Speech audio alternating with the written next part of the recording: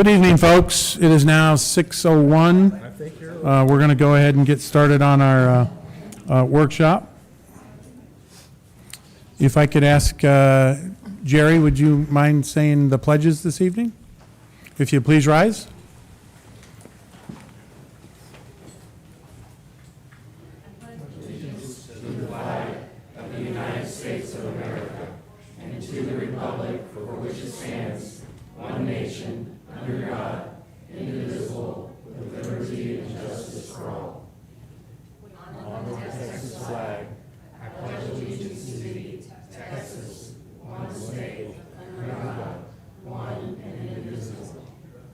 Thank you.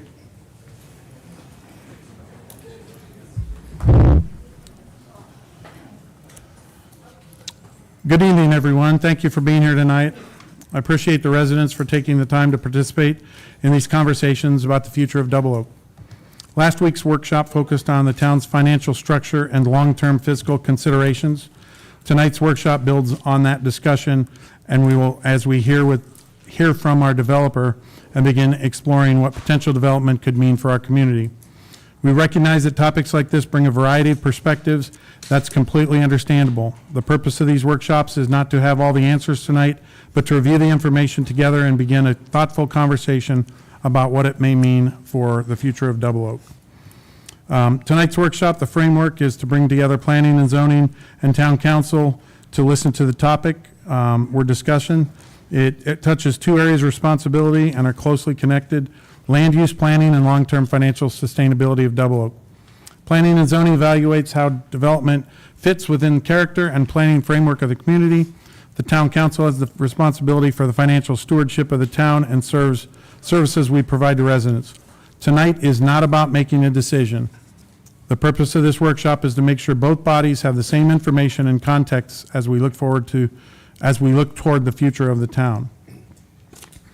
Before we move further into the workshop, I'd like to invite the chair of the Planning and Zoning Commission to offer a few opening remarks from planning and zoning perspective. Thank you, Mr. Mayor, and thank you to the members of the commission for all of you being present again for a second workshop. I appreciate your civic commitment to this citizenry. Thank you very much. All right.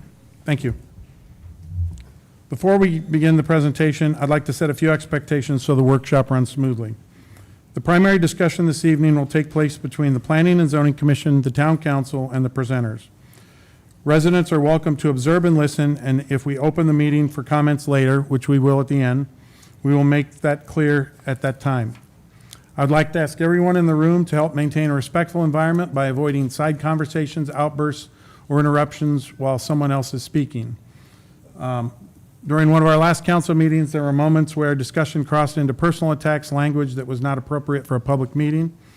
Let me be very clear, everyone is welcome to share their opinions and perspectives, even when those opinions differ. That is an important part of our democratic process. However, profanity, personal attacks, or language that targets individuals or groups in any disrespectful or discriminatory way will not be allowed during this or any future meetings in Double Oak. If comments move in that direction, I will ask the speaker to redirect their remarks to the issue being discussed. If they choose to ignore the redirection, then they will be removed from the meeting. If any citizen wishes to provide documents or materials for council's consideration or planning and zoning's consideration, those materials should be provided to the town administrator. Raise your hand, Chris. Prior to or during the meeting so that they can be properly distributed to the council, included in the record. Please do not bring documents directly to the dais. Additionally, for safety and orderly conduct of the meeting, no member of the public should approach the dais during the meeting unless specifically invited to do so by the facilitator or presiding officer. If materials needed to be shared or questions addressed, staff will assist in coordinating the process. We appreciate everybody's cooperation in helping us conduct the meeting in a respectful and organized manner. Tonight's workshop will include a presentation from McAdams and Direct Retail, who is the developer. They will be outlining their proposed concept for the targeted development. McAdams will be speaking on behalf of our town as they are providing the professional planning assistance that the town needs for any sort of development. Prior to starting the presentation tonight, we had an outstanding follow-up item from last week that I'm going to turn it over to Chris Loganauer, our town administrator to address.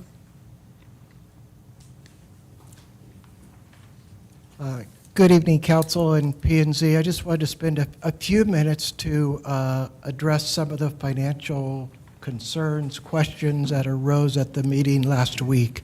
There are just some questions about the validity of the numbers and all that, and as a result, I was asked by you guys to go back, double-check the numbers, make sure that everything is right and correct, which I have done. I have sent each of you a copy of the revised PowerPoint, plus the revised PowerPoint is on the website. I would like to highlight just a couple of confusing items, I should say. One of the issues that I found when I looked at the numbers is some of the assumptions that were built into the projections, especially the first 5-year projections that the consultant shared with you last week. Some of those assumptions were not exactly clear and concise, and so which as a result led to some confusion. So I just want to take a few minutes, go over those assumptions with you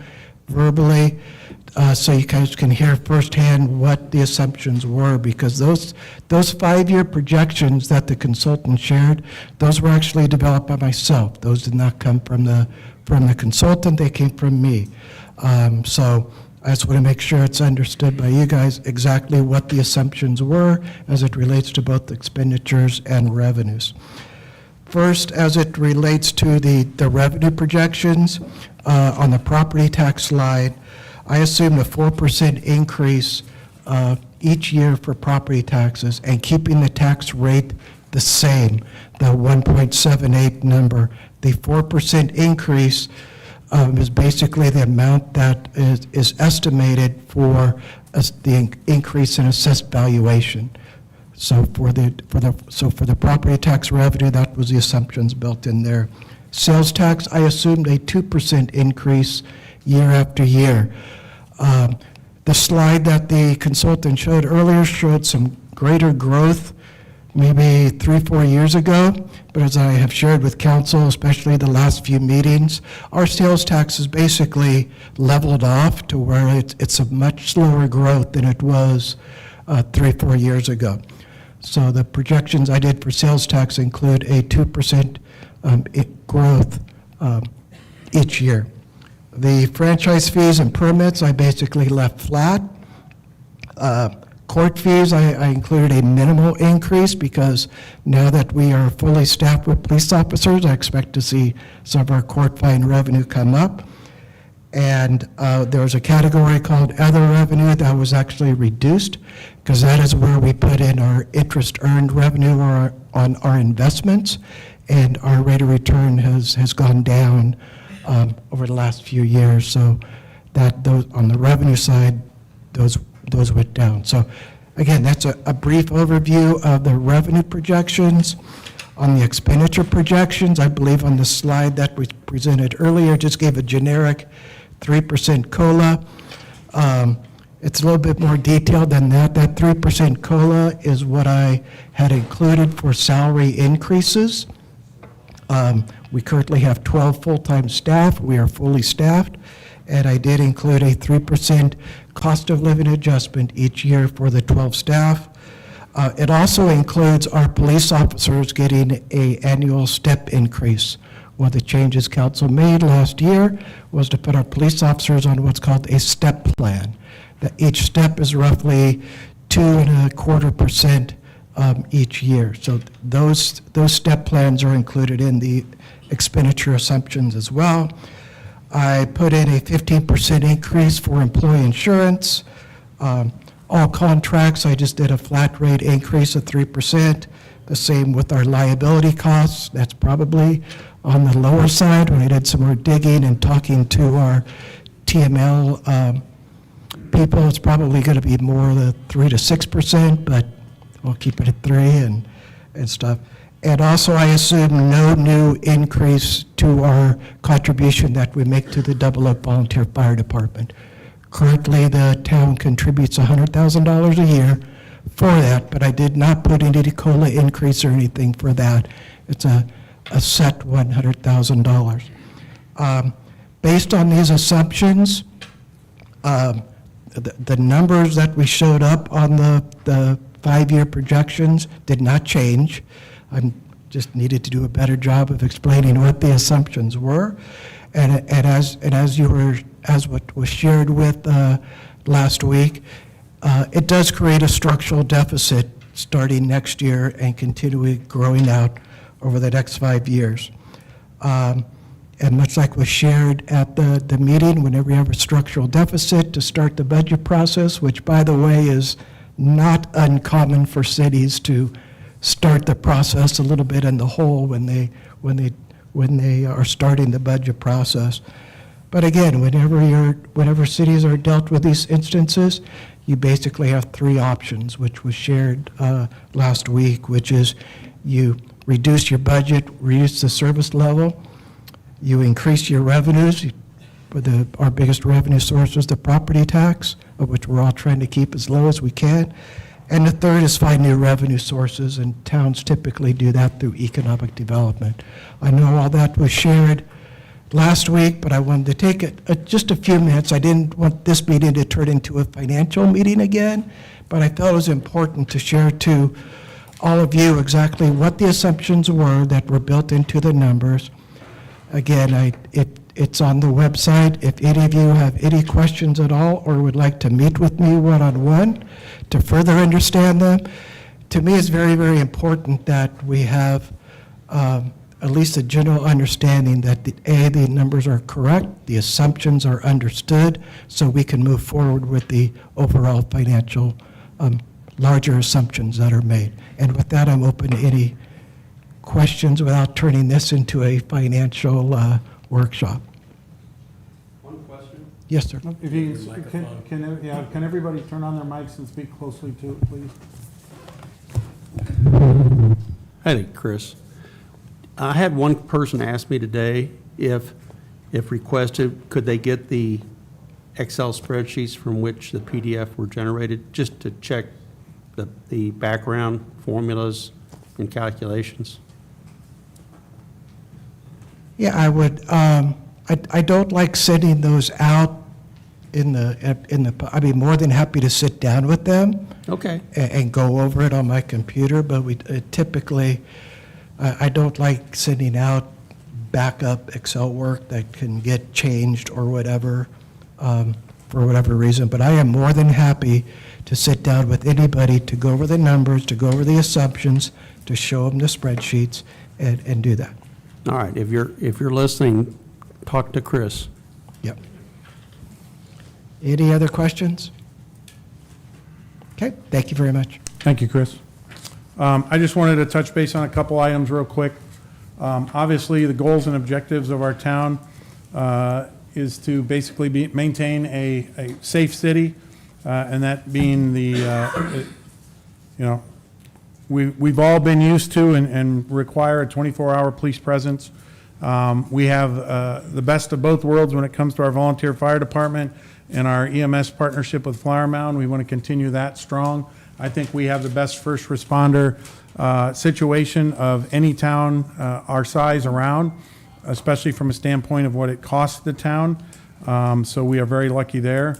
Obviously, we want to make sure that we are financially and physically sound. You'll hear us refer to rainy day fund. Really, that's our general fund, which we have always maintained a proper balance in there, and we will continue to do so. But at the same time, we want to try and keep your property taxes affordable as possible. And so when it comes to looking at the tax rates and tax increases and no new revenue rates and stuff, this is all done at the beginning of the budget and season, and we'll make sure this year that we do some additional financial modeling, since we have now the Tyler financial software, which before it was real difficult to do with our old software platform. Go ahead, Chris. Sorry, this is kind of an eye chart. All this information we put up on the website, so don't worry about that. It basically talks about how our shows, this was from last week, including Chris's assumptions, so I'm not going to go back over all of those. Go ahead, next. But every year we have a deficit, it's going to be a decrease in our rainy day fund and a decrease in our service levels, police, fire, road repairs, and drainage, if we don't have some sort of a mechanism to continue to make them affordable. Next, please. So when you take a look at this, it really comes down to some of our revenue scenarios. The town's reserves could grow with additional retail. We went through this last week. We have no growth. Eventually, our 5-year plan is going to show a deficit. We included if we went with just straight residential on that property, and you all saw those numbers last week. And then, of course, the opportunity with retail. So what it really does is gives the town the ability to potentially grow that rainy day fund, as well as be in a position to where we have our a budget in a very sound manner. Go ahead, next. So, but if you overlay what we're expected to do from a financial perspective, and that is that the state makes sure that towns operate on a reserve anywhere equal from 3 to 4, and in some cases 5 or 6 months. The council approved, it's been what, 3 or 4 months ago? So we're actually not at the minimum requirements, which would be 675 in terms of reserves we have to keep. We're a little bit higher than that. And that is just to ensure that if we had a financial situation occur, that we can continue to keep the town running a little longer than what the state tells us that they have to. Go ahead, next. So we did some financial modeling based upon some information that we had heard from last week. Someone had brought up a conversation was about, well, what happens if taxes or our property tax values increase? What if our property tax values decrease? And so what we did is a quick calculation of if we went 2 years in a row, if you look at the property tax line with the yellow, if we went 2 years in a row, that original deficit that we showed, if our property taxes values stayed flat, it would add additional 907. It would take the revenue shortfall to 917 versus I think it was 300. Next. Now keep in mind we're just doing financial modeling. If it were to go 3 years in a row, and that would mean if you remember 2006, you remember 2008, they weren't pleasant times when the market did a correction. So what we have to do, it's great. We can financial model it the other way too, in which we are doing or have done.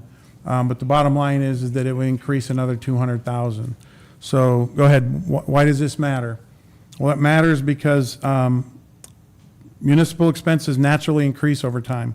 There's just no doubt about it. And they've increased substantial based upon competition. We want a full police officer staffed, and as we've seen over the past 5 or 6 years, it's been a challenge for us to do so, especially at the rates that we were paying. So we've had to make significant adjustments there. The town is heavily reliant upon property tax as its primary revenue source. That isn't necessarily a good thing. It can be, but the reality of it is that with that being said, that then puts the burden on what the town does from a tax increase perspective.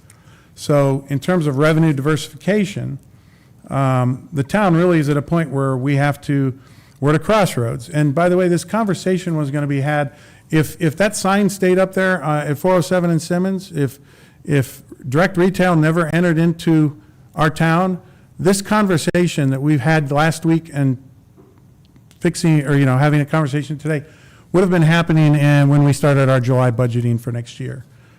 So this wasn't something that just was drawn out of the fact that we have this retail.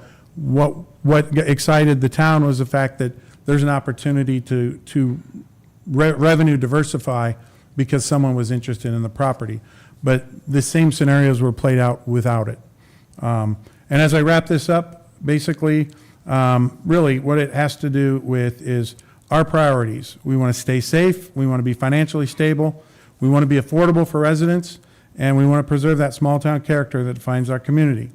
The financial projections simply help illustrate that choices we make regarding development and revenue sources will directly influence our ability to maintain those priorities over time.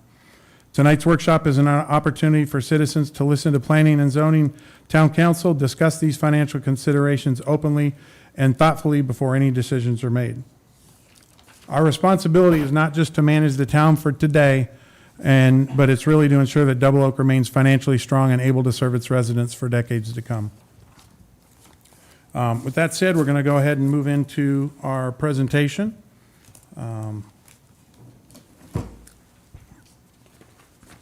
So this evening, we have a few folks that are going to be here to present. First and foremost is McAdams is here on behalf of the town. We have hired them as the city planners to assist us in having the tough conversations with our potential development people in terms of direct retail. We want to make sure that we do everything 100% right for the town. And some of that will be explained during the presentation. We have Randy Rivera, who will be doing the majority of the presentation. She serves as Director of McAdams Planning and Entitlement Practice, bringing 20 years of experience. She is very good at complex planning and zoning, known for her strategic approach and deep knowledge of local processes. Randy works closely with communities, developers, public officials to navigate regularity, frameworks, and move projects forward. She holds a Master's of City and Regional Planning from University of Texas Arlington and is a Certified Planner, AICP, through the American Institute of Certified Planners, reflecting her professional commitment in excellence in planning and community development. Along with Randy this evening, we have Marissa Brewer, who is assisting Randy in a lot of the work that she's done here, and then Justin Lansdowne, who is a McAdams Senior Project Engineer. From Direct Retail, we have David Watson. He is the CEO, Managing Principal. Chris Hibbs, Vice President, Acquisition and Leasing, and Kendra Stevenson, Principal Consultant. So right now, I'm going to go ahead and turn the presentation over to Randy. Thank you, Mayor and Chair. Good evening, P&Z and council members. Randy Rivera, as the mayor introduced, planner for McAdams. And I believe Chris is working on getting it up on the screen. And so, yes, thank you for introducing us and the team that's here that's been reviewing this application. The first thing I wanted to talk about is the kind of the timeline and why we are here today and what we've done to date. So in November, the town engaged us to provide preliminary review of a pre-submitted document for the zoning of this 23-acre tract on Simmons and 407. And then we attended the neighborhood meeting that was held at the church on December 13th. And then in January, there were also 2 other rounds of preliminary review prior to the applicant submitting the official application. And this was a lot of pre-work that we did and conducted together to go through the plan development, which I'm going to touch on tonight, and work on the items and components in there that we believe were important. And we're happy to present this to you tonight for your feedback and input, but wanting to also keep in mind that we're on the first review of the official application, and we've given comments back to the applicant, and they have resubmitted to us as of last week. And so we're in a current review right now. So this is a good time to get feedback. We are in the middle of reviewing. So the input today, we can take that back on the review, working with the applicant, working with the town administrator, working with the other McAdams employees that are needed in regards to certain components, and provide comments back to them. And so the input tonight, we're going to take that back on that review. All right, so we still have a little bit of ways to go. We're on, like I said, the second review. There might need to be a third one. It just depends on the input tonight and other input that the applicant has from meeting with the neighbors and things like that. But we do anticipate coming before the P&Z separately as a public hearing and town council as a separate hearing. Andy, Yes, sir. Would I hear you correct? Did we get another application, updated application last week? They, the first application, I have a timeline if you want to go to slide 2, please, Chris. The first application was February, what was that, February 12th? And then we gave them comments on the 27th of February, and then they resubmitted March 6th. Okay, when will P and Z get the updated application? I don't believe it's being, I don't know if it's being distributed to P and Z until it has been reviewed. That's my Well, I thought understanding. that's what we do. Oh, Yes, yes, and part of that review is this work session for your input, and we're going to give you an update on the status of the review and things that we've identified and wanted to talk about. And then we give that feedback to the applicant, they make adjustments, and they come back with a resubmittal. And then if we believe that's complete, then they'll be in front of you for a P and Z hearing. will we get a copy of the Yes. updated application? Of the one that's to be presented for the public hearing, yes. Well, I'm talking about the actual application that was resubmitted. Will we get a copy of it, Chris or Pat? Or is it going to be filtered through McAdams first? We can provide you a copy, however, just please understand that it is a working document. It's Understand. reviewed by staff, and it's not a final document. We may go through 3 or 4, multiple. Yes.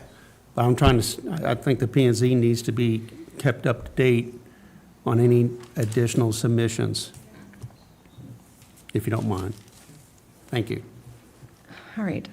Next slide, please, Chris. So we're all familiar with the property location, the current zoning being Ag District, and what Ag District allows is there on the right side. This is found in Chapter 14 of the town's code, the zoning ordinance.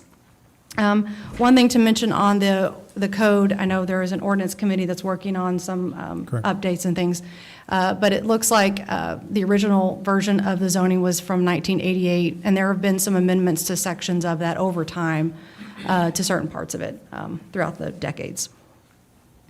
All right, so the next slide, please. What is a plan development? The zoning ordinance does allow for the use of a plan development, and this is a very helpful tool for cities throughout Texas that use this. And so this allows some flexibility for both parties. It allows for keeping up with current development trends, especially in the instance of an outdated code. A PD can be a very effective tool. It allows to the town, the city, to request certain enhancements that are above and beyond the code, and it allows the applicant to provide for additional enhancements or some deviations from the code that they're going to mitigate against. So the PDs are very effective, and we believe it's needed here because of the state of the code right now, and that the proposal tonight, or the proposal from the applicant, is to do a rezoning to a business district, a PD with a base zoning of business district, okay? And I'm going to go through this in detail, and I welcome the questions and dialogue back and forth. It's helpful. I have a question, Randy. Yes, ma'am. So if, let's say that it gets sold, the property, once let's say it is developed and it gets sold eventually, Mm-hmm. and does all of the contract or whatever, with that one developer, does that go on to Yes. whoever buys it? Yes, Okay. it runs with the Correct. land. It does Okay, not good. change with ownership. Okay, perfect. And so whoever ends up buying it, doing something different, they would have to come back and amend it if they weren't going to comply with it. And that's why when this came up, we came to council and said, we can form a citizen committee and do this, but we don't want to do that. We need to get professionals involved, because we knew that the code was written in 88, that's great. In 1988, there were different needs for the town than it is now in 2026. So we knew we were deficient, and if we were to enter into these conversations with a developer and by the way, this is not the case with direct retail, but some developers are out there and they'll take advantage of everything they can, and we're not going to take that chance. Therefore, that's what we contracted with McAdams to do for us. And I will give just some examples, and we're going to get into it too, but the PD application requires kind of a cohesive architectural style. for all 23 acres, not just, a 5-acre piece and a 2-acre piece, but for all of it. And that's the effectiveness of a PD to allow for or require that, kind of consistency in the architectural character. Another thing that is in the plan development is the town's code does not require a minimum landscape buffer width along 407. And we believe that's important. It's the gateway into the town and the frontage on 407. And so the PD establishes a minimum landscape buffer. So those things that aren't addressed in the code can be addressed in the PD. And so as we're presenting tonight, if there are things that that pop in your mind and you want to talk about, can this be in the PD or not, we can have that conversation too. All right, so the bottom part of it, this is the process of a PD. An applicant submits the zoning change request to officially request a plan development. Most plan developments have a base zoning to build from, and then everything is added onto that. Staff reviews it for compliance. That's what we're into right now, in the middle of those reviews. That's a cycle that kind of might go 2 or 3 or so times, depending on the application. Then once it is ready, then P&Z their public meeting will be held, and they make recommendation to council. Council can approve or deny or approve with conditions. And those conditions can be attached to the motion that's made, and then the ordinance would have to be updated. PDs are adopted by ordinance, as the attorney talked about last week. All right, next slide, please. All right, just a picture of the site. I know we are all very familiar with it, but just looking from 407 at the frontage there, where the house sits, and closer to the intersection with Simmons. This property is used for pasture land and an older homestead, and obviously includes living earth. Next slide, please. This shows the topography based on an aerial topo. You can see the 2 hills there, or the 2 circles. One's where the house sits, the other is closer to the intersection.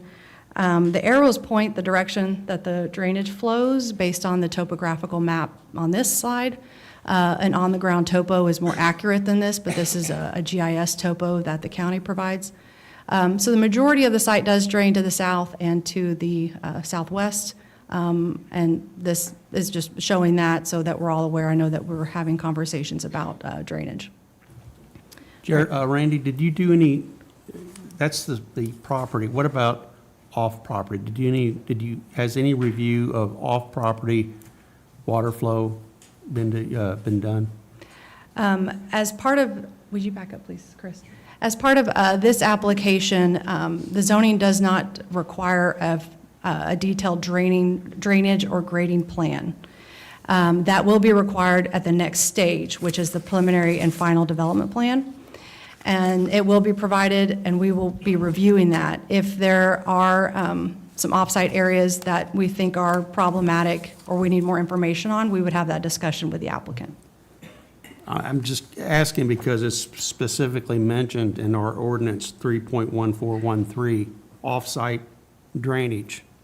So there's already an ordinance that was foreseen way back when. So you're saying that as of now, there's been no review of off-site drainage? We have had preliminary discussions with the design intent of the project and how drainage is being handled. Are we going to hear that tonight? We might hear that from the applicant, yes. Okay. Possibly. I'm not sure. I would let the applicant have to answer that. Yes, sir. Just to clarify what you said, it is not part of the zoning process, it's for the step after zoning, the That's permitting, correct. correct? Right. Which P&Z, which is how we've approached this for other projects, residential projects, that drainage is not part of the zoning question, correct? It's not it's not a requirement for zoning. The town does have the drainage policy that the chairman or the commissioner read, and the project would have to be compliant with that policy. They're not asking for any alternatives or deviations from that policy. So when we review that at the the preliminary and final development plan, we will test it against the policy to ensure that it meets the standard. Will that testing also include soil permutation, subterranean drainage? Because the elevation is above a lot of the adjacent properties. You're talking about subterranean drainage, like groundwater? Yes, I am. Okay, groundwater. I would have to ask the engineer, our engineer at McAdams, if we require any analysis of groundwater. To my experience, I don't believe that's ever been required before for a zoning change request, but let me ask him. You wanna speak to that? In my experience, excuse me, in my experience, it hasn't been required in any zoning change request. During the development of the construction documents for the development, the applicant will have a geotech report prepared. And at that time, it would identify if there's any groundwater present on the property.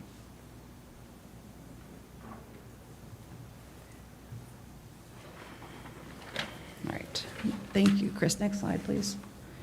All right, so here is the latest concept plan. This is the one that was submitted on March 6th, and we included that in the presentation. Again, we're still reviewing that, but we do owe the applicant comments in about a week. And as you can see on the plan, there are these gray areas indicate paving, and the brown indicate building footprints, and the blue indicate detention ponds. As the topo map showed, the site drains south and west, so the detention ponds are in their correct location. The access points on 407 are important. It being a divided roadway, there are 2 meeting openings, one for the driveway for the house, the other for the driveway for Living Earth. So the design of this plan lines up with those meeting openings to provide 2 access points on 407. And there's a third one as you get closer to Simmons. This is proposed to be a right-in and right-out access point.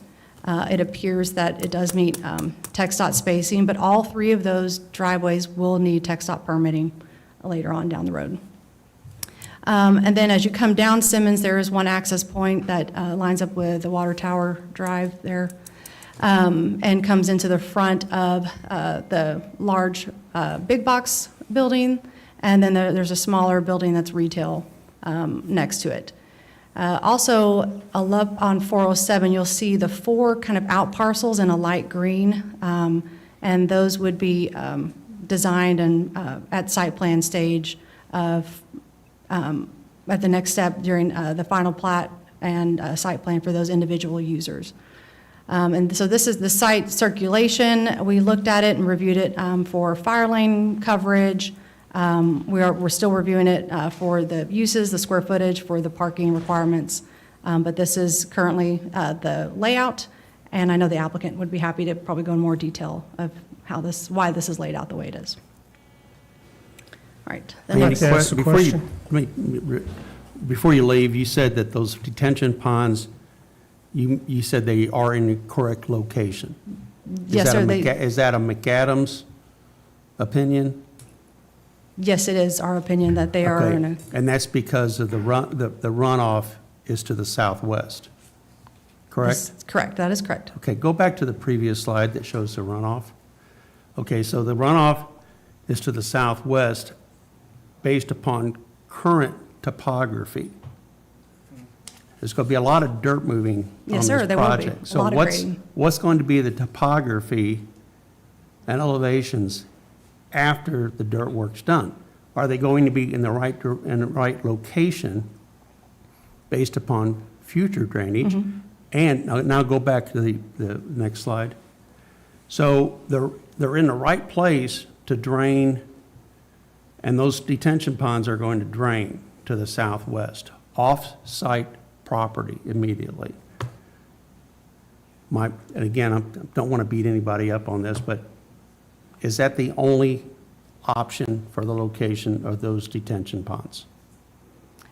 So you're right, they're going to do a lot of earthwork. There's a lot of topography. We understand that. We're anxious to see the grading plan when they're ready to provide that at the next stage.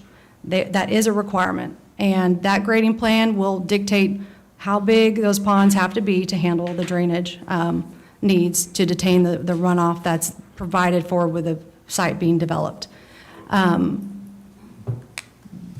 There's a lot more detail to look at, and I'll let Justin go ahead and answer that. I'm just curious because you said they were in the correct location, and I'm just wanted to get the background on that comment.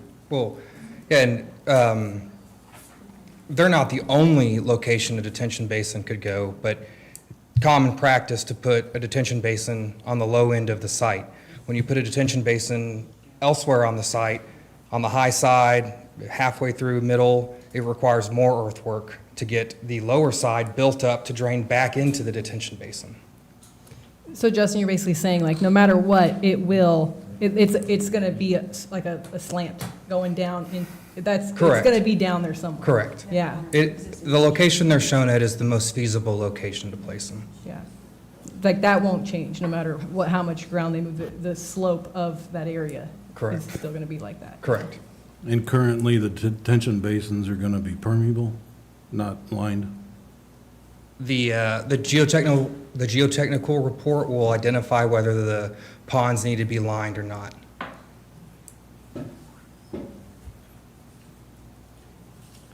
Okay, That'll go I to the reserve the earlier- right to come back to this question. Yeah, and that'll go back to my earlier point about soil permutation, because the answer to the question of whether or not they're lined has a lot to do with impact to the adjacent properties. Correct. If the soils are found to be highly permeable, and it's advised to restrict the permeability of the soil, they would be lined. If they aren't highly permeable and they're very clayey soils, and it doesn't permeate at a high rate, a liner isn't typically required. So I have a little bit different question on that. We know that cars shed oil. We know there's going to be a gas station there and all. And while they're going to clean that, is there a study on how much of that would go into that soil if they're not lined as well, and what that might do? There has not been a study prepared to date. No, but I on- mean, will there be? Is that part of what's normally done or not? I believe in the plan development, the current copy of the development ordinance, the applicant has looked into applying water quality aspects to their storm drainage system to alleviate any concerns and alleviate any of that, the oil and permeating into the soil. Just for clarification, it's my understanding that those two detention ponds are going to be elevated relative to the property to the south and southwest. That there's going to be so much grading that there'll be a berm from the Brawley property going up. There'll be some distance, 10, 12, 15 feet. Larry, you can fill in the blanks. But then the pond will be up. So the pond will actually, the bottom of the pond will be actually above the property that it's draining to. Is that correct? It's possible. I would anticipate that the bottom of the pond is generally at the existing grade as today. Well, I'm not talking about general, I'm talking about the actual design plan. You haven't seen, I mean, I thought it may have been in the updated. Yeah, the detention application. basins have not been fully designed Okay. to date. All right. That's my understanding, that the ponds are going to be above grade on the property that they're draining to. But go ahead. Yeah. I was going to say that's possible, and we can let the applicant go into that more detail during their presentation. One other question. Yes, sir. When the applicant goes into more detail, would that include the stormwater pollution prevention plan? That would be required in order to get the construction permit. Okay. I've got one more. Yes, sir. The comment was made earlier that the placement of basins is usually based on the current topology. Yes, sir. Well, that doesn't make it the ideal location for a basin. It might make it easier, but it doesn't mean it's ideal. It minimizes the amount of earthwork required to install the detention basin and keep the rest of the site drainage to. I wouldn't, I think there's ideal, depending on how you define it, from a construction cost standpoint, from an aesthetic standpoint, different. I'm thinking of it from an impact standpoint. From an impact and an earthwork standpoint, by placing, if you're in an impact. Adjacent property impact relating- standpoint. I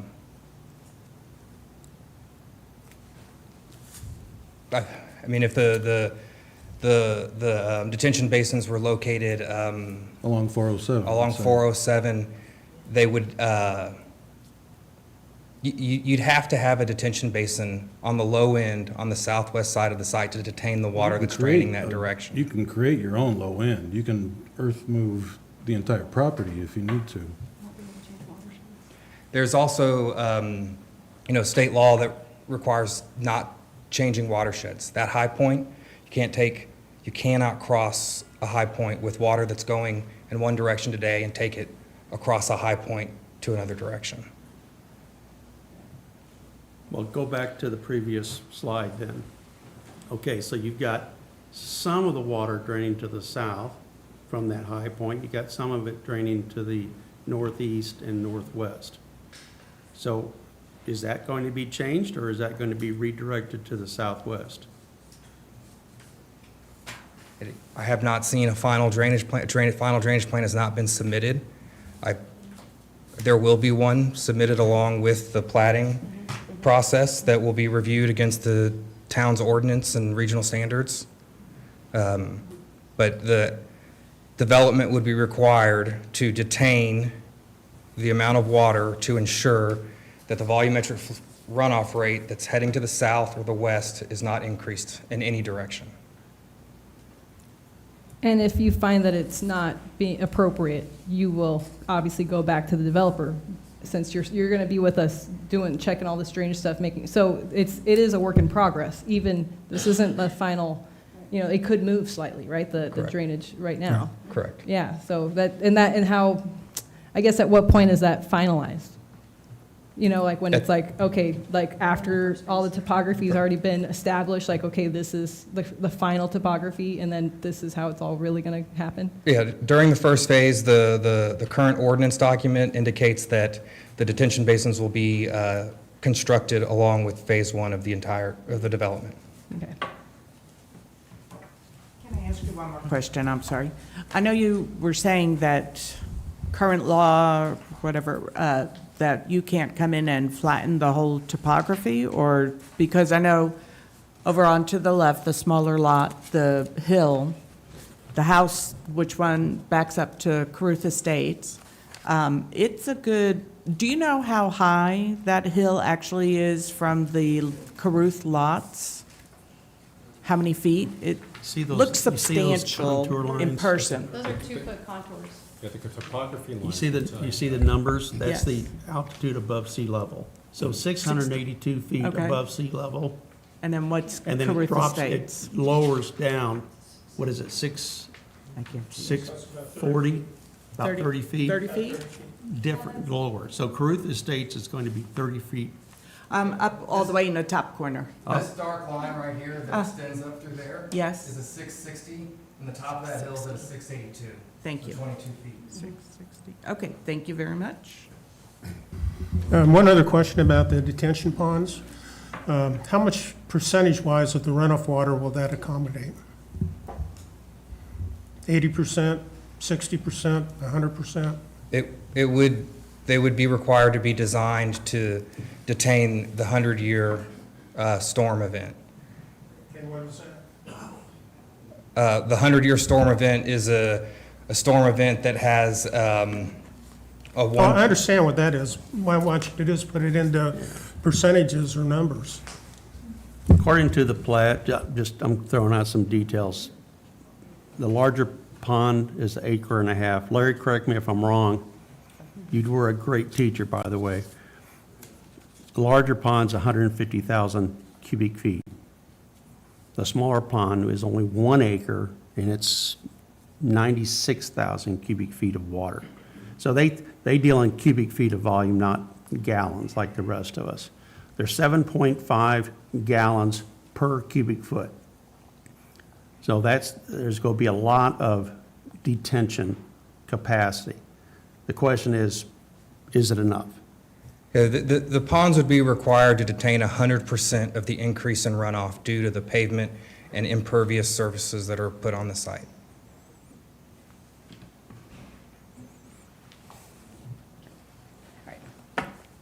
Okay.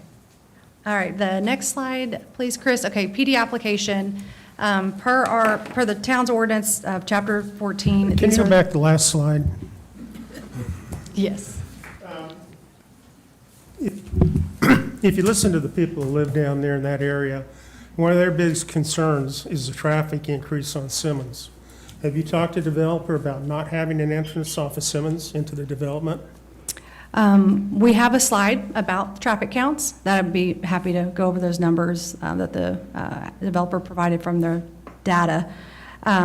We have discussed the access point on Simmons, and it was our understanding that it was very critical to have that access point in order to develop this site, since it's a corner property. I got to ask one more question. Yes, sir.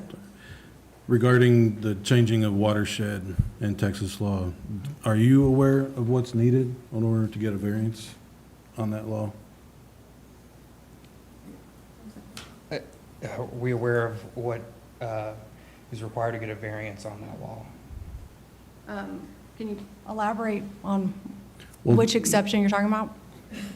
Let's use an obvious large example. DFW Airport had a whole lot of watershed changes when it was built, and they had to go through processes in order to handle that variance. Are you aware of what's needed to do so? Not off the top of my head.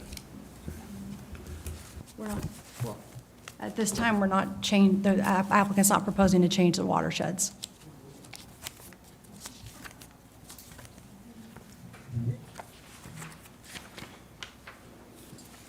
Okay. All right. All right, the PD application. So these are the items 1 through 8 that are listed in the town's code that the applicant has provided. Number 8 is additional because of the nature of the site that we requested additional analyses on those 2 items, the sewer study and the trip generation analysis. And we'll show that here in a second. But they have provided a development plan, which is in the bottom right. It's the layout over the aerial, and you can see that there. The landscape plan is in the top right. That's the one I just showed on the previous slide. The development standards are about 6 pages right now. It's the written document there in the center of the slide. It shows the header of leading into that. And I'm going to talk about what those include here in a second. And then the kind of the snippets of the trip gen and the analysis from Hewitt-Zollars about the Lantana water or sewer. And then they've also provided elevations and signage that's included in the PD application, those renderings there, and they'll show those here in a second, but that is the requirement of that cohesive architecture. All right, next slide, please, Chris. So what all can be included in a plan development? So we talked about the development plan, a landscape plan, elevations, and then a written set of regulations that are above and beyond what the town zoning ordinance allows right now. And those development standards can speak to every item that's listed here in these boxes. It can talk about the allowed uses. It can talk about the density, the intensity of the site. It can talk about setbacks and site coverage and any kind of building configurations there. Architectural standards. Screening, landscaping, and buffering is an element, a component in this PD as well, to speak to that, to be talking about the adjacencies and street buffers. Access, we talked about that, parking standards, and then the phasing and the process. So again, these are the subjects that are included in this application so far in the development standards that are being reviewed and discussed with the applicant. And so those are those topics that I wanted to bring to your attention. All right, next slide, please. Okay, use regulations. So this is that first square that was on that previous slide. It's kind of small. I'm having trouble reading it. Okay. All right, so within the business district zoning, there is a list of established permitted uses. It breaks down, it's the chart on the left, it breaks down a category of offices and a category for retail sales. And so that's what's included today in the code for business district. And again, that's our base, the base zoning, and then we're adding, the applicant's adding on top of that. And so everything that you see in the column next to offices, such as executive offices, business offices, medical offices, those things are allowed in the PD. When you go down to the retail portion, those are 1 through 15 are also allowed. Food market, drugstore, shoe store, restaurants, and those other items listed there. So those are also allowed as it stands right now. And through the reviews that we've had and the plans that we've seen, the applicant wanted to propose additional permitted uses, and that's in the chart, or the box on the top right. Additional permitted uses through the PD. Commercial flex is there, and that's defined on the next slide. We touched on that a little bit last week, but we can talk about it again today. And number 2, accessory fueling dispensing. You saw on the previous slide the gas pumps. And then 3 is drive-through. There's not standards in the town's code today on drive-through, so they added that as a permitted use. In addition, so there's a lot of discretion, a lot of flexibility with the PD. There's broad discretion, I should say.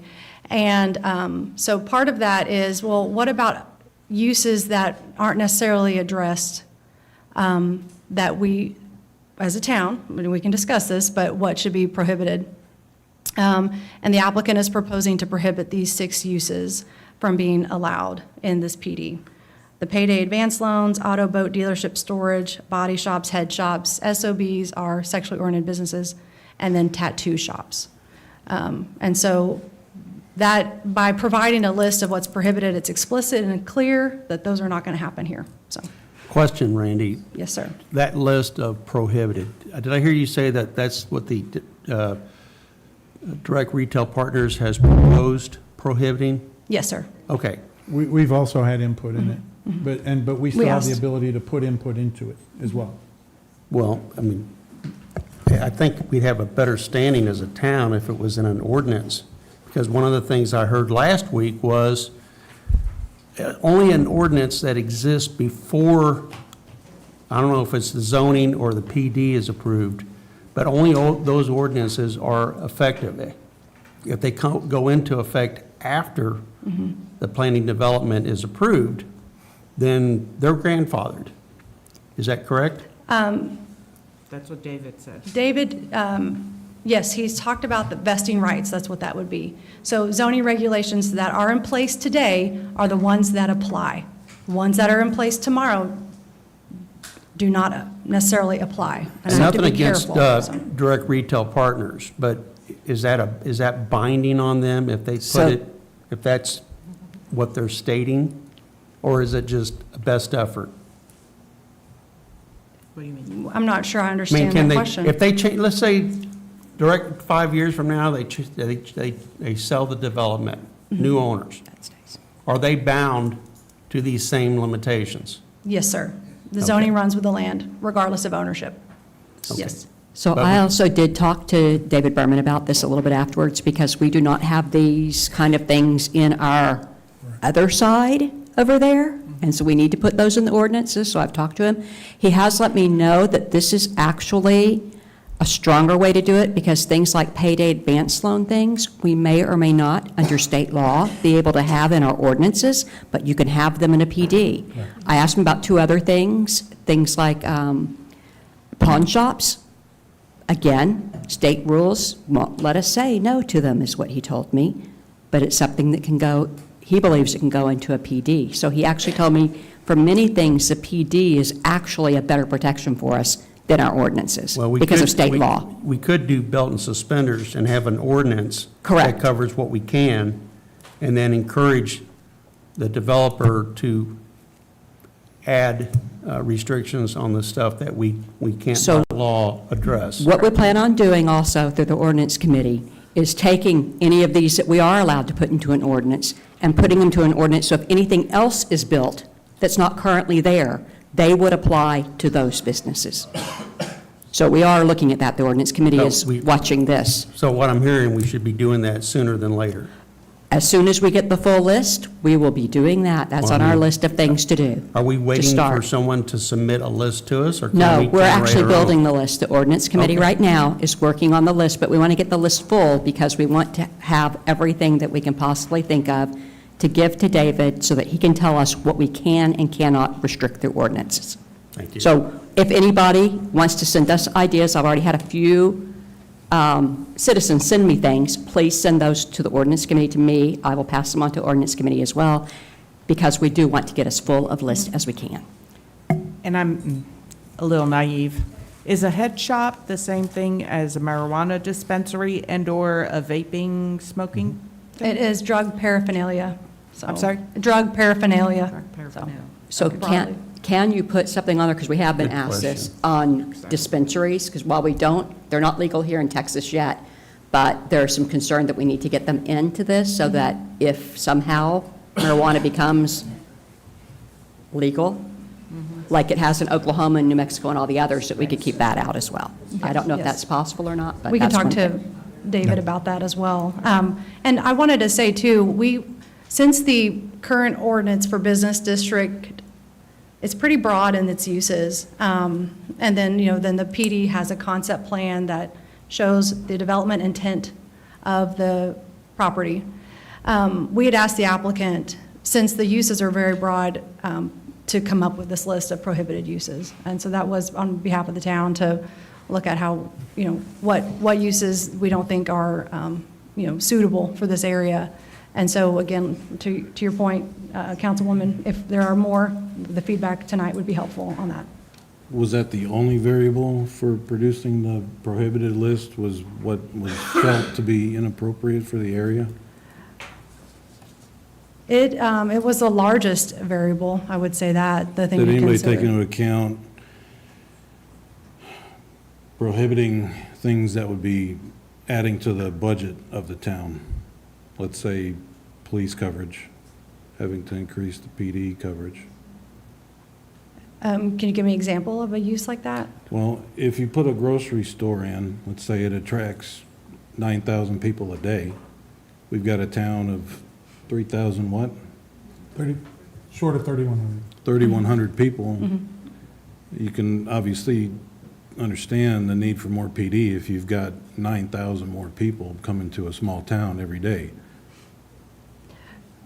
I believe when we talked to the police chief last week, he said that we didn't need to bring on another police officer for this development. And the other thing that comes with some of these on the approved list is theft and credit card fraud and other things that attract PD. And just last night, I read a post somewhere that said that there was a massive PD and fire presence at the Kroger off of 1171 and 2499. That was just the power outage Oh. that attracted all of that. So if there are uses that you're concerned about that add more costs, then I would bringing them definitely- up tonight is helpful. But Yeah. I think if it were to go in direct conflict of a grocery store that's being proposed, then that, impacts the I just applicant. wondered if anybody took into account the potential cost increase to the town when making the list. Yeah, we have had discussions with the chief of police, as well as the Double Oak Volunteer Fire Department. Randy, on the drive-through, are there any restrictions on that from the standpoint of causing a backup onto 407?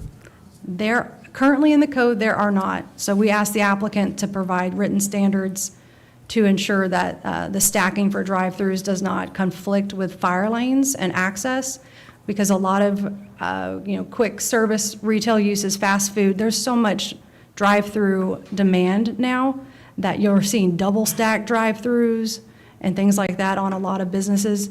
And so there are standards that are written into this PD that do not allow for a certain amount of stacking that cannot conflict with a fire lane, so that access is open. Okay. Okay, and how would that be how would that be ameliorated? By having police there, or who's gonna watch over whether the traffic backs up or not?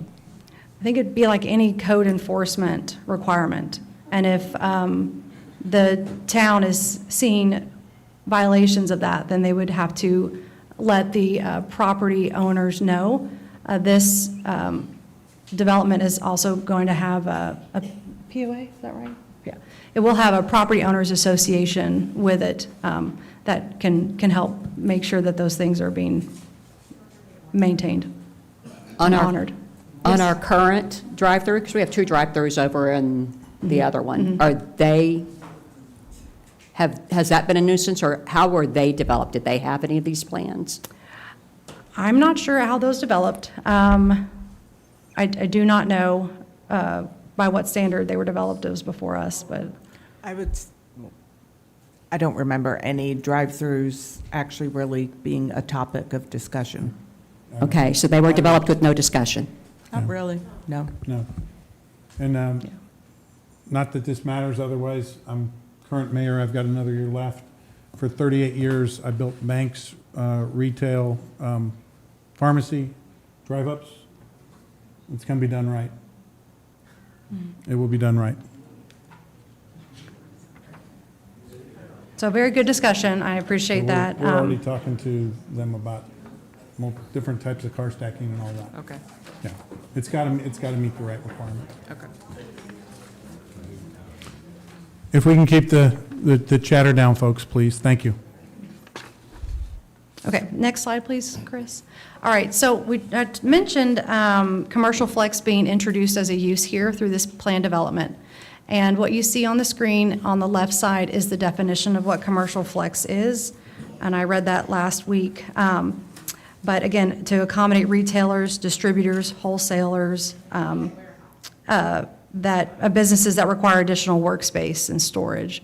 We added these pictures. You can drive around Louisville and see these. Some of these are very new. And this bottom right picture is over on Main Street. The top right picture is, I think, further east than that.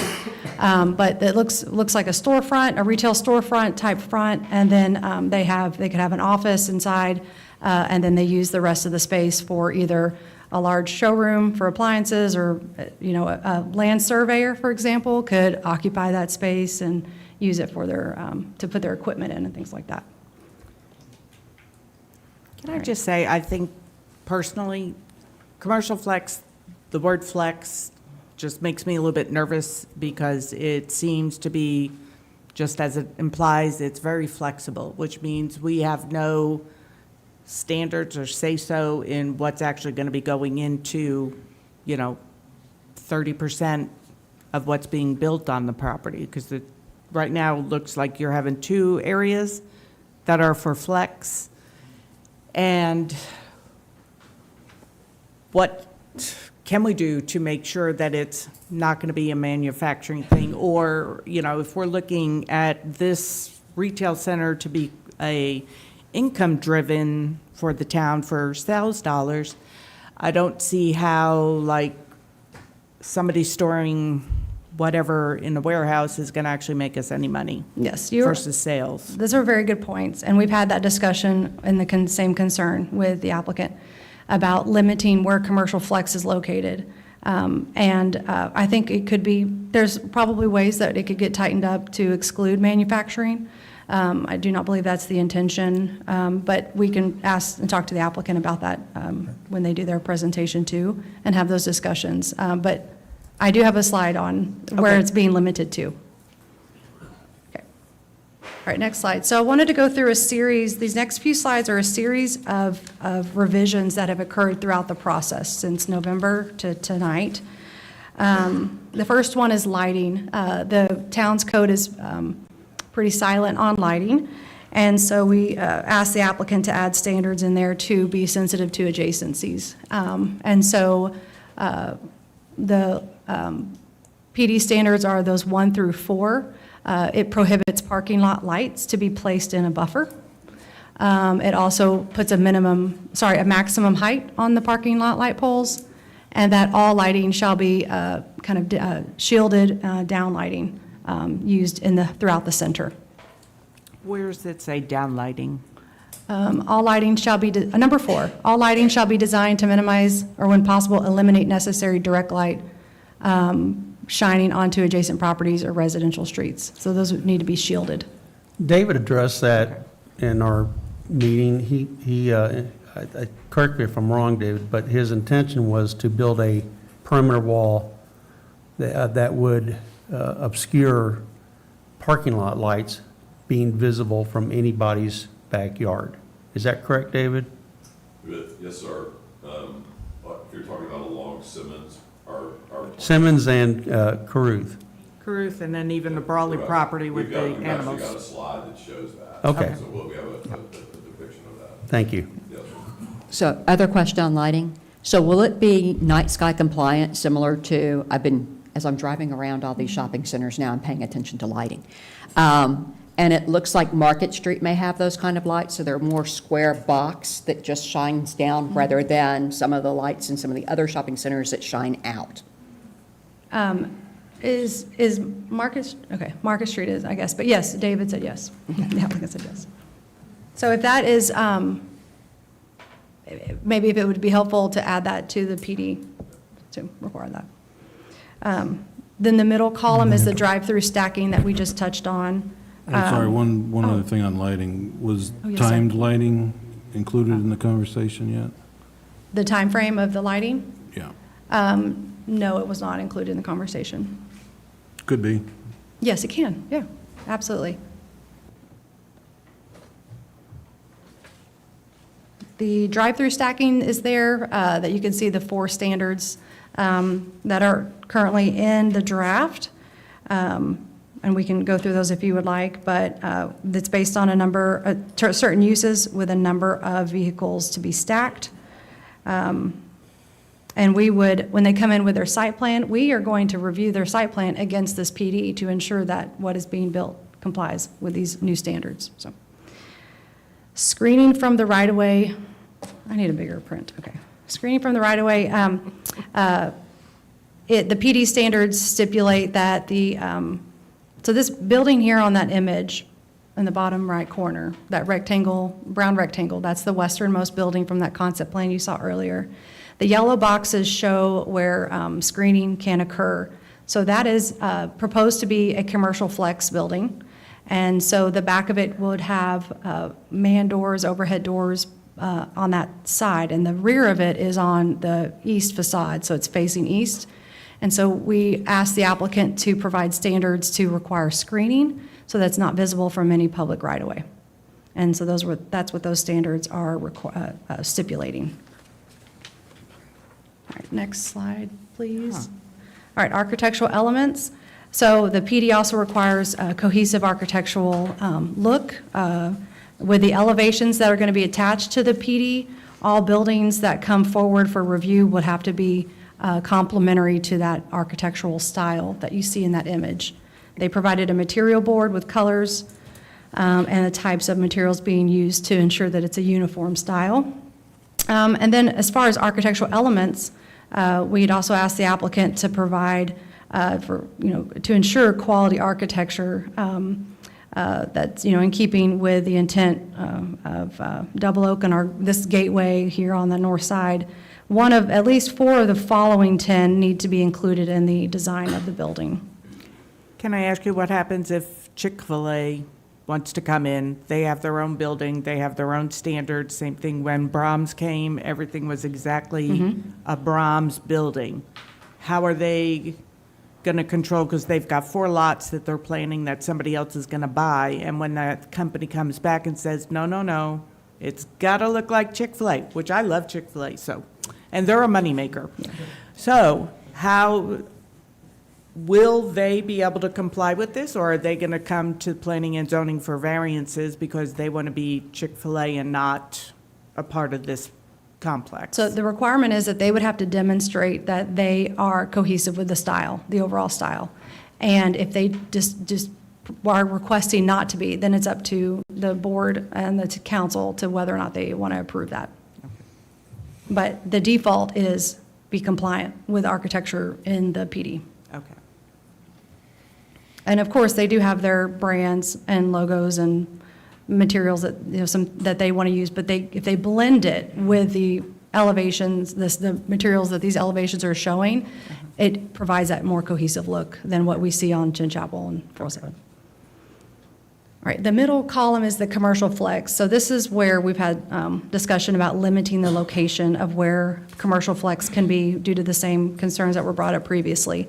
And it is restricted to only the areas indicated here, and those are, on the development plan, those are lots 1 and 4.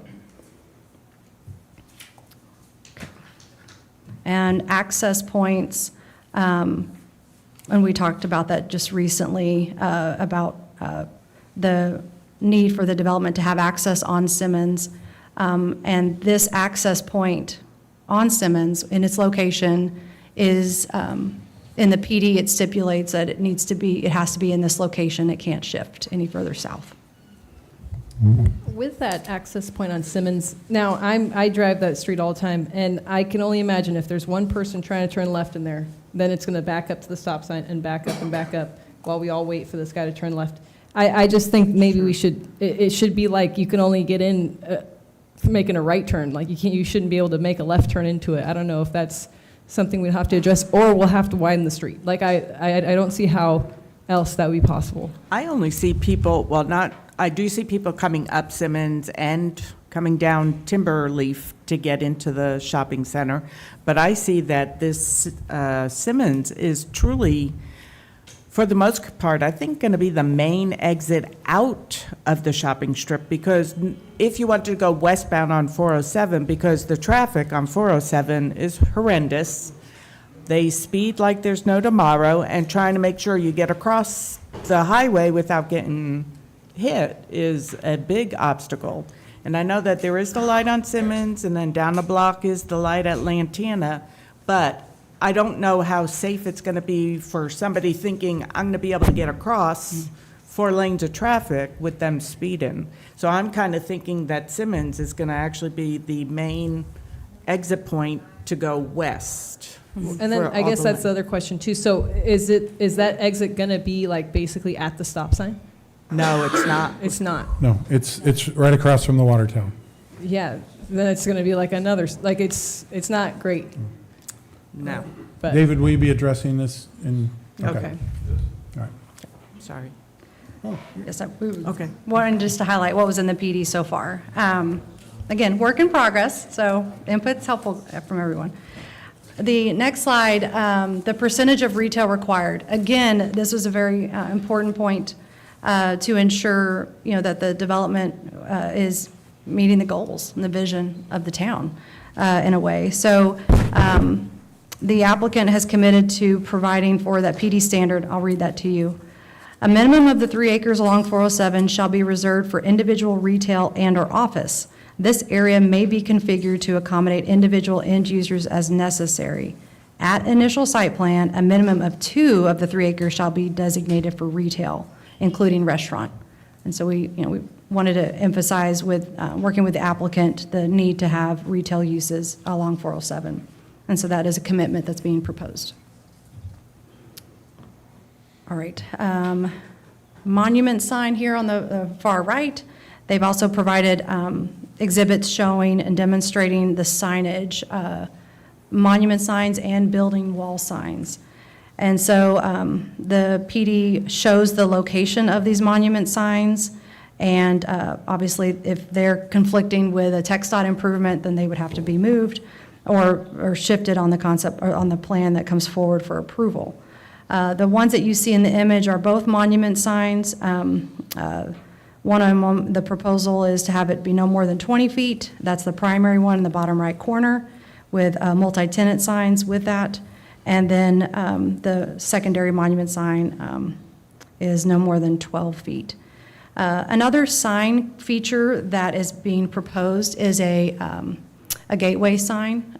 In the PD, it stipulates that the town and the applicant will collaborate together to work on this gateway sign along 407 and what that looks like as you're coming into the town of Double Oak to identify the town of Double Oak. to motorists. All right, then comments made through the process for drainage and the construction entrance. Language was added to the PD for drainage that this report will be provided for review. I'll read these two, A, B, and C here in this left chart. A drainage report will be provided that is prepared and sealed by a Texas engineer that shall address pre- and post-development conditions, runoff, flow paths, and system capacities. A site plan exhibit shall clearly identify overland flow routes for major storm events, and during the site plan, any off-site drainage shall be identified, and customary and reasonable mitigation measures will be utilized. And then the construction entrance, the applicant has limited the construction entrance to abide by the new truck route ordinance that the town adopted, and that cannot travel south on Simmons, and then need to be replaced timely. All right, next slide, please. Randy, Yes, sir. back up. On site runoff, any site runoff drainage impact shall be identified and customarily and reasonably mitigated. Who decides reasonably? The town The decides town. that. Because I'm looking at an ordinance here, and it says, adequate consideration shall be given by the owner of the development of property to determine how the discharge leaving the proposed development will affect adjacent properties. And as you can tell by some of our questions, that's a big issue. How is the water going to affect, the runoff water going to affect adjacent properties? And I have not heard any reference to that this evening so far. Are we going to hear some more reference to how drainage is going to affect adjacent properties, or is that at a future date? The detention basins, the town's code requires that the drainage that leaves the site does not affect adjacent properties. Where do you think those detention ponds are going to drain to? Adjacent property. Those detention ponds have to drain unless are you expecting them to, get emptied by evaporation? How are they going to get emptied? They're They'll going to drain. Where are they going to drain? in the same location that they're draining today. You're talking there's- about 80% of pasture land draining in that direction as opposed to 100% of pavement and rooftops draining in that direction. And you're telling me it's going to be the same capacity as if it was raw farmland or pasture land? And so, as a pasture land, there's 10 buckets of water draining southerly today. The site's developed, the detention pond would be, and the site's developed, now there's 30 buckets of water heading in that direction post-development. The detention basin would be designed to only release 10 buckets of water and retain the extra 20 buckets of water through an orifice that would only allow 10 buckets of water draining. Where's it going to drain to? Downstream. So- Adjacent property, downstream adjacent property. So has anybody at McAdams talked to adjacent property owners to see if they think they're going to be affected? I have not had a meeting with an adjacent property owner, but I'd be happy to, as a part of the representative of the town, meeting with them as needed. As needed? As Or as needed? as requested. How about, yeah, As for sure. requested, You yeah. got the people on Caruth Estates, and you have Brawley Farms. 100% of the water coming out of the detention ponds is going to go through a single property, and you're telling me you haven't talked to them? Is that what I'm hearing you say? How long have you been working on this? How long have you been, November, I think you were retained? We have not been requested to meet with any adjacent property owners to date. I think the other question is, why wouldn't you? We will. Just, We Why would if we wouldn't it were happen requested already? to. We would be more than willing to if we were requested why to. why does it have to be requested? Because we're at the request of the town's needs. Okay, and So understand, we're we're not saying saying, if the town, I know last week, David, our attorney, said that if we follow the process correctly, then if adjacent property owners are negatively affected, as long as we follow the process, we have no liability. I'd hate to think that that's our deciding factor, that, hey, we don't have any liability, so it's not our problem. I'd hate to think that we're going to abandon certain neighbors, property owners, just because we can.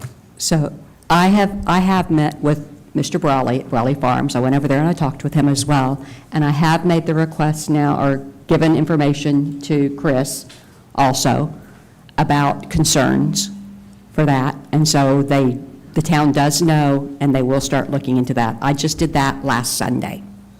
Okay, so I've talked to them. I've made them aware of the concerns and of concerns that I have too. And so they are aware, and so that will be part of what they talk about from here forward too. I appreciate that, Pat. And, you know, Mr. Brawley stood up here last week and invited all of us to come out. So I'd be curious, who took him up on that? Pat, you did. Like the next day. David did. The developer was there. I went out there. Yeah, but the developer was there, like, within, well, obviously less than a week. It was like a couple days later. So Yeah. they already did meet with him. And David, Mr. Brawley was pretty adamant as to where he stands so far. and to be clear, we're not only talking about water coming off that property if it's developed. It's everything that comes with a development. I mean, just go to any Walmart parking lot, that's what's gonna run off onto these properties, into those basins, fill it up, and eventually onto the other properties. It's not just water. Talking trash. So I know it'd be easy to think that, okay, we're talking about one landowner, Brawley Farms. It's only one landowner. Okay. Folks, No. where does the Brawley Pond drain to? Does anybody know where the Brawley Pond? I So- know that. It's facetious. That was a facetious question. Okay? Mr. So Johnson. I'm like Dave, I'm like David over here. I'm kind of amazed that our retained town engineers haven't pursued that. They haven't pursued it because we are still in the process of, we've got a team of 3 or 4 or 5 over here. Now, we can up our price, they can bill us more. We're trying to do this professionally. Order, please. So- Order, please. So the request is happening. It just hasn't been done yet. We're not ignoring it. This, what was the number 2 question that when we met first, David, I said, the town will not do any tax abatement nor invest in your property. What was the second one? That's slept since then, I'm sorry, but I'm sure it was around the drainage. It was around drainage. Because it's, we've got a whole presentation coming, so, we've met them, well, I'm not gonna interrupt you. Right. Yeah. Okay, well, if you're going to address some of this, then I'll hold off for a while, I hope you will. a little while. I was just going to say, Mr. Johnson, to address your comment on trash, there's things that can be written into the requirements to require trash racks on the storm infrastructure to capture that trash that falls into the parking lot and ends up in the basins. Can be, but it hasn't been addressed yet or documented yet, right? I don't. Not yet. Not yet, but get added to the list. All right, so the next slide, please, Chris, talks about the buffers that are in, again, the plan on the right, but the regulations there on the left, and it's not exhaustive. It doesn't include everything. But it does talk about where the buffer zones are required, and then it provides a chart. Along the west line is a 20-foot buffer, the south is 30, 407 is 20, Simmons is also 20. And those are regulations in the PD that the buffers, as shown on this plan, have to meet those minimums. And then if we want them bigger for the adjacent properties, the buffer zones? Yes, ma'am? Will that be when we're talking with the Yes, ma'am. developer? Okay, Yes, ma'am. thank you. All right, so the next slide is traffic. And this shows traffic data that we received from the applicant based on the trip generation memo that was provided as part of the PD application that we requested. This shows on 407, there's a total of 30,000 cars a day going 14 in each direction. And then on Simmons, 3,000 cars a day, that's pretty much split 50-50, going northbound and southbound. The traffic generated from this development, it is planned to add net daily trips, or net daily traffic of 7,800.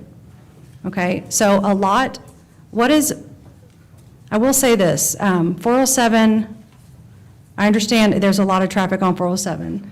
This chart also shows the capacity of 407 in that bottom chart. It's 34,000 cars a day in each direction to operate at a level of service C. And while we feel like there are lots of cars on 407 at certain times of the day, there actually is more capacity in 407, and it is a state-regulated roadway, as we know. And then on Simmons, that chart also provides the capacity for Simmons, that currently it's operating at a level of service A, which is very good. And you can see there that the trips generated from this project and the capacity there on Simmons, it would maintain that level of service A. I'd just like to make one point here, is that traffic per day is much different than traffic at rush hour. Two different things. So part of the requirement for traffic, if I will, please, is that Excuse me, folks. the chip generation is provided right now at this stage, and that during the development and final plan that's submitted, which is the final plat, basically, for the whole thing, that requires a TIA. And that TIA will show us more information about the peak hour and intersection improvements and things that might need to be modified, like the signal at 407 and Simmons, or where other decel lanes need to be added. To your point, Councilwoman, about the driveway on Simmons, whether or not there needs to be a protected left there. The TIA will come back with those results. And we've talked with the applicant, the TIA results would have to be provided for, those improvements have to be provided for the site to be developed. And who usually does the TIA study, or that last study that you're talking about? That would be done by the applicant's traffic engineer. And our traffic engineers would cross-review that. Traffic engineers also? Yes, sir. Is TxDOT involved in any of that at all? or is it- TxDOT requires a traffic impact analysis for their driveways. So the applicant has to do it regardless. Okay. And I will say, our traffic engineers can be available to come to these meetings as well, but they've already done 2 rounds of comments, and they are going to be meeting with their traffic engineer. Now, Okay. is that traffic study you're talking about, is that something that would be something before we approve this to become a PD, or this is after? I'd rather it be before. Understood. Right now, the way that the PD is drafted is that, and we can have this discussion with the applicant, but the way it's drafted today is that the TIA will be provided after the zoning, but it will be provided during the final plat stage. And so Can we change that? To it's be certainly within before? your purview to change. Because it's this. obviously the biggest concern. Yeah. Yes. And can I- Randy, on the current traffic on Simmons, you may have mentioned, I may have missed it, where are you getting those numbers? These numbers were provided from a data set from the applicant. By the applicant? They're on the TxDOT websites. Okay, so you may not be aware of this, but the town has a very expensive piece of equipment that counts cars and their speed. And today, it's on Simmons. So it'd be interesting to go back, and it's been on Simmons multiple times over the last several months. So have you been made aware that we could actually get actual numbers from a traffic counting device that the city maintains? Yes, sir. I have been made aware that there are actual traffic counting devices. The traffic impact analysis will have to have actual traffic counts, not from a data set from TxDOT. So when they do the TIA, they would have to provide those updated numbers. So yes, we will be providing the Simmons Road traffic data to McAdams. And so when they do these actual traffic counts, is that thing that I run over sometimes ma'am. whenever I'm on roads where they're about to do something? Yes, it Okay. looks like a hose all Yeah. across the road, yes. That's Okay. it. And were these, I know in the other packet that Chris got a couple of weeks ago, the other original maybe applicant, I noticed that the traffic study was from November of 2024. Are these numbers the same from that one? I believe those are still the same numbers, Same yes, things. yes. Okay. And that was an earlier version. Our traffic engineers commented on some of the data there. Okay. But yes, it's based on a data set that TxDOT provides from November 2024. I will say. One more comment, please. Yes, sir. Another variable that goes to what I was talking about earlier about additional police officers being needed, we're talking about more traffic.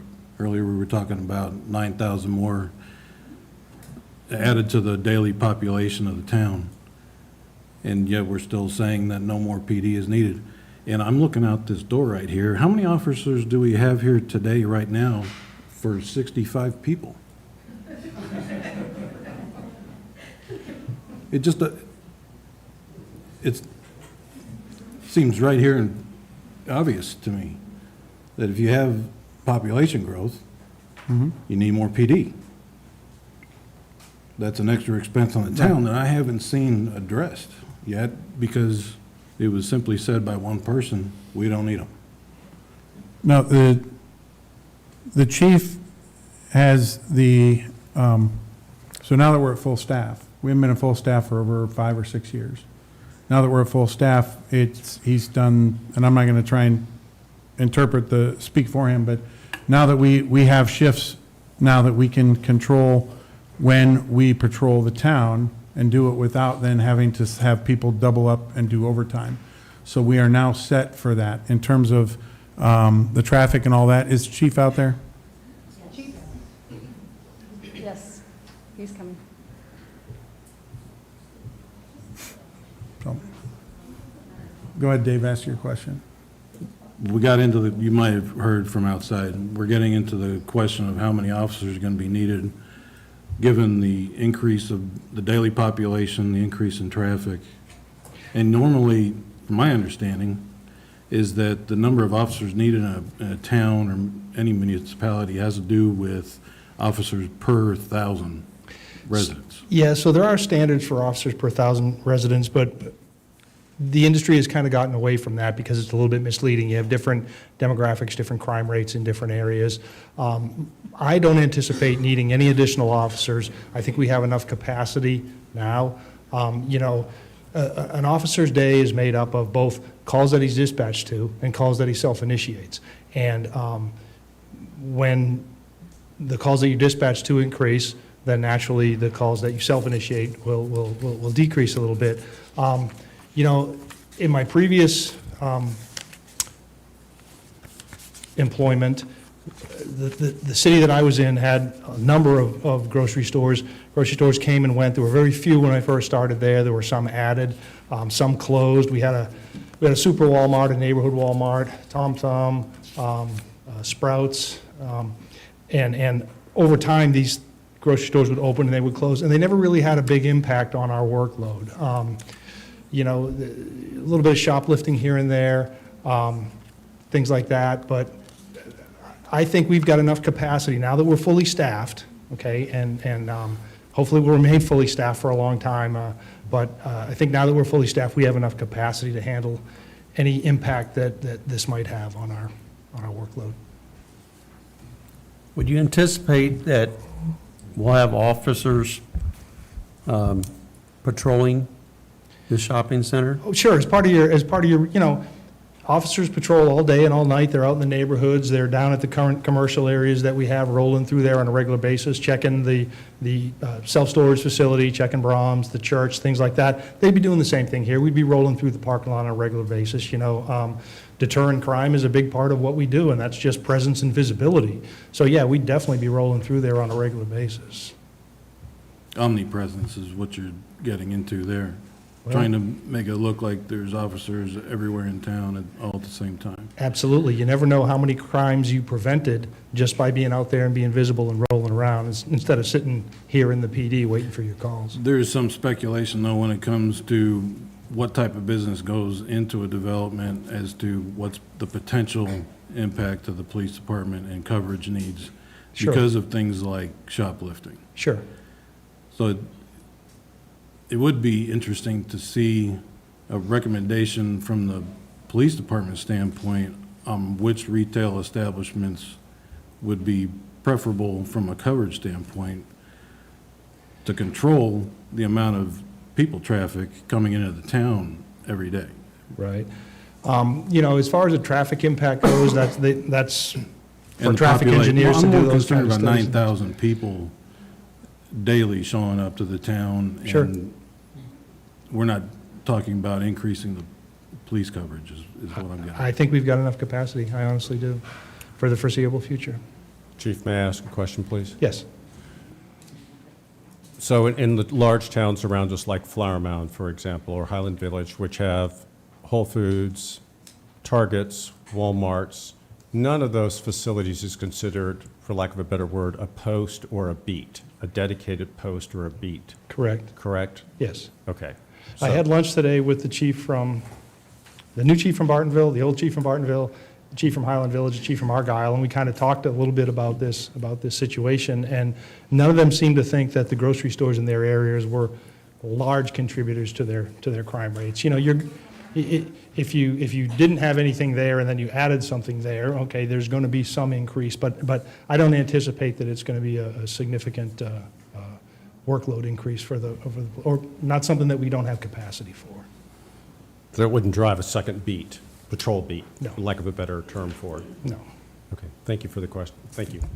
You can understand how important, I mean, right now, town budget, 55.7% of it goes to police department. Absolutely. We absolutely can't afford that to increase going forward.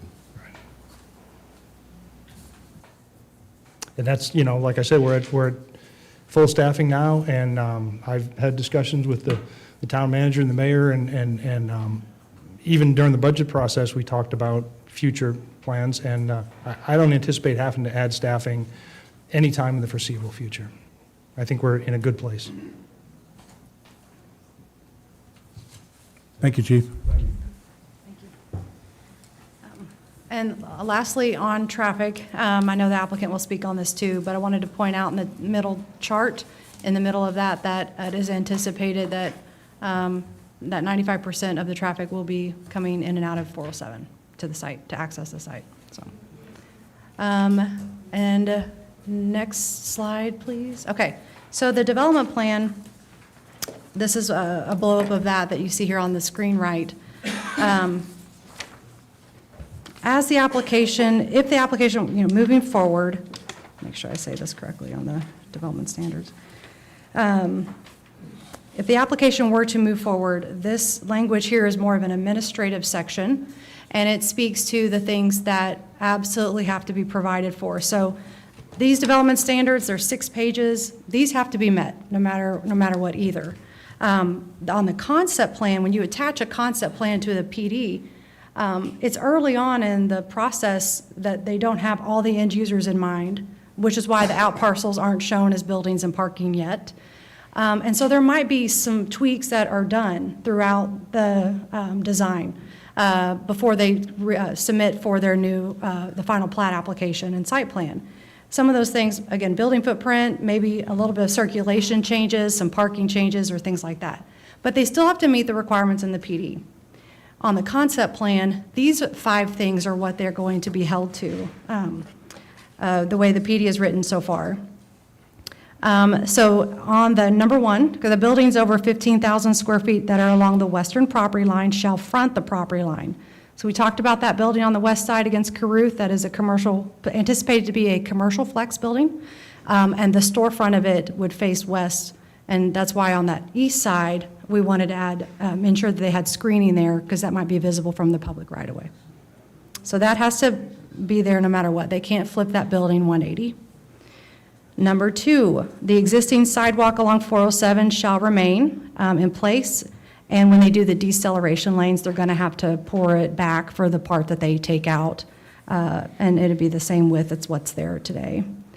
Number 3, a minimum, this is what I read earlier, about ensuring that on those out parcels, we're going to have a minimum of 2 acres of retail. And then number 4, the buffer zones. Yeah, we talked about buffers being very important for adjacency sensitivity. The buffer zones the buffer zones amenities and access points shall comply with exhibits C and D, which are the development plan and the landscape plan. Number 5, the signs, the monument signs shall generally be placed in accordance with exhibit C, which is the development plan, and placement may be adjusted to ensure vehicles enter safely and working with TxDOT to make sure they meet the requirements there. And so those are the things that are going to be in place regardless of if this concept plan, there were to be slight adjustments to it as they move through the process. And that is a very natural, normal thing that happens as you start working with end users that have very specific needs. All right, the next slide is the process. So today we're at zoning. And if zoning is approved, this is what happens. It moves on to the site plan and the preliminary final development plan. Those 2 applications can run concurrently if the applicant chooses to do that. We talked about detention being installed in the first phase. So the development will be phased, and I think it'd be good for the applicant to address phasing tonight.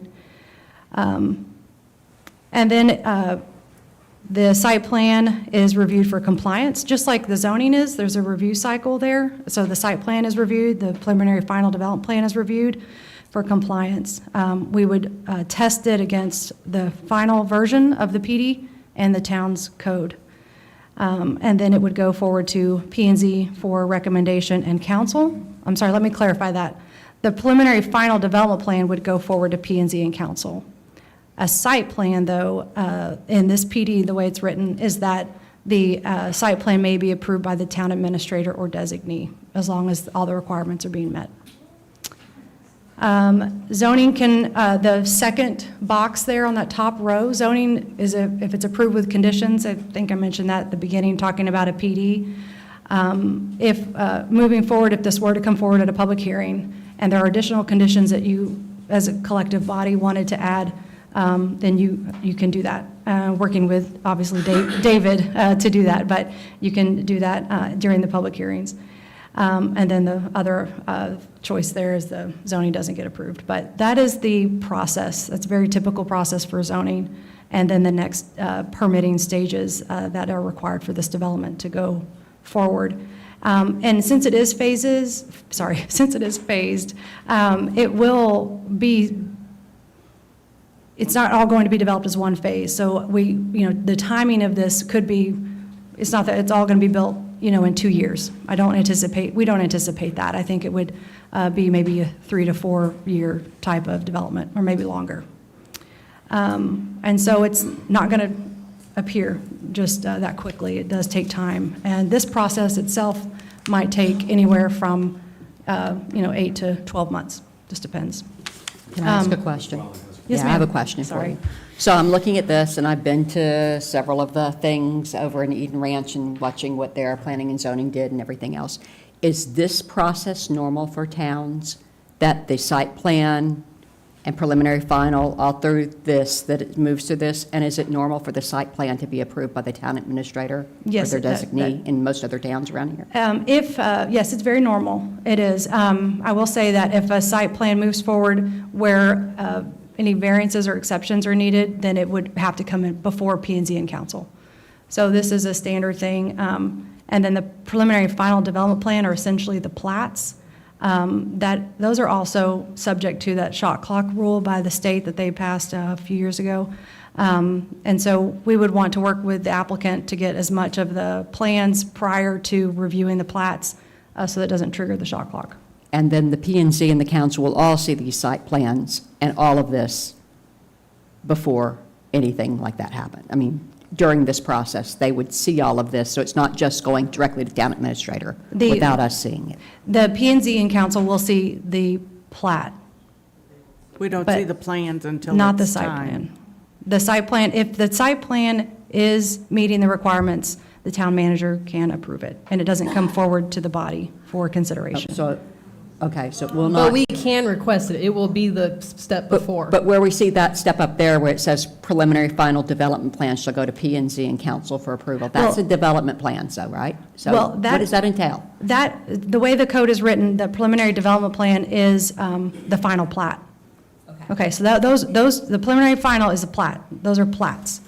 Okay, and then the site plan would show the building configuration, grading, landscaping, and things like that. That's what we've been seeing on the plan here that you're showing us today? Yes. The preliminary? Yes, this is preliminary of that, yes. So that will still be visible to town, to people? So it won't just be something that's done without anybody having visibility to it? The request right now is that it's approved by the town manager, so. So I'm asking something different. Folks, please, Okay, by the time we get to there, we've seen it, though. not only have you seen it, it's been in front of P and Z multiple times, it's been in front of Board of Adjustments if it's required, it's been in front of council. What she's talking about is basically, it's basically just a semantic in terms of everything has been looked at, everything has been signed off on or approved by the governing bodies. Now it's just a matter of the final. Well, and I So think, there's a lot of steps that go through till the end. well, I will say this, council member, is that the way the code is written today, the town has historically liked to see the site plans come forward to P and Z and council. And so if you want to give that feedback to the applicant tonight, you certainly can. Well, that will happen regardless, because it's in our, We need to, while you say that, I think that we need to decide that. Yeah, because to my understanding, it's always been, we rezoned something, and then all of a sudden, once it's rezoned, all of a sudden, we get on our desk that same day, not that we work here, a replat. And then it's, okay, you only have that meeting and or the 30-day time clock to make the replat or plat, and then it's out of our hands, and then whatever happens, happens. So I think, I know that we talked about that we were still having many more reviews, or at least one more, with all the site plans and everything, and we still have a lot of concerns. And so if we approve zoning, then the way I think is going to happen is that all of a sudden, we have a plat come to town, planning and zoning, and we have to approve or deny, and then it's out of our hands. Yeah, we lose our leverage. Yeah, so I like the development. will you be addressing this, Chris? Yeah, we're fine to do that. Okay. We'll wait for Scott now. Okay, because, yeah, I don't want to, which I know we all have been talked about, we don't want to be rushed Right. into this because it is complex for us. I would like to add, if the site plan is meeting the requirements, there is no discretion on y'all's behalf. If the plat is meeting the requirements, there is no discretion. Right. So the only Zoning. discretionary approval really is the zoning. Right. And so that's why the feedback Well, is that's critical. why we want to get, that's why most of us up here want to get all these details covered now, not later. Understood that. Understood that. I understand. And I think there's one more clarifying comment Justin would like to make. Mr. McCormick, I'd just like to take the opportunity, I began to explain, and I don't think I got through my explanation, to your question of how are the downstream properties affected and where does it go?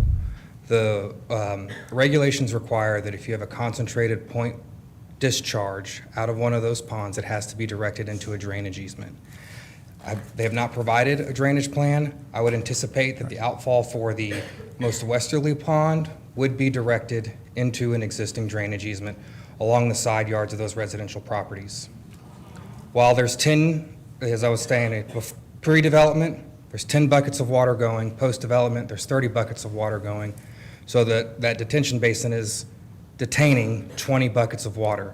So that 10 buckets of water, while the volumetric flow rate would never be increased, the cubic feet per second running down those side yards would never get above what is existing today. It would be running for likely to run for a longer period of time, hence the definition of a detention basin. In a situation where there's not an existing drainage easement for a point discharge of the pond to flow into, the release of the ponds would need to be done in a manner that would create overland sheet flow. So the outfall of that southerly pond would not be allowed per regulations to be put right on the property line. It would either need to be put back from the property line or have multiple outlets out of the pond to create sheet flow across the property line as it left the property. I think your explanation's way over simplistic. So our ordinance 3.1413, Part C, on lots or tracts over 3 acres, stormwater runoff has been collected or concentrated, which is going to be done in the detention ponds. It shall not be permitted to drain onto adjacent property except in existing creeks, channels, or storm sewers, which there are no creeks, there's no channels or storm sewers.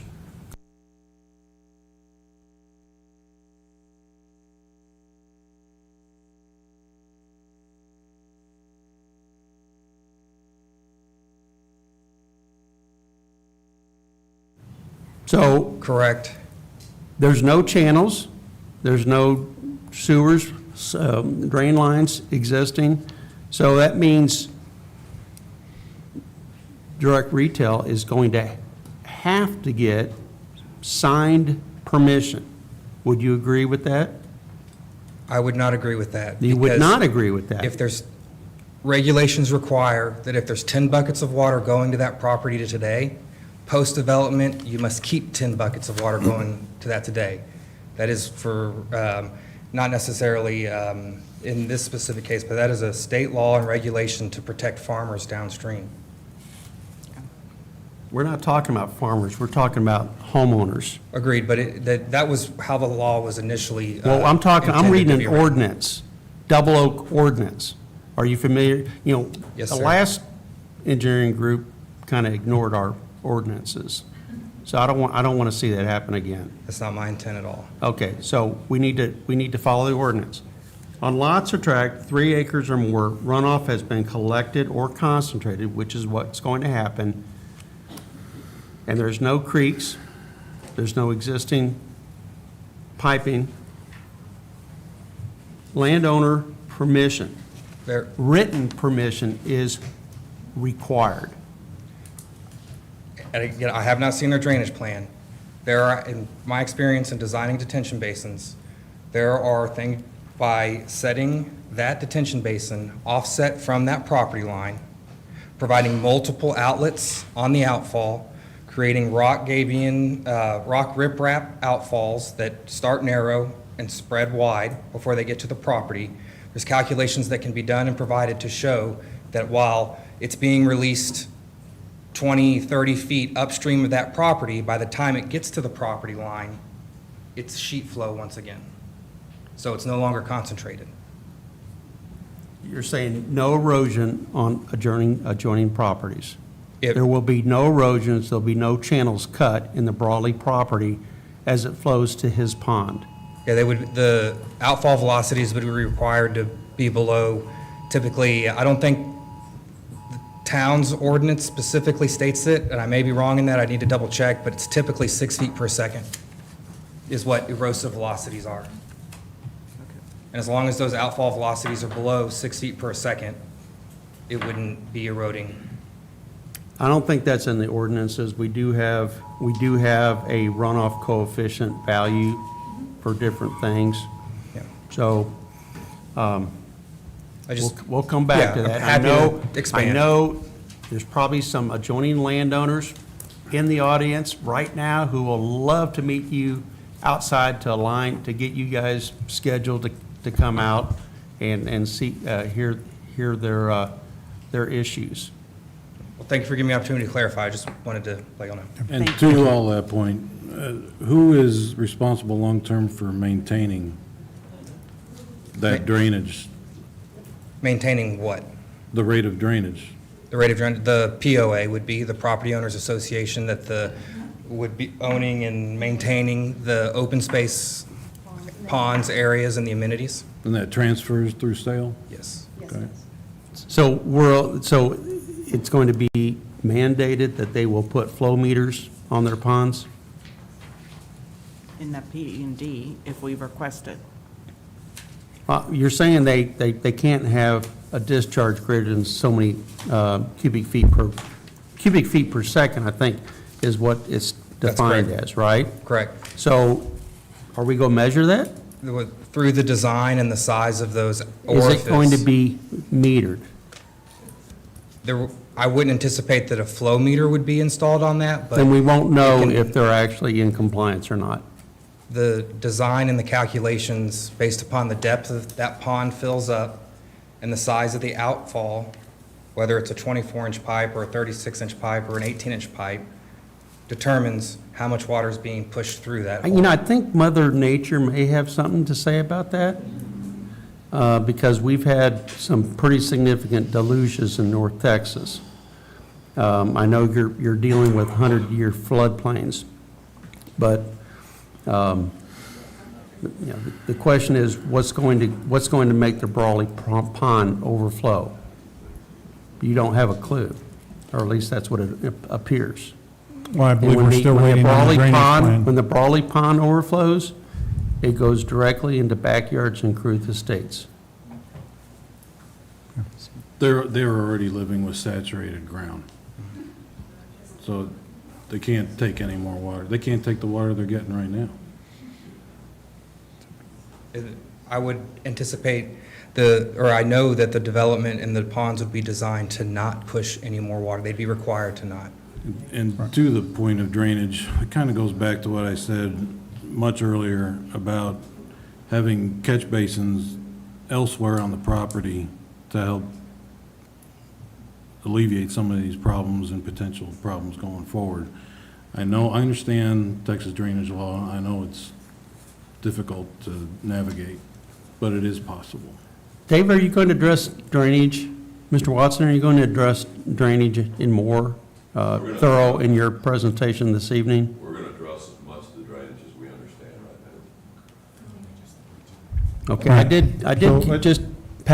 just FYI, I did give Chris a thumb drive with photographs that were taken on the adjoining properties, the Brawley Farm, as well as Cruth Estates. So if it's appropriate, he's got a thumb drive that we can show y'all pictures, the people who have not had a chance to go out there. Okay, we'll get those distributed. Randy, I have a couple of other things. I've been taking notes back when every citizen has come up during our council meeting. And so part of, and I don't know if this is in the PD or if it's in, I don't know exactly where this would be, but there are concerns about rats and pest control.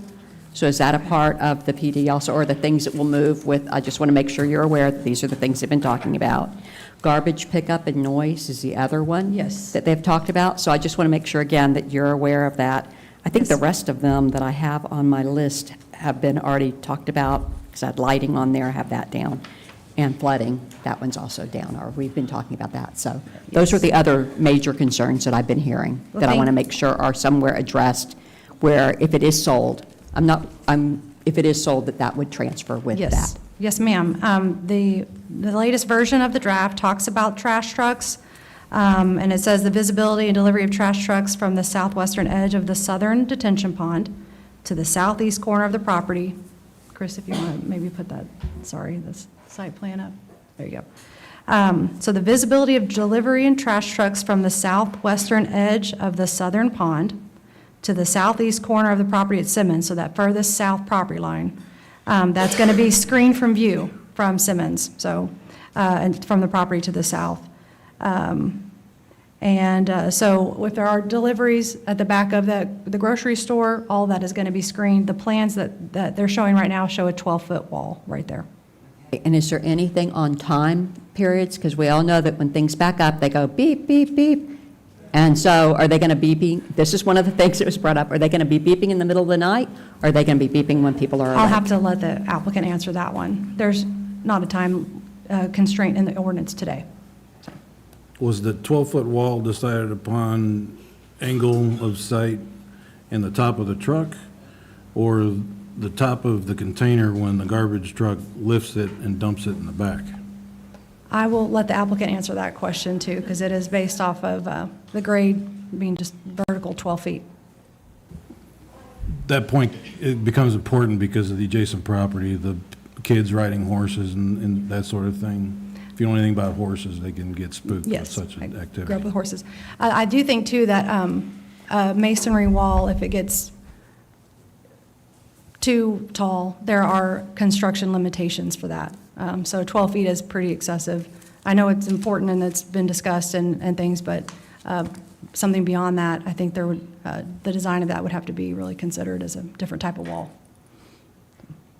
But, I think the team is available for more questions if you would like, Mayor, or however you want to. Any other questions? If you have them, again, we can always set up a meeting.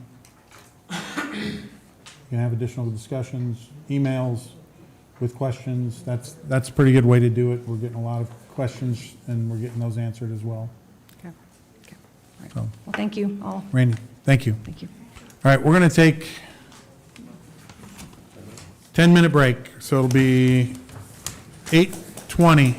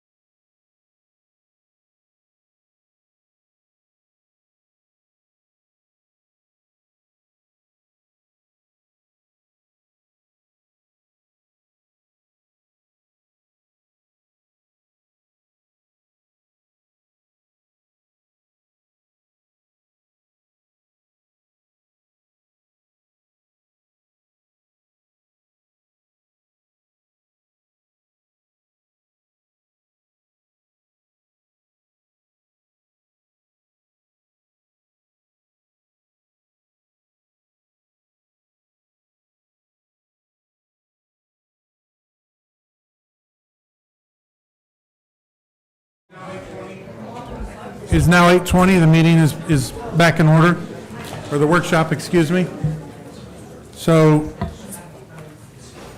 this evening, from Direct Retail, we have, as I said earlier, David Watson, if you want to raise your hand there, David. He is the CEO, Managing Principal. Chris Hibbs, Vice President, and I believe you'll be doing the presentation, correct? And Kendra Stevenson, and then you have your engineer. Larry Cates. And Larry Cates, who is one of the engineers that works with Direct Retail. So, Chris, I'm going to go ahead and turn it over to you. Thank you, Mayor. Oh, and one thing, council, there's been a request from the folks that are in the back that if you go to ask a question, would it be okay if you said that I'm Bonnie Morrow and I'm asking the question, because the folks in the back can't necessarily hear us. This way you identify who you are so that they know who you are, okay? There's a big crowd. And to speak loudly into your mic. All right? I'm tall, so I'm going to stand a little bit closer to the mic around here. That's Good evening. My name's Chris Hips. I'm president of Direct Retail Partners. Thank you for having us tonight, Mayor, council members, commissioners, staff. I'm glad to be before you in our presentation. Chris, will you move to the next slide? So you may be aware, but Direct Retail Partners has a long track record and history within this area, mostly in Flower Mound, of building high-quality, successful, and then also community-oriented and focused developments. And so we thought it would be, a good place to start by showing those projects. Also, as part of each of these projects, detention was required. And so I'll start in the top left corner of the screen. That's Cross Timbers Village. That's at 1171 in Bruton Orland. That's actually a retention pond that you see in front of the Tom Thumb. In the top right, that's Highlands of Flower Mound, the Target Anchor Center, and to the rear, you can actually see Robertson's Creek and the Dick's Sporting Goods there. You may not notice it because there's willow trees in it, but there's actually a large detention pond in Target's parking lot at that intersection. And that's where the water flows and is detained before it's released further downstream. In the bottom left-hand corner, that's Robertson's Creek and the Belk there. David built Robertson's Creek, so I wasn't around, but I've heard stories about the duck and fishing pond that was sitting in the middle of Robertson's Creek, where the Robertson family fished and enjoyed times with his dad. And so, that detention has actually been relocated to the very southern end. If you are driving by Red Robin heading southbound on 2499, you'll see detention behind that building, and then you also see kind of the, further down conditions with the lake that was existing beforehand as well. And then the bottom right, that's Lowe's at Highlands Ranch. And Lowe's, or the Highlands Ranch Center, when it was being developed, the detention pond was located in a place where it was required to be located in a place that was actually the most valuable real estate on the site. And so what occurred there is they put, I believe they're 8-foot wide storm pipes. 96 inch, yep, 8 foot, about a mile of them that are underneath the parking lot. And so those act to hold the water and release them at no greater speed than would have been released if it wasn't ever developed. And so I just thought that would be helpful to share. And I know we've been through a lot of this tonight. I'll be quick through my presentation. Would love to answer any questions that y'all have afterwards. I'm going to slow you down then a Yes, little sir. bit. Which one of these has a retention pond that's adjacent to a neighborhood property? Adjacent to what, sir? A neighborhood property? Robertson's Creek, I believe, and Tom Thumb does. Tom Thumb has homes all along the southern and western side. Could you repeat that, Chris? Yeah, Tom. Mr. Speaker, Yes. two things. If any of your team's going to come, please come to the To the mic, podium so right. that the people on Yeah. YouTube can participate Yes. in here. And then if your I'm not, and if your team will exercise the same amount of decorum as the rest of the audience has requested in terms of cross-talking, that would be appreciated as well, sir. Yes, sir. Thank you, sir. Yeah, so the answer to the question was Cross Timbers Village, which is in the top left corner. That's adjacent to residential areas and includes the retention that, water that would have flowed toward those areas. And the same thing with Robertson's Creek as well. Which one is Robertson's Creek? It's the bottom left one on the plan. That's the Belk, J.C. Penney, and Dick's Sporting Goods Anchor Shopping Center. Thank you. I'm going to go look at those properties. Okay. And then would you mind going to the next slide? So as I mentioned, sorry, would you mind going but one back? Yep. So as I mentioned, community-focused development and community-engaged development is what our history has been in this area. And so this is the plan showing kind of where we started this process, where, the grocery layout was, what the size of the retail was, what the landscaping looked like, what the proximity of those ponds and what the proximity of the landscape or the buildings were to adjacent properties. And so on December 13th, we hosted an initial community meeting and hosted the church. Got to meet, actually most of the people that I've seen in the room tonight and got to discuss and hear concerns and feedback. And so what we've tried to do since that meeting and before we presented and submitted to the town was try to address most of those concerns. And so I thought what might be helpful to see tonight is what we've addressed and, some thought and detail that's gone into our plan that we have before you tonight. So one of the first things that we heard was safety along Justin Road, especially related to our planned curb cuts along Justin Road. And so what we were able to do was include decel lanes, so deceleration lanes, especially with the topography change from west to east across the site. If you've driven that recently, you may go back and look, but it rises pretty significantly from the western side of this property all the way to the light at Simmons. And so in order to protect those drivers, we added 3 decel lanes at each main entrance. Those will be obviously approved by TxDOT, but based off the traffic generation memo, we feel confident that those will be approved.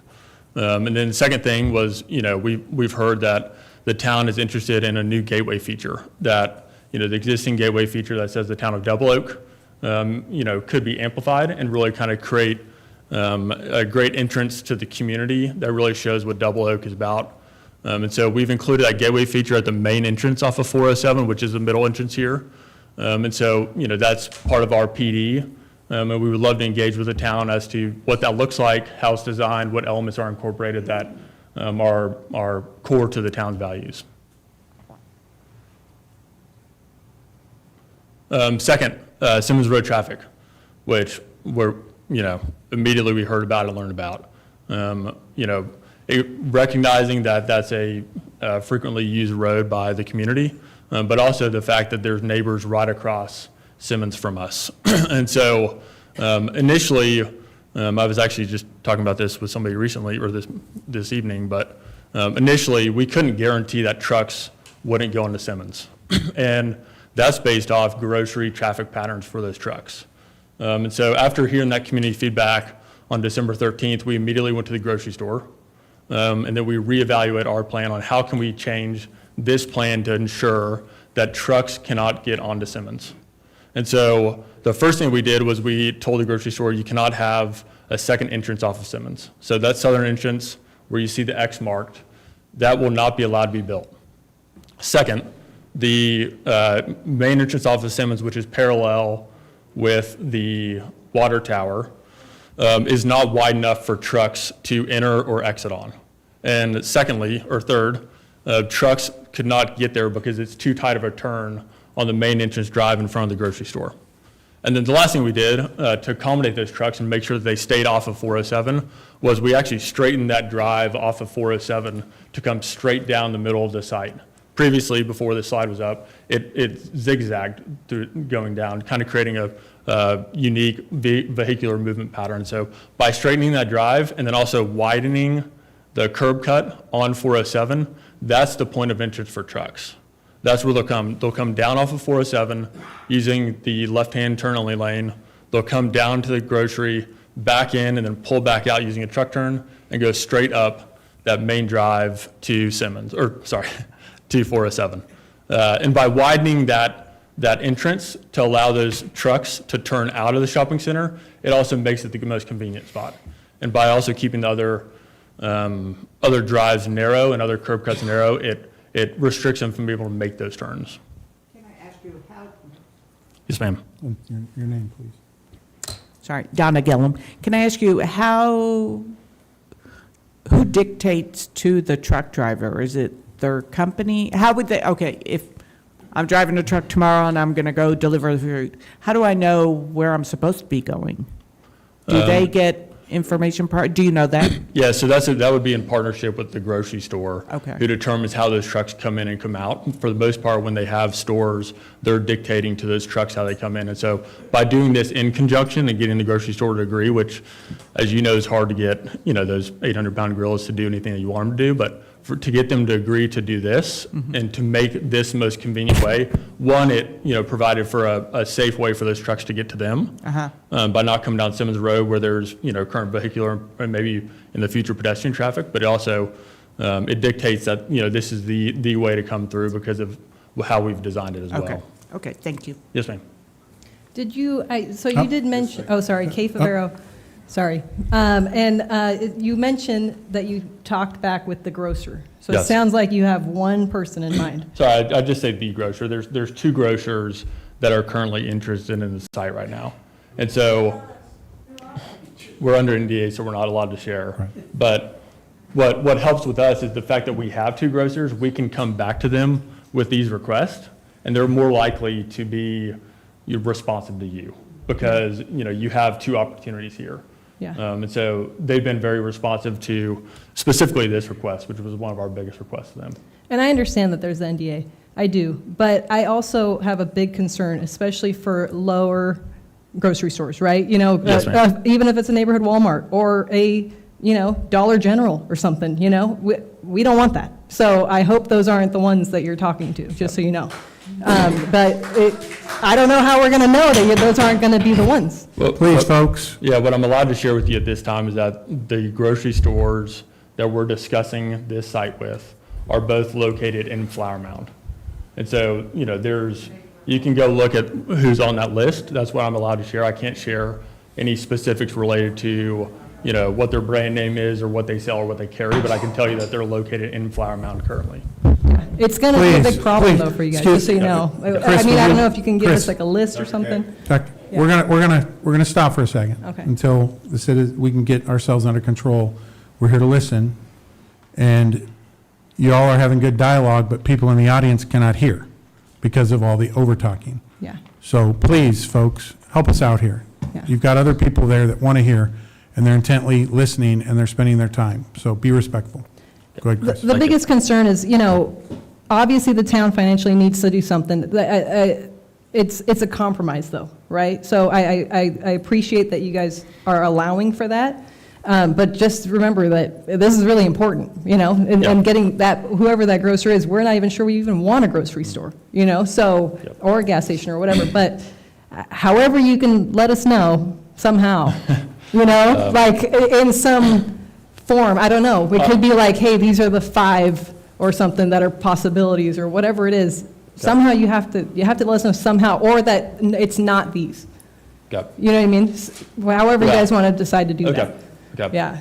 Yeah, and then, I think you were also talking to quality, and a lot of the quality that gets dictated as part of the development is within these PD and the standards and architectural, right? By putting a higher degree of architectural standards on the tenants and on the grocers, requires them to spend more on the store, which also attracts a higher quality grocer that needs to be more successful in that market as well. So, but yeah, we happy to provide a list of Potential. or referenced, of who could be interested. Okay. Yeah, that'd be great. And we can, include that in a slide. And maybe ones that definitely are not. Yeah, how about that? Yeah, I can't do subtraction, but yes, we can provide a short list. I think you can see where we're trying to go Yes, here. ma'am. We just want a nicer, if it's going to be, then it's got to be nicer. And we do too. I'll be the greedy developer, but the nicer the grocery store, the more sales that the adjacent tenants around that grocery store do, and therefore the more rent that we can charge. And so we care about that just as much as you do, obviously from a different perspective and vein, but yes, I agree with you. Okay, great. That's the short term, but the long term, Could just say your name. Dave Johnson. Thank you. that's the short term. The long term is if a Market Street moves in now, that doesn't mean it's going to be a Market Street forever. I just wanted to make that point. Yeah, yeah. I mean, it's a valid point. It is. But Am I wrong, but grocery stores usually sign like 30-year leases, something like that? So it depends. For the most part, the grocery stores own and build their own store. Yeah. There are instances where grocery stores sign leases. The condition here would be that, they would buy a tract of land and we would build everything around them and they would build their own store and own their store, which, for the most part, stores that go out, it's more related to leases. And so the fact that they've, owned that store and built that store themselves and put the capital into it, that sometimes can delay those decisions if it is an underperforming store. But yes, you're correct, grocery stores can. Or if it's can and do. underperforming, they leave. Yes. Then there's obviously the, restrictions and requirements of the PD and the zoning that determines what can be used in that facility, correct? I have a question. Bonnie Morrow, and I'm losing my voice, so this is all you get. So is the proposed gas station going to be an independent on its own, or is it going to be tied to the grocery store? It's tied to the grocery store, and it's on the grocery store's tract, which is, we were talking about Cross Timbers Village at 1171 in Burton Orland, similar to that situation where you have a Tom Thumb, and then you have a gas station that's owned by Tom Thumb for the rewards customers. You also have a Walmart that has its own gas station. It does? Yes, it does. Well, it's Murphy, but if you have a Walmart and you have a gas station, it's Murphy, so they're tied together. Yep. That's a no-no. Okay. Thank you. Yes, ma'am. And actually, I think the fuel kiosk is our next slide. Yes. Yes, and so then lastly, if you would have seen on the previous slide, that fuel kiosk, according to the grocery store, needed to go at the hard corner, had to go at the corner of Simmons and 407. And so under the same vein and same conversations, we were able to get them to agree to relocate that gas from the hard corner, to the western portion of kind of their property boundary. And that freed up, obviously, an opportunity for us to have, not one, but two, restaurant, bank, or quick service restaurant opportunities there, and really kind of change the branding and the view of that corner. And most of the concerns that we had heard from residents was related to visual obstructions or visual nuisance. Then obviously the traffic that's generated from it being that location versus over closer to 407.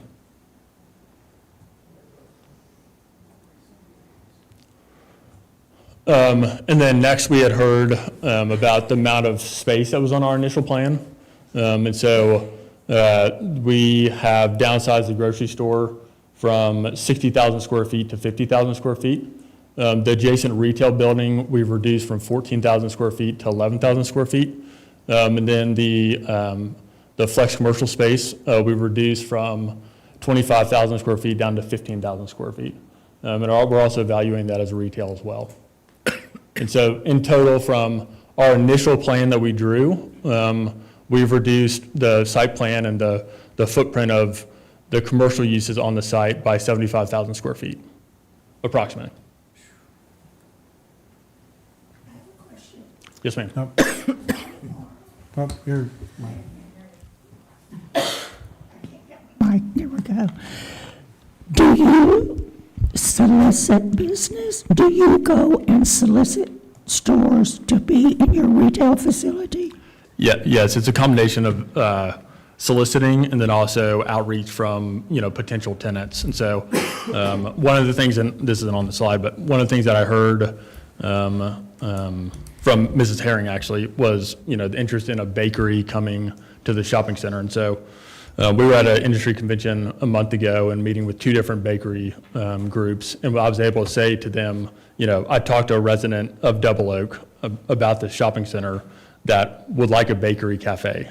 And so it's fun for me to be able to say that to them. And so it's a combination of soliciting. So that's what I do for direct. I lease the space. So lease and then help to develop it. And what I do is I'm reaching out to tenants based off merchandising mixes. So, you know, you don't want two Chipotle's or, you know, Chipotle and a Qdoba. You want to make sure that you have a good mix of quality tenants that come in and offer a variety of services, which is the merchandising. So whether that's health and wellness, whether that's services, whether that's banking institutions, restaurants, coffee shops, I mean, you know, the list is long, but you're trying to piece together a merchandising mix that's not only, you know, successful there, but also conducive to, you know, residents of Double Oak and surrounding communities utilizing it. One more question. Dave Johnson again. Are you going to get into three-phase power ingress as well today? Three-phase power ingress? Power, utility. No, we are not. We've studied and confirmed that there's electric capacity along 407, but really the power and the electrical studies come after the entitlement phase. Okay. I'm interested to know where the power lines are going to be running on the property. That's why I asked. Yeah, so the power would go underground throughout the property. It will be underground. Yes, and it comes off of, there's a power poles that run along 407, so we've confirmed that that's where it comes from. Then it goes to pad mounted transformers on the site. Okay. Oh, thank you. And obviously this is an important topic, drainage. And so you've seen the slides that Randy presented earlier. So, you know, initially in that meeting, we've heard from, you know, obviously residents of Caruth Estates, the property owner to the south, and have been in communication with them. We are maintaining the current runoff rate, meaning we have placed those ponds in a location that, based off the grading of the site and the current drainage, captures that water and holds it and releases that at no greater speed than it is today. And so, you know, obviously that was a big concern and something we've continued to hear, and obviously will be a big topic of discussion tonight, which is why our engineer Larry Cates is here with us. But that was one thing that we addressed. And so we located these detention ponds in a place that captures that water and, you know, is consistent with where the water flows today. And then the other piece that I don't think was mentioned earlier is you probably saw the dividing line or the watershed line that runs across the property. And so actually the front portion of our property continues to run towards 407.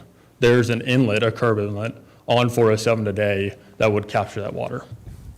So do you have a drainage or a contour map of this development right there? With these ponds? Yeah. I do. Yeah, can I finish this and come back to it, or would you like me to go to it now? All right, I'll let it go Yeah, this time. we have one that shows the contour map that was provided earlier with those ponds overlaid onto it. Well, again, the contour map that you showed earlier isn't going to be relevant. It's what it's going to be after you do the land work. Okay, yeah. Yes, so there's pre-development rates and post-development rates. And pre-development rates, which would be today's condition, which is how much water would run off that property, right? And then post-development rates are how much water runs off after we have developed what we're proposing, okay? And so we're required to hold that water between the pre-development and post-development detention rates and release it at no greater speed than is being released today. And so the way that we locate those ponds is to capture that water as it flows right throughout the site and with our grading. So, you know, one piece to that grading, the southwest corner of the site, which is the western detention pond, it actually bypasses the pond to our south and goes directly to the neighbors to the west. And so by grading, we're actually able to capture that 2 acres of water and hold it in that pond, the westernmost pond, and release it at no greater speed than would have been released otherwise. And so, you know, there are areas where we can actually improve the current drainage that goes to the neighbors to the west. And that's one of the rare instances. What tools are you using to determine, sorry, Dave Johnson again. What tools or applications are you using to calculate water drainage now and after? By that I mean slide rule or an application Yeah, that so, helps you? you know, you do topographical surveys, there's LiDAR surveys, and then you evaluate the type of material being used on the site, and that, you know, along with the But 100-year. the actual calculations, what are you using to do that? Yeah, so I'm not a drainage engineer, but Okay, I'll Larry save Cates that is here question. tonight, and I'll save that question for Okay, later. yeah. Or you can address it whenever you get up there. All right, thanks. Are you going to address the size of the retention ponds later, and/or are they going to be prettier than that? Because those Yeah. are just square. So our next slide, Okay, thank we you. can, we can go straight there and I'll just talk about it if you wouldn't mind, Chris. Yeah, so, next is trying to limit the impact of the neighborhoods from a visual, sound, and light perspective. And so what you can see here, I guess I'll go straight to the detention ponds. So, we've included. What you're doing. No. I'm interested in all that other stuff too, so. Okay. Well, I'll start there and then end with the rest of it. Okay, thank you. So what you'll see is there's actually there's a blue line that meanders throughout the site that connects from the southeast corner along Simmons Road and meanders across those detention ponds and then ends up on the northern side of the site and then connects back to Cruce Estates. That's a combination of a concrete sidewalk that provides connectivity from Cruce Estates directly to our shopping center and to the grocery store. And then there's also a combination with a crushed granite path and walkway that provides connections to Simmons Road. And so, we will, and then lastly, if you look at this southern detention pond, there's kind of a group of 3 trees right there. So we've created a little nice place to have, 2 benches and trees, so canopy trees provide shade in that area as well. And so, with the sidewalks, with the landscaping, and with the vegetation, we're amenitizing those ponds, so it's a comfortable place for residents. If you want to go shop, you can walk on this path and go shop and go walk past the ponds. If you don't want to and just want to go take your dog on a walk, you can also do that as well. And then also what's highlighted here are our buffer zones, which Randy mentioned. So I'll start on the easternmost side along Simmons Road. What are providing for here is a 20-foot buffer. Within that buffer, you have a 6 to 8 foot tall masonry screening wall, and then you have landscape and trees on the outside portion of that wall. And then you have a sidewalk in Simmons Road, and so that provides protection from light, noise, and then sound for our neighbors and our adjacent residents to the east.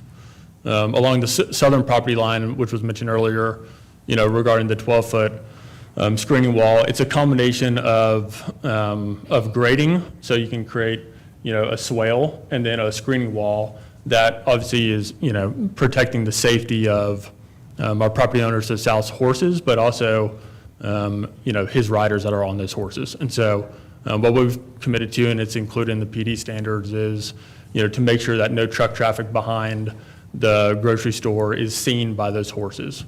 So our study and our view corridor study shows that it's a 12-foot wall. If we get in and grades change and it needs to be higher, then we have to get it higher. If it needs to be lower, we'll make it lower. He did state at the last meeting that he thought it would need to be higher. Yes. Because he was talking about his line of sight, and that even though it is graded, or you're planning to grade it up Yes, ma'am. higher, he was believing that it needed to be a little bit higher because of the trash lift dump Yes. truck stuff. Yes, ma'am. Yes. Okay, so do you know how high it needs to go? So to block a truck, that would be as close to the wall, which would be actually as close to your view corridor, it's 12 feet. We've done that view study based off our current grading plans. Okay, because I know he mentioned the semi-truck was 13 feet, 7 inches or something like that. Yeah, so it's 13 feet, 6 inches, and we actually drew the semis 14 feet, so we have some additional clearance there as well. One of your original drawings that you shared with Mr. Brawley showed what, an 8-foot fence? I don't think that we shared an 8-foot fence drawing with Mr. Brawley. After hearing his concerns last week, the next morning Okay. we were in front of him with that plan showing the height. Okay. So just for clarification, the masonry wall, is it going to be like on the acre pond? Is it going to be to the west of that pond or to the east of that pond? What is currently drawn as today is to the west of that pond, so Okay. it would run along the property line, but we've offered that, depending on, would he like to look into the pond or would he not? And so we're flexible on where that goes. Okay, and the same thing on the acre and a half, the wall will be on the west side and on the south side? Yes, sir, correct. Okay, so the water that flows out of those ponds will be directed through the wall? Or Correct. through a drainage at the bottom coming off the Well, it bottom would of the go under the pond? wall, but through a drainage pipe Okay. that's at the bottom of the pond.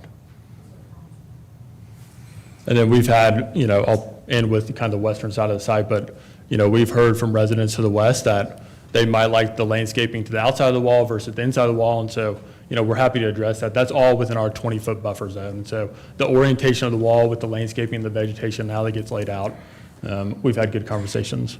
And then lastly, on the southeast corner of the site, when we closed off that exit from the grocery store and from the trucks traveling that way, we included, we had some land that we could work with. And so we've included, initially it was a dog park, and we heard from residents that, they might not want it to be restricted to only dogs and fenced in. And so right now what we're showing is just a park. It's a pocket park. And so that's right at that trailhead that obviously you can walk around the ditch ponds and throughout the property on. And where's the dumpster location on this map? Yeah, so the dumpster location would be on the southwest corner of the grocery store. Okay. Right next to kind of where the truck dock is, if you follow that. No.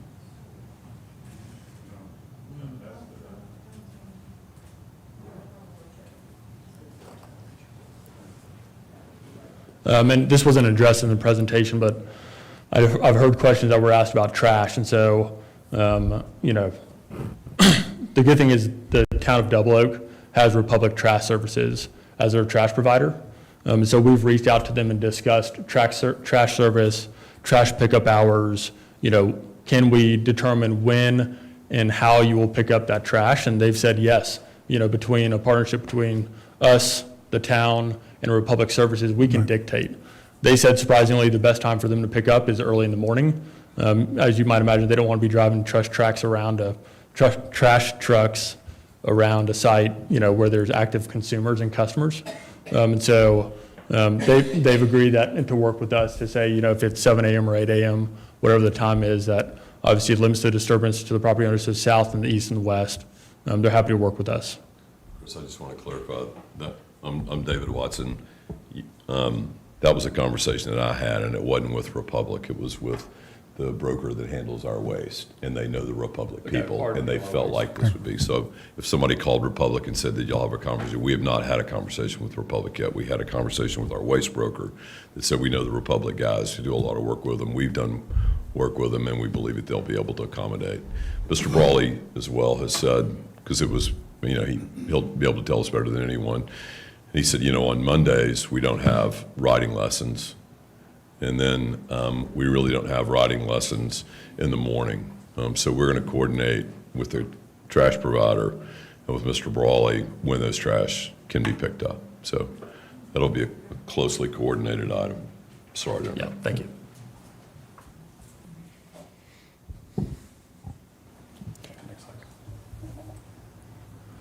And so you saw where we started, and I just thought it would be good to show you kind of the entire plan and its evolution and where we are today. Obviously, we're hopeful to receive continuous feedback. I think we'll receive some tonight. We're also hosting another community meeting next Wednesday with the residents to engage in, continued dialogue to make sure that we're addressing any concerns that they might have. Yes, ma'am. A little question. On that other slide, there's something red circle. What are those little red ones? Are those just bushes? Yeah, those are seasonal color. Okay. And so the green that's in the circles, those are trees. And then the I guess it's pink or purple, that is a combination of seasonal color and then also shrubs. I have a quick question. This is Jerry.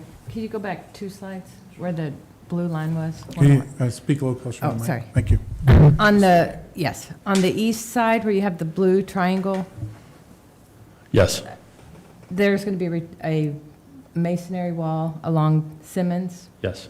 inside that blue triangle. Yes, ma'am. Correct. And actually, if you go 2 slides more, Chris, 3 slides, 1, 2, 3. Yep, forward, please. So I'll skip forward to this slide. This is a view corridor of that condition that I just had described previously. And so when you're working on, designing your landscaping plan, and then, location of those buildings, what it looks like, what the curb appeal is, how you're blocking light, how you're blocking noise, And then, obviously, minimizing the visual impact to adjacent neighbors. This is the condition that I think is helpful to reference, which is what's called for within our PD. So, at the end, on the very far inside of the 20-foot buffer zone, you have the 6 to 8 foot masonry screening wall. And then you have a combination of shrubs and seasonal plants. You have trees, you have grass, sidewalk, and then in most instances, you have more grass and then the street. So I think this is just a really good description and visual image of kind of what that condition looks like to the adjacent and neighboring residents off of Simmons. And then also the curb appeal, if you're driving down Simmons as well. And then this also does a good job of highlighting kind of where that park is, as well as the trees that are planted along our southern property line within the buffer zones. The buffer zone, does it start at where your property line is in the middle of the street, or is it going to be starting at the sidewalk or the grass? It's from our property line Property or the line? right-of-way. Okay, right of way. A couple of questions. Dan McCormick, first, all that's beautiful scenery. I love it. Where's your irrigation water coming from? Is it coming from Bartonville Water, or you go drill a well? Yes, sir. Yes. It would be coming from, whichever water department services this project. Okay. So I'm just curious, would you guys have to follow the same watering restrictions as to everyone else on Bartonville Water? Yes, sir. I would assume that we do. Okay. Other question, you made, and I know going back to December 13th, you guys made some reductions in square footage of the Sir. retail center. Yep. Was that strictly based upon comments coming back from that first meeting? Because my point is, we're pursuing this from a town revenue base. So if we're wanting to have something to generate revenue, and then we're cutting back on retail space, it's kind of canceling out what we're trying to accomplish in the first place is revenue. So I would challenge the P&Z and McAdams and the town council to, if we're trying to generate revenue, let's go for it and not have them reduce square footage that could generate additional sales tax. Except for the fact that everybody wants a non-intrusive environment, because we are mostly residential, we like our rural feel. This is And I know 407. that I've heard, well, no, I'm just saying, believe me, 407. But anyway, I know that I heard the other meeting was that everybody was wanting something less intrusive. Not that I'm all for shopping center and this and that kind of thing, but I would assume, to me, shrinking the footprint of everything, even though it will cut back possibly on sales prices, helps the neighborhood not feel like, oh my God, there's that big old building right in my sight line. That's my thoughts. That's what I was hearing. Well, they're already committed to putting up a really nice masonry wall. So whether it's 50,000 square feet or 60,000 square feet, the neighbors aren't going to see it anyway. Dave Johnson again, if I'm looking at all this information correctly, I would say that it was the truck route that determined reducing the footprint of the grocery store. Not necessarily. Previously we also had a jog in that main drive off of Simmons, the main drive in front, which allowed them a little bit more depth. So that's not necessarily it, but it would have, something to do with it as well. Excuse me. But what you were probably seeing along the side of the grocery store that looked like some building had been eliminated was just drive-through lanes. So that didn't have anything to do with the. I was really referring to the part of the grocery store, I suppose. The corner that was taken out of the grocery store before and after, and also attributed to no truck access to the side. So they have to turn around where that notch was cut into the building. That notch is new. That notch wasn't on the previous plan. That's my point.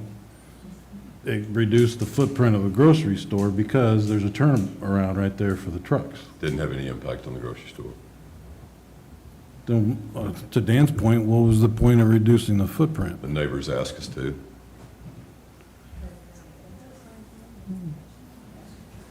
It was a meeting right across the street, and we had 10 or 12 homeowners, and they were saying, hey, that's a lot of retail right across the street from us.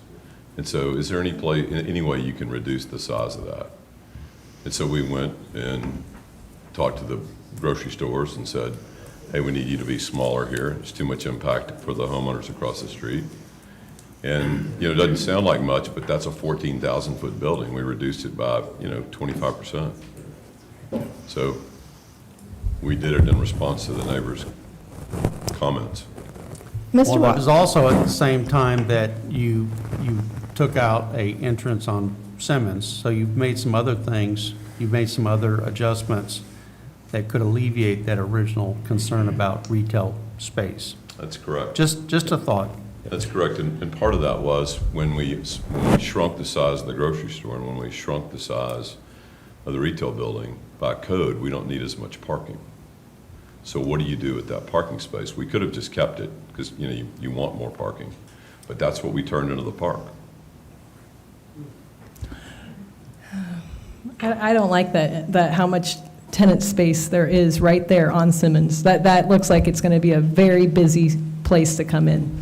I'd rather it be like some kind of, like that Belk one, what was that called, Robertson's Creek. Robertson Creek. That one, when you go for the backside of it, onto Waketon, it's like forever. And so like no one goes that way. That's what I want to see, like something where it's like no one's going to even want to go this way. Like it's like the backside or something like that. But this one's like, that's going to be a main entrance. That looks like it is the main entrance, actually. Something to consider. I don't know if it's the citizens that you were speaking with that made you decide to do it like this, but obviously there's a lot of people that are making a lot of changes here. Yeah, there's also fire reasons for needing, another access point off of Simmons to be able to service those buildings in the event of a fire. But like, could it, like if it was behind it though, right? Could you not do that? There's a resident that sits right there that you would be driving and looking directly at their house. And so Correct. by putting the, entrance off of Simmons here, this far north in front of the grocery store, in front of the adjacent retail, those headlights point at the water tower. They don't point at that person's lot. And so that was one of the first things we heard in our meeting with them, same meeting that David mentioned earlier, that I think December 12th. And so, by being able to move that drive further north and actually behind their property line, you're not looking into their property at all. I think traffic's going to be a big problem. Well, also, we're looking for space where really cool restaurants can go, and really nice tenants that would be the nicer tenants in the shopping center. And so, that could very easily end up being a patio with that green area in the back. And so arguably the most valuable space for, I would say all of us, because it's where the highest quality tenants will choose to go, is that space between Simmons and the grocery store. So, it's something to talk about, but the give and take of it all is that's really where the nicer tenant is going to want to go. I will also. Around the green area. Yeah, I will mention that when I do go to a restaurant and want to go out on a patio, it is preferable not to face a parking lot. So the more green you can add, take away parking and add more green spaces, I think the better for me as a person who's going to go there who wants to actually not sit out in the parking lot having a drink, but it would be nice. And like David mentioned, it also helps for the quality of the tenant too, because they would agree with that. Yeah. To be able to look and say, hey, there's a green space adjacent to my location, they can envision and view their customers and utilize that space and really activate it. Yeah. So that, residents do use it. Okay. And only just because she did mention, or you mentioned the neighbor on Simmons, whose backyard is near this, but not right there. I know he requested that something be helped with his side of the street so that he does not see headlights going into his backyard and stuff. Is that something that you're also possibly amendable to with, he's just on that one side? Yeah. I know he had talked about it. So. Yeah, I mean, I think what we've done on our side is pretty good protection for them, especially as it relates to that buffer zone and the wall and the location of these parks. And so, happy to discuss it with them, but yes. Dave Johnson, sounds like I'm talking to myself. The left-hand turn for the westbound traffic off of 407, where is that? The left-hand turn for the westbound traffic. There's a decel lane currently on 407 into the main entrance of the shopping center. Is that what you're talking about? Yeah, so there's a decel lane on 407 that you can take a left-hand turn. I think it's currently Living Earth. Okay. Yeah, Plus the one at Simmons that is existing, and that doesn't change. There's two cuts. Sorry, There's- we mean in 407 or Simmons? I'm asking, I'm trying to get an idea how many left-hand turns off of 407 there will be. 'Cause when Kay was talking about that, I'm trying to get a sense of how much traffic's going to come into this side road right here. Yep. And I'm with Kay. It sounds like there's going to be. Yeah, so as it relates to Simmons and then also the 407 traffic, so like was mentioned earlier, we'll perform a traffic impact analysis Yeah. that we will submit to the town and also submit to TxDOT. And that will tell us, if there's additional turn lanes, additional turn lights, whatever's needed, and the development's required to make those improvements in order for it to proceed. So the traffic impact analysis, which is by a traffic engineer, tells us what you have to do and what you're required to do before you develop the property. And so we would be required to make those improvements to Simmons and also coordinate with TxDOT on, if there's an additional left-hand turn lane that needs to come off of Simmons onto 407, we would have to work with TxDOT to get that approved. Or if there's, a left-hand turn only line and light there as well. I think there's going to have to be at least like 4 lanes over there to deal with this. Because like Dave was saying, you're going to have all the people turning left onto Simmons and then right into here. Yep. And then so and then the thing's going to get backed up, turning left into there while we're waiting for all the traffic to go through. It's going to require it has to get bigger over there. It already gets backed up when people try to make a left or a right, Yeah, to the 407. TIA will tell us what specifically needs to be done. But our traffic memo includes kind of the current versus anticipated. And so what he does after the entitlement process is he performs a full traffic impact analysis. And then he submits it to the town for review, and he also submits it to 407. And that determines what improvements need to be made to make sure that, the traffic and the current condition of the roads is maintained. But that you guys would From be a service responsible for standpoint. doing all those things Correct. then? Yes, Oh, ma'am. All right, well, see. When do you do that? What stage? So that's after entitlements and before we can get our site plan and then the development plan approved. I think it's after the zoning. That's the problem. I think we need to move that up. This is like the biggest impact, other than the money. Yeah. I personally can't vote on it until I know. Yep. So I would have to vote no. We're happy to discuss that. Yeah. We're happy to discuss that. And that was the end of our presentation, so obviously, thank you guys for having us. We're here to answer any questions that you might have. Obviously, there's been some dialogue back and forth throughout the presentation, but happy to answer any additional ones that you like. I know you stated that you were having a neighborhood meeting next Wednesday.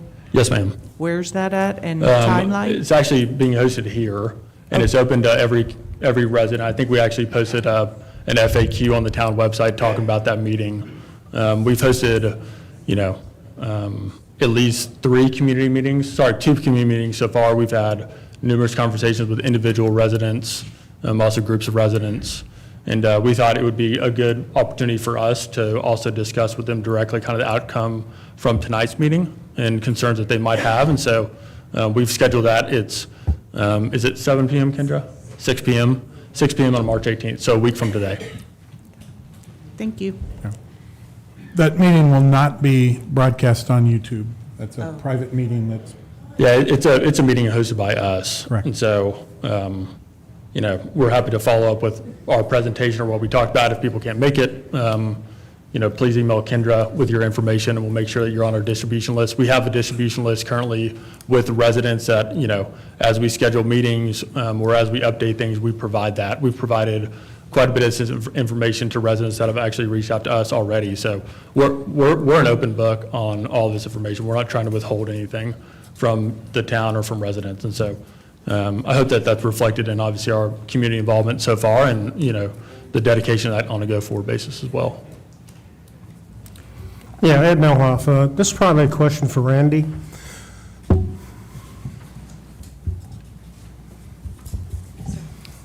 So he said they're going to reduce the square footage by 75,000 square feet? Was that it? Sorry, I'll clarify. It's been reduced since our initial site plan. The first site plan that we, started working on, we've reduced it by 75,000 square feet. And that's the site plan that we actually submitted to Lantana for the sewer study. And so since that plan, we've reduced by 75,000 square feet, the total commercial across the entire site. Okay. So they've done that. Have you taken a look at the numbers with the reduced square footage about how it's going to affect the revenue projections? Are you talking about the presentation that was done last week by Amy? Those numbers were provided by the applicant as far as the revenue generated based on, I'd have to ask the applicant actually if it was based on the previous version or the one without the 75,000 square feet, but do you know? It was on this one. Okay, thank you. So It is on the latest one that that we presented just before. Okay, thank you. Council, yeah. So Second, I have one Dan McCormick question. again. So, oh, Thanks. go ahead. Andrew Weaver. So one question, and the engineer said that the retaining pond would hold water and then release at the rate which is equal to the current rate before the land is modified. Is that by state law? Let me finish the question. One of the complaints of Caruth is that there's too much water already draining into their area, so could the retaining ponds hold more? So if using your 10 bucket example, instead of it releasing 10 buckets, which was then the current rate, it only released 5 buckets, which would then actually improve the water problem for the people in Caruth Estates. Is that possible, or does state law say you must replicate what the existing condition is? And that's really a question for the engineers. Yeah, Larry's not the for engineer, you. so. So if either one of the engineers wants to come up and answer the question? Yep. Can you? I don't need it that tall. Sorry. My name's Larry Cates, 2160 Cortland Drive out of Frisco. I've got my own consulting firm. I've been in business, I guess, on my own since about '83. To answer your question about the detention, my first detention pond was probably about 1985, and I can tell you where it was in Carrollton. Sometimes I agree with detention, sometimes I don't. It just depends on where your piece of land is. In this particular case, I agree with it because you're at the uphill or upstream end of the watershed, so you really do get a chance to slow it down if you want to call it that. To answer your question about can we detain more to help downstream, we've been tasked to look at that, but until we get a final grading plan together, I think I'm a little oversized right now. Keep in mind, I think, Dan, you saw my grading plan. I'm old school, I do everything with a red pencil and overlay paper. So I've done a first shot at this, and I have a pretty good idea how it works. I have a pretty good idea how it's going to end up looking. I think right now, volume-wise, I think we're looking at that. We've been tasked by, I've done several jobs with David. He's really been good to work for the last 40 years. So he's tasked us to take a look and see if there's something we can do to actually detain more. It means you got to have more volume, but your outlet release would then be reduced from what we call a preconditioned flow. Like today, there's just grass out there. And everybody knows, our runoff coefficient is actually a little lower than what you guys have in your ordinance, which helps you, quite frankly, because it means I'm releasing less. But briefly, yeah, I think we can look at that for sure. It just depends on the depth and how much room I've got. Larry Cates has got an idea how much detention per acre, because I've been doing this for 50 years. Sure. So I just want to, for the audience and for us absolutely. on the. And, Just a second. we've been Just tasked to do that. hold on. Yeah. You don't get to talk to the audience. Okay. I'm sorry, I didn't mean to be that direct to you. The questions come to here, okay? Not a problem, I apologize. You'd think I'd know No, better. it's okay, it's all right. So I just want to make sure that we all understand there is no state law that says you have to replicate the existing runoff rate, whatever, and that as part of your project, you could actually slow it down so that less water after development would actually end up in Crew of the States, correct? That's correct. Okay, that was my question. Okay. Thank you. Did you mention sorry. Yeah. So I have another question. Oh, go ahead, David, and then I'll. David, your team is the presenter right now. You can do. So currently, there's 2.5 acres on the western side of our property, to your point as to whether we can help or not. So I'm trying to address that. I don't know if we can help entirely, but I do know this. There's 2.5 acres on the western side of the property now that sheet drains down that western hill, that 30-foot hill that we were talking about earlier, and it completely misses Mr. Brawley's pond. And it ends up in the backyards of those homes. I can't tell you exactly in what backyard or how, but water's going to run down that 30-foot hill when it rains. And right now, in our design, we're going to grade the property to where all the water runs into the ponds, obviously, and we're going to take that 2.5 acres that currently runs west down that hill into those neighbors, and we're going to put it in the detention pond. So we are going to help in that regard. What we're looking at is, or what I've asked Larry to look at is, can we help more? Okay, fair. Thank you. Gentlemen, thank you for the answer. Well, actually, David's, part of that drainage is that once it goes to Brawley and it leaves his pond, it goes into other people's properties. So I guess the problem is, like, we don't want it to be more just going down to those properties. Now we created like a problem for those people. I'm sorry, I didn't make myself clear. Currently, there's 2.5 acres of this property that sheet drains down that 30-foot hill that misses Mr. Brawley's pond. It doesn't hit Mr. Brawley's pond. Yeah. And so it goes into those homes currently. Yeah. And what I'm saying is that's property that we're going to grade, and the water that currently sheet drowns down that hill, we're going to grade to go into our detention pond and hold it so it no longer goes down that. Oh, so it won't, is it meant to go into Brawley's pond No. eventually? No, ma'am. Okay. No, ma'am. I guess that's the question. No, ma'am. And so that, I'll just ask you this question, and then you can see if you need the engineer for this. One of the concerns that has been brought to me is that currently, water is now going into that ground also. Into what? Into the ground, like whenever it rains. Sure. Some of it doesn't go sheet down, it soaks Sure. into the ground. Right. Now, with all the hardscapes, we're not going to have that anymore. So that will be going into the detention pond, so more water. So if you haven't done a study of Mr. Brawley's property, because it not only takes on that water, but it takes on other water from around the property, how do we know, and if you look on our drainage study right now, it shows there is some chance for flooding if we get a 100-year event in that pond area right now, mainly onto his property is what it shows. But there's some concern then that if more volume of water, because of it not going into the ground, is pushed that way, that will overflow that earlier and could cause potential flooding if there's not a study to see if his pond can actually take on that kind of water, or if his property can take on that kind of water. That's a concern that I'm hearing. Okay. Well, kind of in pieces, and Larry, correct me if I'm wrong, but if it's green grass, say there's a runoff coefficient of like 30. And that number may not be, but maybe I compare it to that's pre-development. So then we develop and we put all this concrete up there, it's going to run off at like 95%. So 95% of that water, because it's running across concrete, is going to run off. If it was falling on a pasture land, only 30% of it was going to run off. So it's our job then, because the water's running faster, to contain it in those ponds, and that's what sizes those ponds. That's what makes them as big, as deep as they are. And then it's our job to make sure that that water does not come out of those ponds at any rate faster.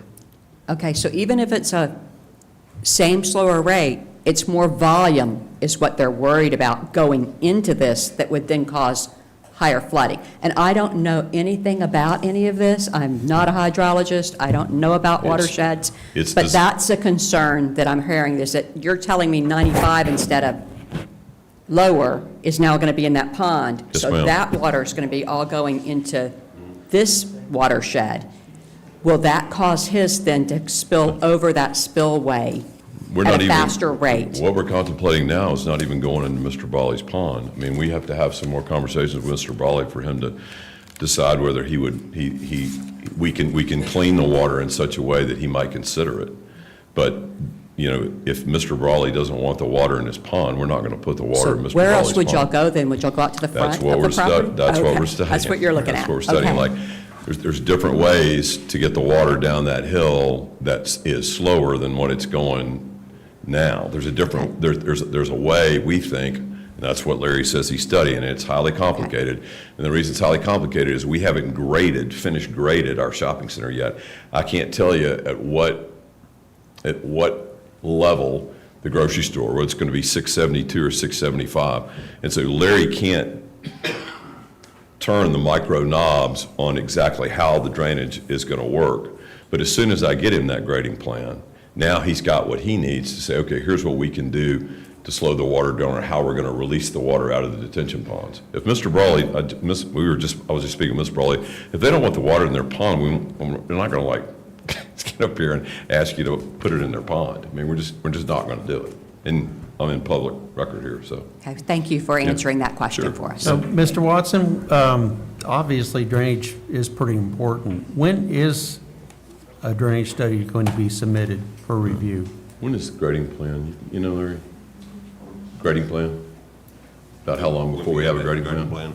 As soon as we do a final topo. We've got some LiDAR shot to answer your question right now, and we can get to the nearest foot or so, but we're waiting to do an on-the-ground topo, and once that's done, and we're pretty sold on the site plan, it's gonna be easy to get a grading plan pretty well put together within a couple of weeks.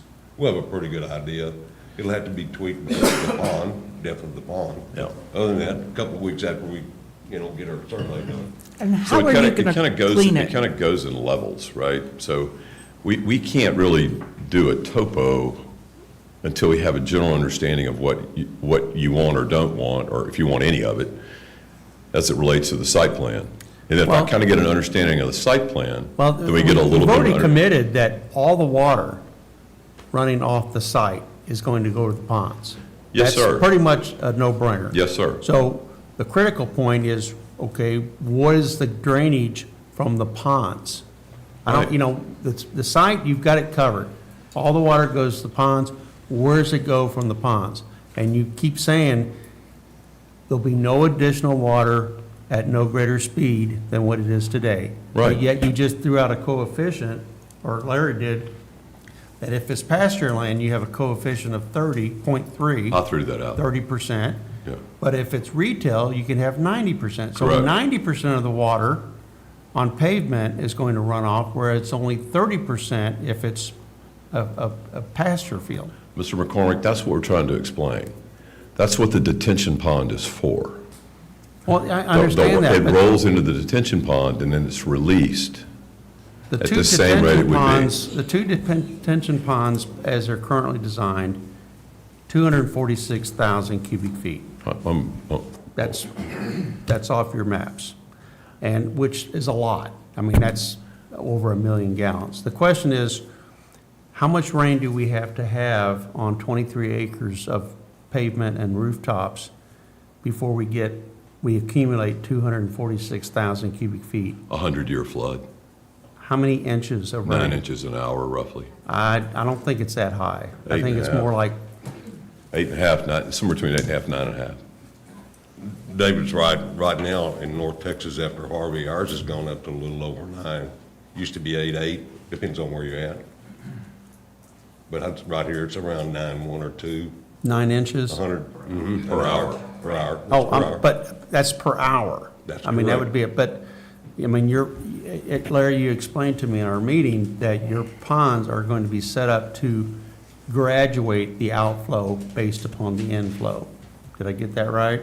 That's correct. Okay, so it'll be a lower outflow initially, but then as more and more water accumulates, it has to let water out at a faster rate as more water comes in. Is that correct?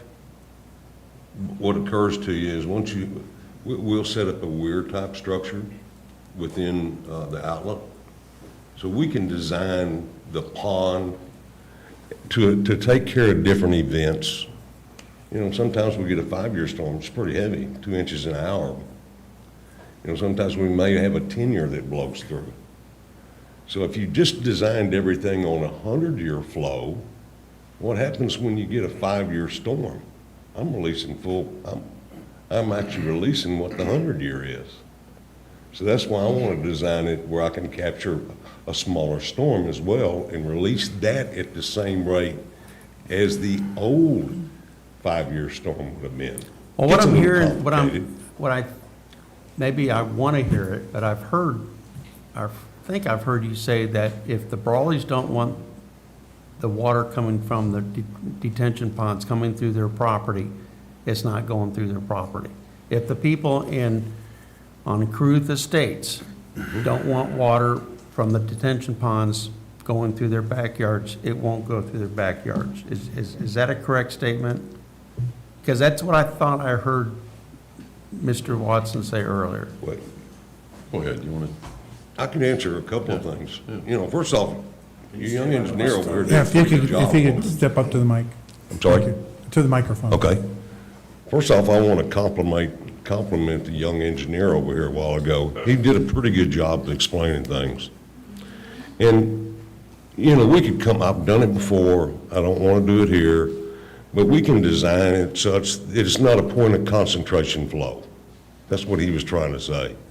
You know, I can design it where it has an overlapping weir, goes into a curb, it got slots in the curb, and it slowly runs out over rock, so it dissipates, and you have the same discharge rate that you got today. I can do that. Again, my concern isn't the regular rains. We had a rain here 2 nights ago. Okay, or last night we had a rain, I guess. Not a big deal, but we've had some 2 and 3 inch rainstorms in a night. Not necessarily an hour, but Sure. over a 3 or 4 8-hour period. And all that water is going to accumulate in your ponds, and then once those ponds max out, the outflow, it's pretty physics. Once those ponds are maxed out at full capacity, whatever the inflow is going to be the outflow. And then when it goes, now I'm assuming it was going to Brawley's Pond. If that's not the case, great. Huge problem solved. The people in Cruth Haven on East Cruth Lane, on the east side, there's only one spillway coming off Brawley's Pond. One spillway. Mr. Brawley does not determine when the water runs out over that spillway. It's how much based on how much rain. Right. And when it runs over the spillway, there's this is unbelievable. But this goes back to the people who built Cruth Estates, the original developers. They did not account for the water coming out. The only thing that is there between Brawley's Pond and the backyards of Cruth Estate is a single concrete ramp. Not a culvert, not a slough, just a straight concrete ramp that goes down about 10 or 12 feet. And it goes directly into backyards. I don't disagree. Well, I mean, I have pictures, and apparently we're not, I have pictures I shared with Chris. Apparently, we're not going to show them tonight, but per your advice, you know, I went out and talked to Mr. Brawley, took pictures, talked to the people on East Cruise Lane, took pictures, and those photographs are available. Maybe we'll have a chance to see them in the future, but. There's a big difference now. What's that? There's a big difference in the drainage along those homes today in 2026 than there was when the subdivision was built in 2001. Go back on Google Earth, you'll see exactly how it's supposed to drain. At least the way it was designed. But there's been some work done in some of the backyards, and it's naturally erosion occurs. So there's probably some work could be done. And there's a couple of houses there, actually.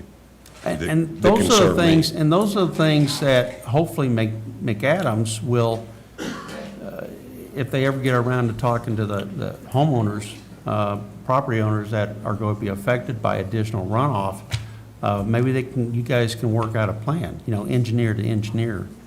Could be. We're not adverse to anything like that, at least not from this guy. Other developers I've worked for would know, but, I don't think we have a problem with anything. If we can help them. I don't see an issue with that. I don't think it's until I get back there and walk the backyard, it's going to be hard for me to tell. I know what's happening to them. It's pretty easy to tell just from Google. I've got a little history on it. I looked again today. Mr. Speaker, one more question. Yes, sir. Andrew Weaver. For the non-hydrologist, on a day-to-day basis here in North Texas, whether that's the fall or the spring, for example, or the summer, how much water would be in each one of those retention ponds? Does it retain a certain amount, or are we going to see it dry? I'm just trying to understand. Right. I'm with you. It makes sense. We're talking about a detention pond tonight. Okay. That's also what we call a dry pond. So it's only wet when it rains, and then it drains out over a 24-hour period for 100 years. So if I may, to follow up on his question, so a week ago or so, it would have been dry.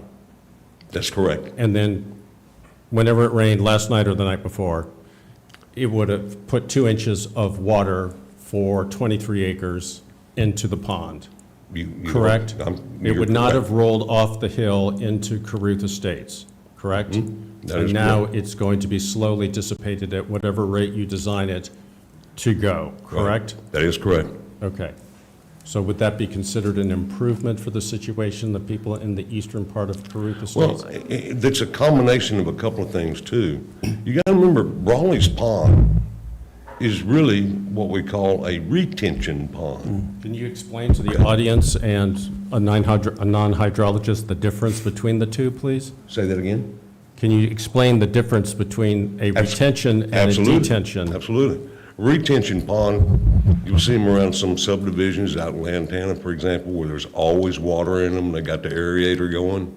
There's typically about 5 feet of water in those. Okay. All right? But it's designed such that it has 3 or 4 feet of freeboard till you get to the top of the bank. So the only capacity, the only storage it has is between that normal water surface elevation. Keep in mind, those all have a deep well with them. I'm doing one in Salina right now, it's gonna have to have a well because it's a retention pond and I'm using it as a water feature.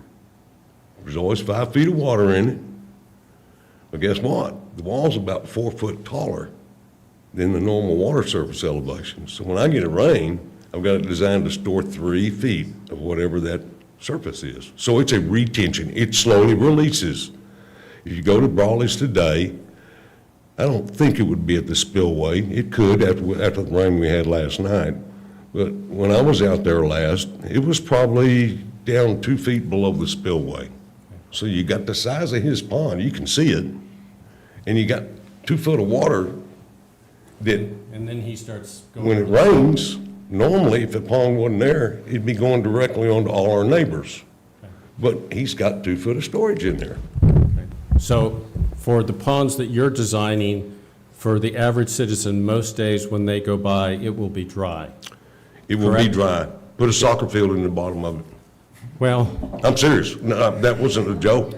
Yeah, they do we've that in done Arizona, where those are the parks. Yeah, Absolutely. and then it gets filled up with water during the flash flooding. That's correct. Yeah, and it's great. People can go down there and play, So- normally, and yeah. So it's dry the majority of the time. so it's, again, I don't want to belabor the point, it's going to collect all the water that drains off of the hard surfaces of the 23 acres into, the day before, a dry pond to whatever capacity it is. And then Yes, it's sir. going to begin to slowly dissipate that out, That correct? is correct. And, for a small pond, if I've got a weir that's, I may have a weir slot that's only about 4 inches wide, Can you explain for the non-hydrologist what a weir is, other than last name for some It's- people? It's really, Bob Spillway is like a weir. Okay, He's that got still a doesn't surface, help me. he's got a surface on it, it's sloped down, that's a weir. So as you rise in the water surface, the weir allows a certain amount to go over. If you take Bob Spillway, and it's 10 feet wide, and you only reduce it to 4 feet wide, same elevation. Guess what? Where the water was running over at 4 inches after a small storm, now it's gonna be about a foot deep running over the spillway. You know, be a civil engineer, you kind of see that. So I don't, that's the way we reduce these flows, is we just put some kind of a weir or an orifice plate. It's real easy. It's kind of like he mentioned with the bales. I've always used, just think about it a minute. You got a 48-inch pipe or a 4-foot diameter pipe that's flowing into my pond. I only got a 12-inch pipe going out. What happens to the difference? It's going to stay in the pond and rise. Now, that 12's still going to be moving, right? But we design them so the ponds will actually dry within a 24-hour period. But it continues to release, but only at a specified rate. And that rate will reduce as the water surface goes down because I've got different size weirs.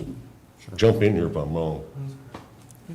I have a, So if I may, and then Go ahead. I will defer. If you design it correctly, it could improve the current situation for the eastern half of Caruth, correct?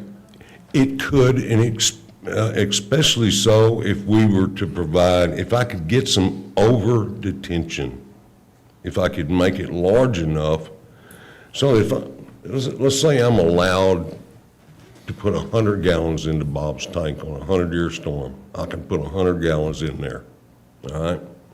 So that's my magic number. That's what's going there today. But somehow if I stored more water, maybe I could release 95. Makes my weir smaller, pond bigger, but there is that potential, and that's what we've been tasked to do. Okay, thank you. You've been very good. Okay. Thank you. Thank you. Dan McCormick, Larry Stanton. I actually believe I think Don was next, correct? quick question.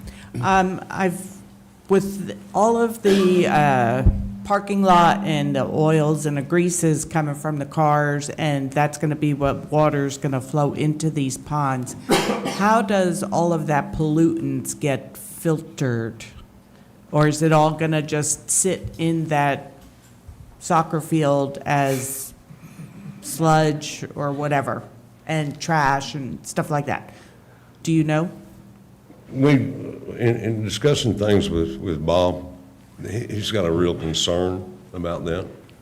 And, you know, we in the North Texas area, we're kind of behind the times a little bit compared to, say, Austin, with the water quality that you have to do in Austin. I'm doing 2 target jobs in Austin right now, and the water quality is a bigger deal than it is here. All right. There is methodology now. We've got some, they didn't have them 30 years ago, but they've got devices that you can install that are kind of a centrifugal, and it depends on what kind of treatment you want. You can pull out the floatings, okay? That's the Whataburger bags. We don't want to go in Bob's tank. So you can pull those into one area. It also will separate the oil out. It's got a chamber for that. But most importantly, you know, it's deep enough so the outlet coming out of it, it's got a 2-foot bottom below it, okay? Right. In the solids, the total suspended solids drop out. And there's a measurement that they have how much TSS can be removed. And who's going to scoop it out of that pond? Like, or, what happens? They have to be hydrovac'd out. Say that again? You got to clean them. Okay. I've done them before, and you just got to have constant maintenance, part of your maintenance part. Okay. You can only carry so many Whataburger bags. Okay. Will that be applied to your homeowner, or not homeowners, but your association? Yes, ma'am. Yeah, and it's under what's called a detention easement and maintenance agreement, and that calls for, it's a collection of property owners that are a party to that document. If, we've offered that to Bob as an opportunity, but that document runs with the land, just like the zoning that we're talking about tonight. Okay. And the document also has different parties within the development that are a party to that document to make sure that it gets cleaned and, is appropriate. And that's a recorded document, so it's available for anybody in the community to see. It calls for, how those ponds are built, how they're maintained, how they're cleaned. And so as part of what Larry mentioned, I started digging in on, water quality standards. And I mean, Greenwood Village, Colorado has tremendous resources on, not only how you, take care of the solids and, the oils and the, what's coming downstream, but also upstream too. You can have preventative measures where you're cleaning the drainage and the detention pipes that are running to it, and you clean it on a more frequent basis using jet cleaning or, power washing, and that can actually remove those chemicals as well. So there's a lot of ways that you handle it on the maintenance side. Okay. And that's included in that agreement. Okay, and does McAdams know about that? Are Yes. they taking notes? Are they even here? I'm sorry. I didn't even see where you were. That's all. I'm sorry. I saw The him. answer is yes. Yeah, and that's mostly done private property owner to private property owner, but if we need to include that there will be, a detention maintenance agreement to make sure that no suspended solids or, hazardous chemicals are, released, I mean, that's, shoot, I'm a property owner, I own a house. I don't want that happening to my house. I'm not gonna let that happen to somebody That's else's house. exactly, yes, yes, because everybody's got a backyard. Yes, and yes, ma'am. Kids and ducks Yeah. and all that other stuff. Okay, thank you. Go ahead, you're doing good. When McAdams, when you generate your drainage study, and I suspect it's going to be presented to McAdams Engineering first for their review, are we going to get a chance to see it before we have to come in and do an actual vote or, to study it? Will we have an opportunity to meet with the, not only McAdams, because again, it's going to go from Direct Retail Partners to McAdams, maybe to Chris. When are we going to get a chance to sit down with those, engineering folks and ask them questions? For example, in our ordinance, we have runoff coefficient. Okay, pretty important number. Larry was explaining it to me before I sat down with Larry for a couple hours 2 weeks ago. I had no idea what a runoff coefficient was. Pretty damn important, particularly on what we're talking about. I'm curious, I'm going to be really curious to sit down with the McAdams people after your report, after your study goes to them. I want to be able to sit down and ask some pretty difficult questions. Or hopefully they're not too difficult. And I imagine there's some other people on P&Z and on the town council that would like to ask the same type of questions. Are we going to have that opportunity, Pat? I'm going to let the developer get their plan done, submit it to McAdams, we'll review it, and then if we need to, we'll plan a meeting. If not, we can. Okay, still so share. it's, you're not sure if we'll get a chance. Right now, Dan, there's so much work still to be done on this project. There's a lot of work that's been done to this date. We've got to give them the ability, I don't want them to hurry through something that gives us something that's not good. I don't want McAdams to hurry through something that's not going to give us something that's good. So I want them to do their due diligence, submit it to McAdams. They will go back and forth, I'm sure, multiple times. Then they will get a report to us, and then we will come back and share it with our planning and zoning and our council. Before the meeting where we actually have to take a vote, where we can get the report, analyze it, ask questions of McAdams, and not feel like, okay, we got to make a decision in the next hour. So we will follow the process that's been set up, but we will also take into consideration on what needs to be done. We will also have. It's a yes or no question. It's not a simple yes or no question. Yes, it Okay? is. You either share the information or you don't. Simple as that. It's a valid point that he's making, but you keep walking around and you keep going around the whole situation. He's asking you to at least give him give the P&Z the opportunity to review the information before everybody has to make a decision right away within an hour. And I did not say yes or no to him. What I'm saying is we're going to let the work get done, and then we will submit it or share it accordingly with planning and zoning and town council. That's what we're going to do. That's the process we follow. Well, we know as long as we follow the process, that the town can't be liable.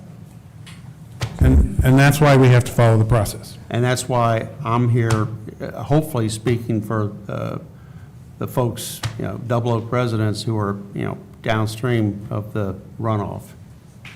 Yes. Other questions for, all right, so we have. I just wanted to make one clarification. Yeah, go ahead. It helps me because I already have the knowledge of it, but it's some of the discussion we had here, it's, somebody may care, that the Brawley Pond has existed long before Caruth Estates. So they knew what their challenges with the retention when they built Caruth Estates. So Say that again, I'm sorry, I apologize. the Brawley Pond, that's been there for, I don't know. 40 years. 40 years. So when Caruth Estates was built, they knew about the pond, the runoff and everything like that. I just wanted to point that out because we were discussing that. A lot in correlation with these new basins, but the timing is different, then that matters. And when it comes to the basins, I'm very interested to see the final plan for those Right. before a vote. Yeah, it's pretty easy to see it. The earliest picture I could get, there was, I think there was one slab that was poured on East Caruth. All the lots were in, so you could see the house pads, and you can see Brawley's spillway. Now, he may have adjusted that since 2001, I don't know. But, there may be some things that you guys can have done downstream of his spillway, but to help maybe remediate some of the issues some of the neighbors are having. That's all true. I just wanted to make sure the timing of the Brawley Pond was clear, that it didn't go in after. The timing? The timing of the pond, right? It just goes to the discussion earlier, that people may have had other questions in their mind that are clarified by knowing the timing of the Brawley Pond versus Caruth Estates. That was my whole point. But there has been property owner money spent to help control runoff to the point you were just making. Well, the whole purpose of what we're trying to do, quite frankly, I mean, Could I have you speak closer to the mic? I'm sorry? Just speak closer to the mic. Sure. Quite frankly, I'm an engineer. I've been since the 70s. I got my seal. I'm a registered surveyor. And you guys don't really have a detention ordinance per se that I've read, that I can find. But I, as an engineer, would be an idiot if I didn't detain in this particular case. Because the minute we get a 10-year storm and the lady right across the fence gets flooded, guess whose fault it is? So I've got to make sure that this guy and old Larry doesn't get brought to the courthouse, so my drainage stuff better be pretty good. Trust me, I've been there before and had to prove it. Yeah. And to my point earlier in the evening, it's not just the runoff I'm concerned about. Yeah. It's this ground saturation downgrade. That is correct. I was born an engineer. Trust me, I don't sleep good at night when that 100-year storm's blowing in, because I've got a few ponds around. We have one final question from council. This actually isn't for drainage. This is a question for anybody that wants to answer this. There have been a lot of rumors out on social media, and so one of them that was just brought to my attention 2 days ago was that there's a rumor going on that the first 8 houses on Simmons Road are going to have part of their land taken away to build a bigger road right there to accommodate this. Is that a rumor that is fake, or is that something, I haven't seen it on anything that you've shown here, but I want to just address rumors, because I think they're rampant, and they're building up anxiety when they shouldn't be. Yep. Yeah, that's not correct. It's not correct, and actually, the detention, Yep. got me spinning. The traffic memo, and you could read and evaluate the TIA that will come later. Any improvements that would happen to Simmons would be north of those homeowners. It's close to where that main entrance is. So there would be no, expansion or taking of right of way to the south. So basically, it's all from the water tower up, which is currently where the road is anyway, or where it's Correct. wider anyway. Yes, ma'am. Or into your own property. Yes, correct. Or into your- Yes, that's right. Yes, ma'am. So thank you for the presentation. We now are going to move to citizen comments. We've got 28 folks, so that's about 84 minutes at 3 minutes apiece. So what we'd like to do is y'all have something important to say, so if we can keep audience participation to a minimum. All of the comments are directed at council and planning and zoning. There could be a possibility that one of the council or planning and zoning asks a question as a follow-up. So that could happen. There's a chance that maybe it doesn't happen. I think that Andrew had a really good system back when we did the P&Z before. And so what we'd like to do is have the speakers queue up so that we can move one after the other up to the podium. You did 3 or 2? I did 3, so if I can help, Mr. Mayor. So James Herring, did I say it right, sir? Herring, Yeah, of course. It's like So- a fish, but we couldn't afford the other All R right, growing up. so how we're going to do it, Mr. Mayor, is James will be first in just a second. Joanne Meyer is on deck, and Jim Sakup on East Caruth, 313 East Caruth. Here, not here? You'll be behind Joanne, okay? And when Joanne comes up, when your 3 minutes are done and Joanne comes up, we're going to call for the next person to fill your spot, sir, standing right there. So it'll be 1, 2, 3. That'll reduce the cycle time. Fair? James? Shelby? Very good. My name is James Herring. I'm at 201 Simmons Road. Thank you for the opportunity for us to speak tonight. I appreciate the town having these meetings so we can weigh a very important decision about the future of our town and the quality of life for all residents. More importantly, we need to slow down and do this right.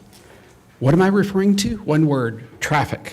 Specifically, the impact of increased traffic on Simmons Road. Per the town's own enforcement concentration analysis, this document shows a structured, sourced, supported overview of traffic enforcement concentration. It is intended to inform land use, zoning, and legal review. Within the document, the primary traffic enforcement areas are specifically noted. And aside from 407 Justin Road, we find the most heavily concentration cited roads in town are, guess what? Simmons and Waketon. As noted, Simmons Road functions as a connector between residential areas and neighboring municipalities. Key point, enforcement commonly focuses on speeding, stop sign compliance, and residential safety. I built my home 10 years ago. I am directly on Simmons, right across from the corner of the development, and I thought traffic was pretty acceptable back then. Now it's grown tremendously, and there's data to prove it, your data.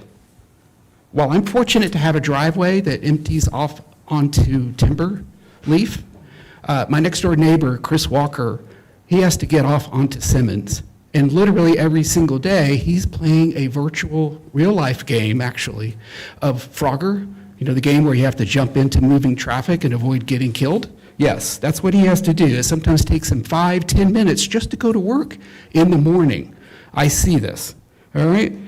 My wife and I also watch all of the traffic stops. We see bright lights out our windows. We know somebody's getting pulled over.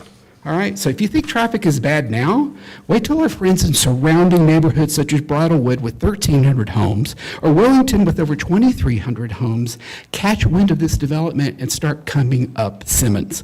Again, citing our traffic report, enforcement concentration and the prevalence of speed and stop-related violations are relevant considerations when evaluating zoning amendments, commercial development, intensity, roadway reclassification of traffic, impact mitigation. Areas are already subject to heightened enforcement and experience disproportionate safety, noise, and quality of life impacts if traffic volume increases. So here's my overarching point.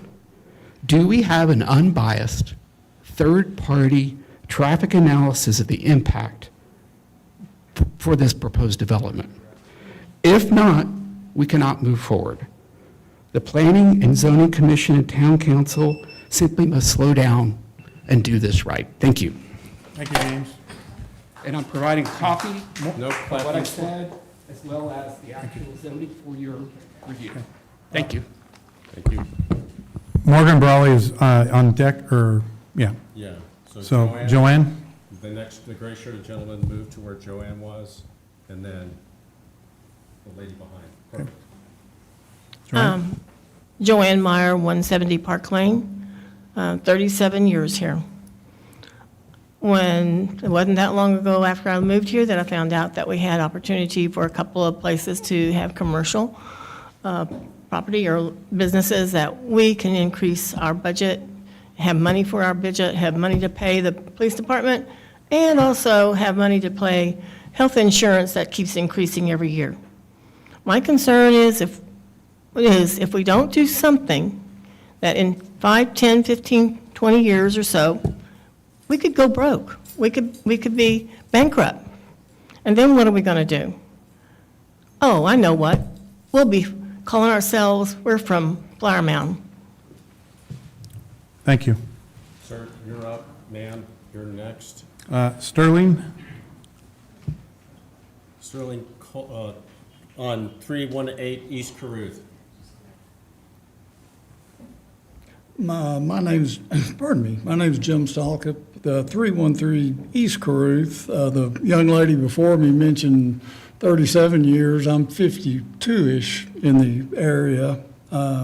Traffic at that time was the blinking red light at Main and Mill in Louisville. Given a vote, I'd take it back to that, but that's probably not realistic. Given another vote, I might say, yeah, let's put 1 acre lots on this property. As much as I'd like to see that, that's probably not realistic either. I'm not opposed to development. The reality is we have to do something. We're going to need the money. So the question in my mind becomes, what is a reasonable and best use of that property that I don't own? I didn't make the investment in it, and I'm not looking at it, and I'm sympathetic to the problems of a developer. There are economics involved. I intended to come up and argue with you, but I was encouraged that I heard a lot of very direct and pointed questions from people at the dais. I believe y'all do have the best interest of the community at heart. Now, we may not agree on what those interests are and how we get there, but I think people are well-intentioned.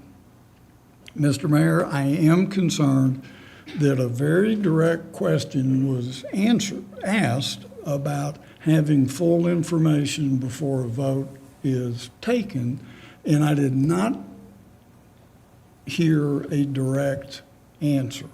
And so I would ask the people that represent us, planning and zoning and council, to, if they don't have the answers they feel they need to pass in good conscience, then either delay, defer, or deny. Thank you. Thank you. Gail? Okay. I'm sorry, yeah. Yeah. Hi. Morgan, Good- go ahead. Good evening. My name is Morgan Brawley, and my husband and I own Brawley Farms and live there. Not only do we live there, we make our living there.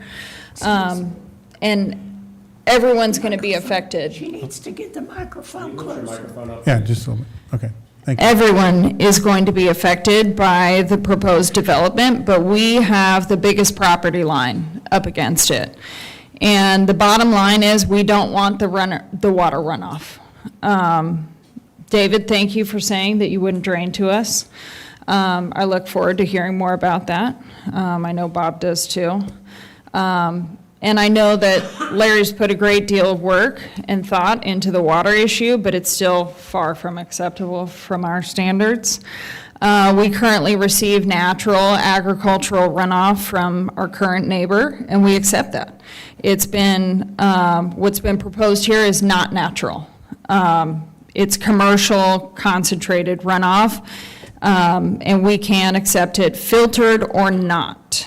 To accept water runoff from a 23-acre commercial development and trust that the filtration system will work is not enough for me. And the one that they had proposed might work for us is like a centrifuge system. I looked it up just very briefly, and it's only supposed to filter 50% of the sediment. So the other 50% of the cigarette butts and tissues and Whataburger bags and whatever is going to come flowing to our property, and I don't want that.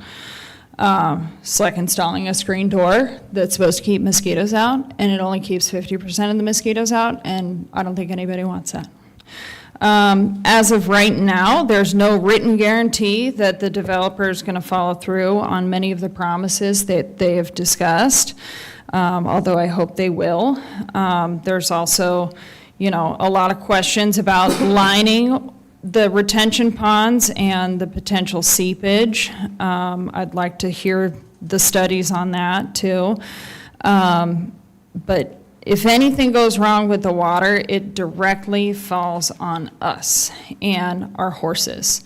And if that impacts our livelihood and our horses, we won't be here anymore. Unfortunately. We love it here, but if that impacts our livelihood, we would have to move. And I don't know what would happen to our property after that. My other big concern is that the town is moving very rapidly on this, and that we do need to slow it down and see all of these documents as they come available so that we all have, the Planning and Zoning Committee can see everything. And I understand that there's a tax deficit future, but, and we all want to figure out a way around that. But I don't think, a decision like this should be made without the great independent review that they're doing. But I think it needs to be further reviewed by the Planning and Zoning Commission. Okay. Thank you. Mr. Mayor, are we going to be allowed to ask Oh, questions? yeah, if as you have a well? question for I me. do, Yeah, actually. yeah, I'm sorry, dude. If you did decide to move, would you foresee yourself pursuing the same track of selling and trying to get rezoned and selling for commercial money? I wouldn't want that. I don't think it's, I grew up in an area just like Double Oak. I grew up in Parker, Texas, and I grew up on a street that was Little Farmettes, and I loved it there. I had like the best childhood. And that's one of the things that makes me love Double Oak, and seeing all of that happen in Double Oak, and like the kids that come to the property to fish, like there's kids I don't even know that come to our property, but they have asked Bob for permission, and getting enjoyment out of fishing in our nicely stocked pond is one of the things that I think is important for the community. I don't foresee us going through wanting to zone it commercial. And that's very much in the spirit of Double Oak. It was created as a volunteer community and very Yeah. tight. But that doesn't mean someone else in the future may decide, if Not you to. sold the property, that they Right. would also pursue rezoning. And I think it would be very advantageous if the town was to have a 5-year plan at the very least for scenarios like this, have a zoning plan in place far before anybody comes and tries to develop it. Thank you. Okay. Sterling, Gail is behind, and then Bernie Carrico. I'm here to encourage you to please slow down and get it right. This proposed development is contiguous to my home and 6 of our friends and neighbors, and will affect many of our other friends and neighbors. Tony Tanzillo sent each of you on both the Town Council and Planning and Zoning Commission a formal objection to the proposed rezoning commercial development with a copy to the Texas Water Development Board Groundwater Division. I won't go into as much detail as he provided. Essentially, this proposed development is located over the Trinity Aquifer as designated by Texas Water Development Board. Section 25 of the Double Oak zoning ordinance authorizes the town to evaluate zoning requests based on their impacts to surrounding properties and public welfare. Any proposed rezoning should be supported by an independent hydrogeologic assessment addressing the impacts of this proposed development on the Trinity Aquifer. He's requesting that the proposed rezoning and/or commercial development be denied or deferred pending completion of comprehensive aquifer-specific groundwater impact studies.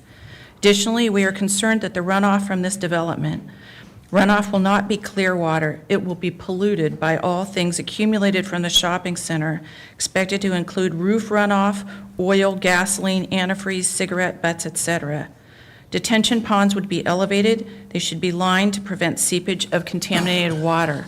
Contaminated water should not be allowed to run off into the pond on Brawley Farms, which then spills over and runs through many of our backyards in Caruth Estates.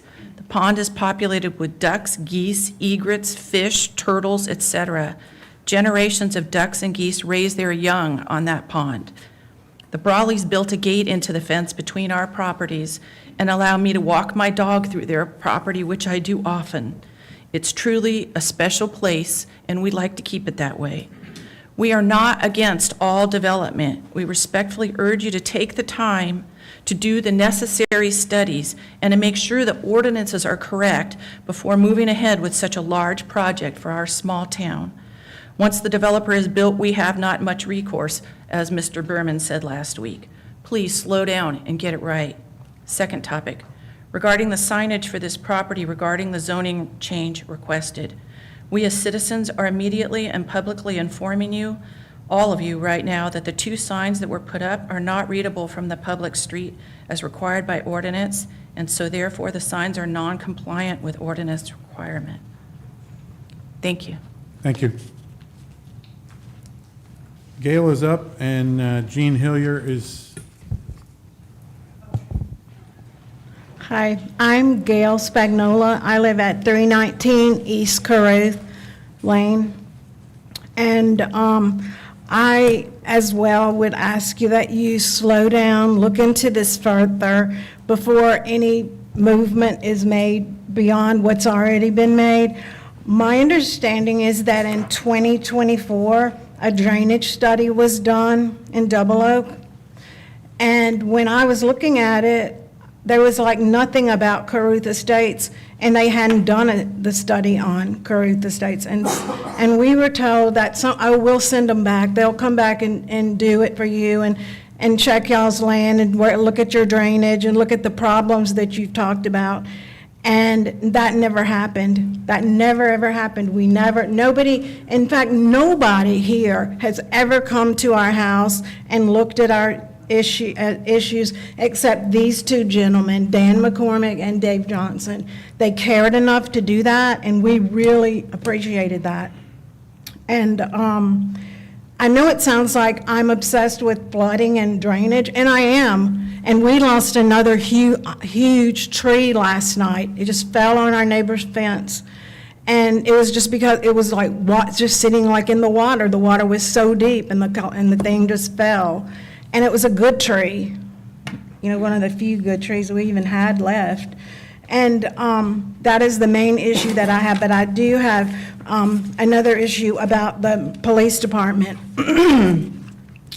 When I was in college and graduate school, I paid my way through by working, and I worked at restaurants that had bars and that had alcohol, and, you know, I don't have a problem with that. And I can handle it, and probably y'all can handle it, but some people can't handle it. And so I'm imagining a scenario where I'm at my home, there's a call to the restaurant with the bar, and there's some joker that's just drunk as a skunk, and they're trying to calm him down, and he won't calm down, and he just keeps drinking, and they're trying to get him to drink water and eat something, and he won't, and he's like jumping over the counter to the bartender, and they have to call 911.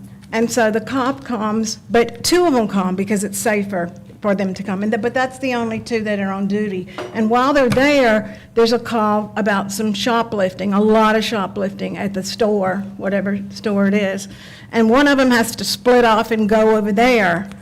And I'm at home in the meantime, and somebody is trying to break in my house. And I'm calling, somebody's breaking in my house, they're kicking in my door, and they're banging on the door with rocks and everything. And I am scared. Somebody's got to come, and it's like, we don't have anybody. Both of our officers are not here. I don't know what I would do if that happened. And I'm not asking you for an answer, but you need to think about that. You know, will two officers be enough on duty like it is now? Because it is now, and I have a feeling if I called, they would be at my house in 7 or 8 minutes. I just don't have any doubt about that at all. But with that coming up, that's going to be a problem. All right, thank you. And not just for me. All right. Rama?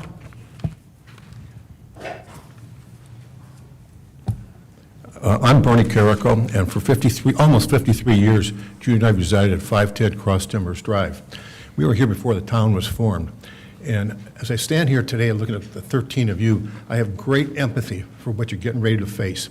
I sat in all those chairs back for 10 years the town was formed. I was present when we had created the ad valorem tax. You all are getting ready to make probably the second most important decision that this town has ever faced. And you know, it was difficult to put up with the peer pressure back in those days. I mean, we didn't have any social media, and it was still very serious. But I just caution you that you have a fiduciary duty to 3,000 stakeholders in this town, not 30 or 50 or 70 people that are adjacent to the subject property. And it's a big, big duty, and I wish you well. The second point I want to make is I own an investment banking firm. And in my prior capacities, I've been the CEO of publicly traded companies, chief financial officers.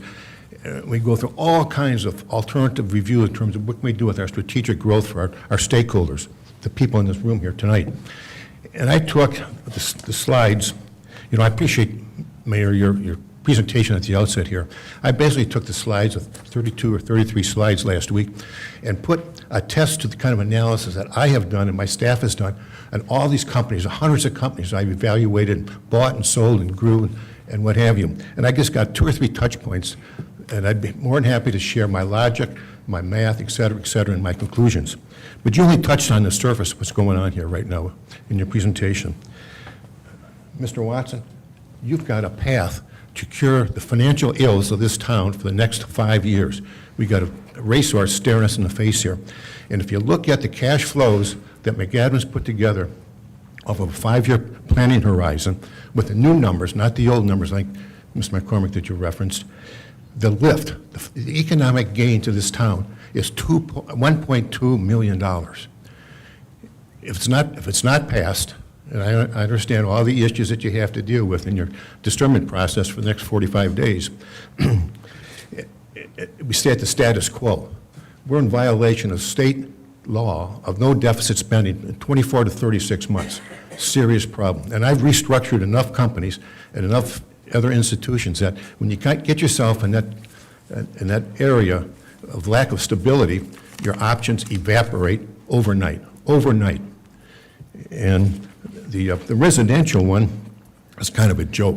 The lift, the economic lift, the 14 or 16 acre development on there for residential to the town over the 5-year planning horizon is $151,000 compared the $1.2 million lift that this opportunity presents us here. Thank you. Thank you. Jean is up, and Bonnie Morrow will be, oh, I'm sorry. Long day. Bonnie I read it the same way. lives at 105 North Forest Lane.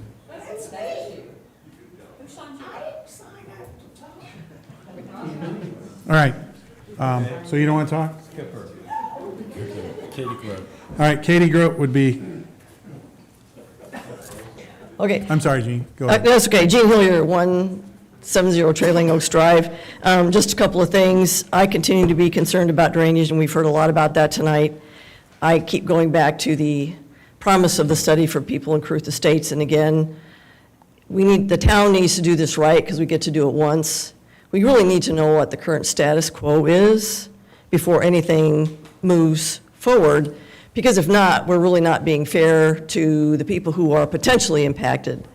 The other thing that has sort of like come up but not a lot is, and I don't know the answer, but I think it's the town, somebody needs to look into this, maybe the town attorney.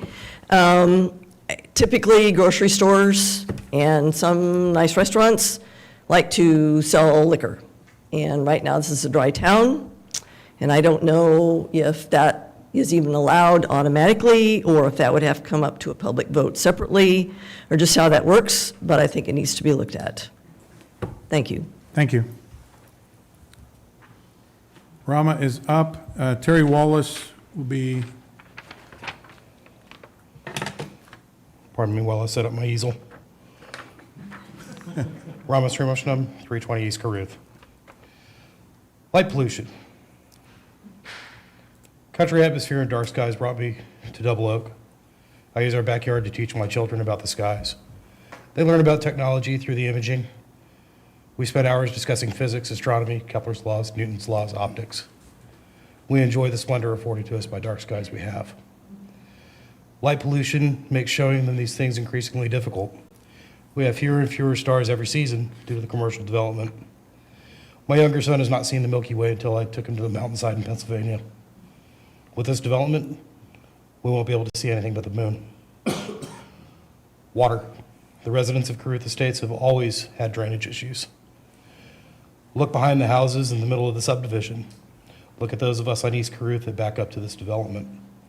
The planned retention ponds are just going to collect all of the runoff and garbage right next to Caruth Estates and send it our way.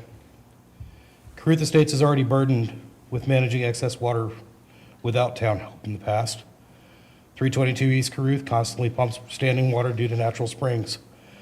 My place, 320 East Caruth, has to wait weeks after rains for runoff to dry off enough to mow.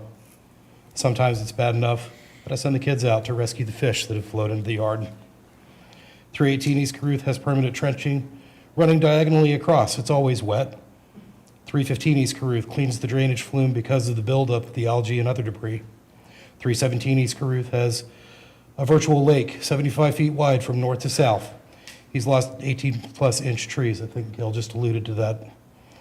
That's not the first one. 319 East Caruth has the same issues. This water covers large expanses of our neighborhoods with each rain. Speaking to the rate per day is fine. Who's addressing duration? Water is already continuously flowing. The ground is always wet. Who's maintaining the collection ponds? Who's preventing them from becoming infested with mosquitoes? Who's cleaning up the garbage?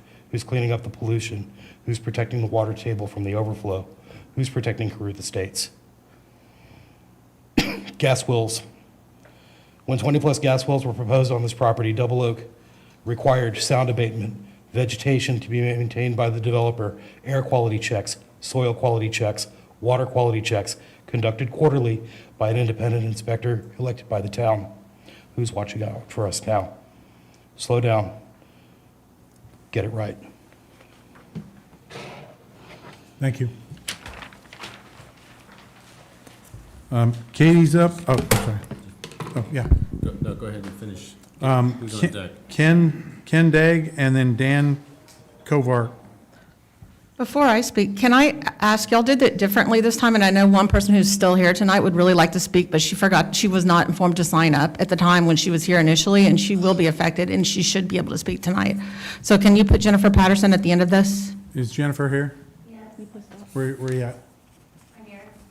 Okay.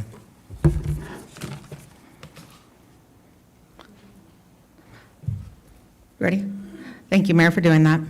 My name is Katie Grote, 165 Double Oaks Drive. First off, I want to address the Open Records Act, Information Act. I requested one on 2/22 of 2026 with the topic of the proposed shopping center.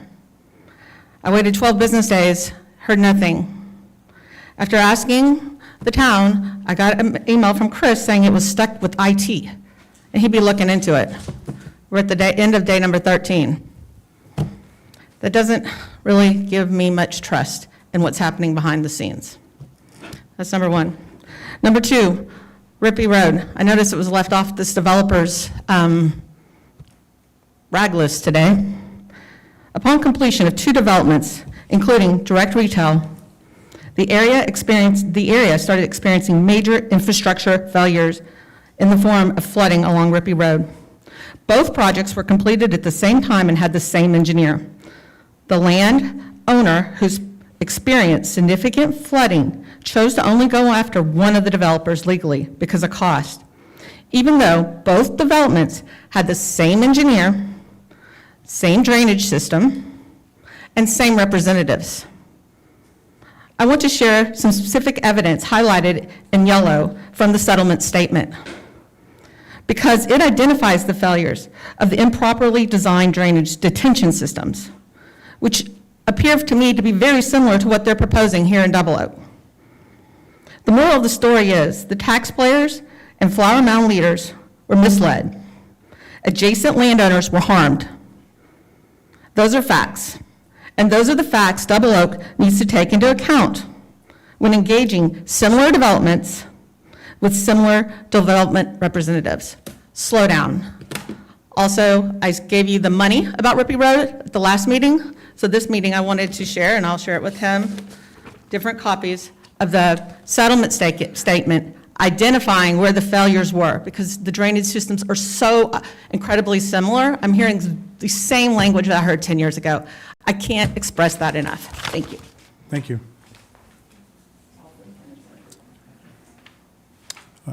Ken is up, followed by Dan Kovark. And then Bill Dunaway. My name is Kenneth Daig. I live at 315 Caruth Estates, East Caruth Lane. I used to think that Brawley Farms was the problem with the drainage, but there is no way to measure the amount of water that comes out of that Brawley Farms deal.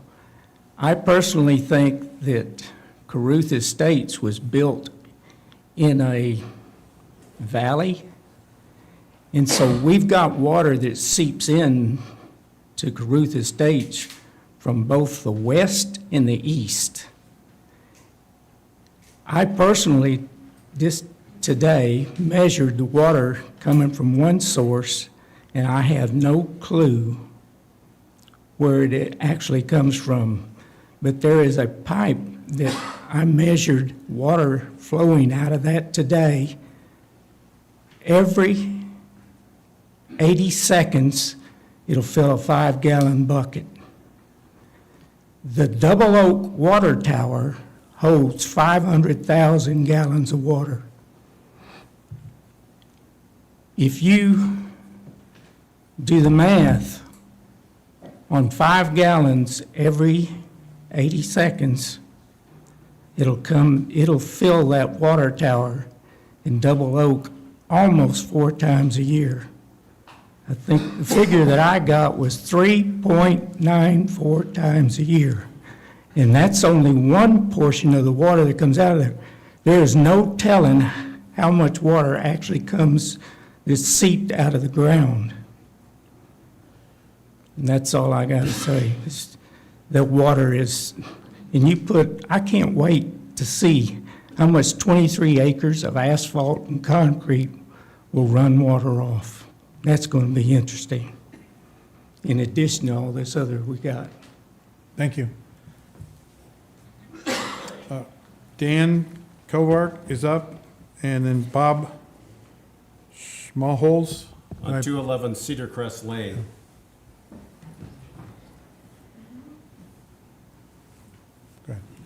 Hello, my name's Dan Kovarik. I live at 750 Simmons. I'm at the far end of Simmons from this development.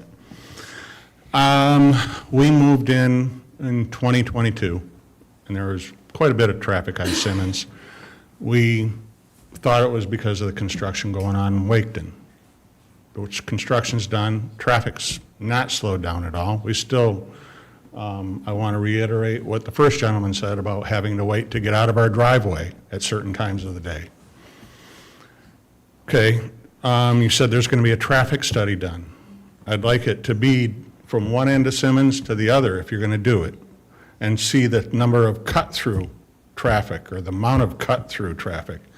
Putting a shopping center at the end of our street at at Simmons and 407, that's going to increase that cut-through traffic exponentially, and I think you all know that.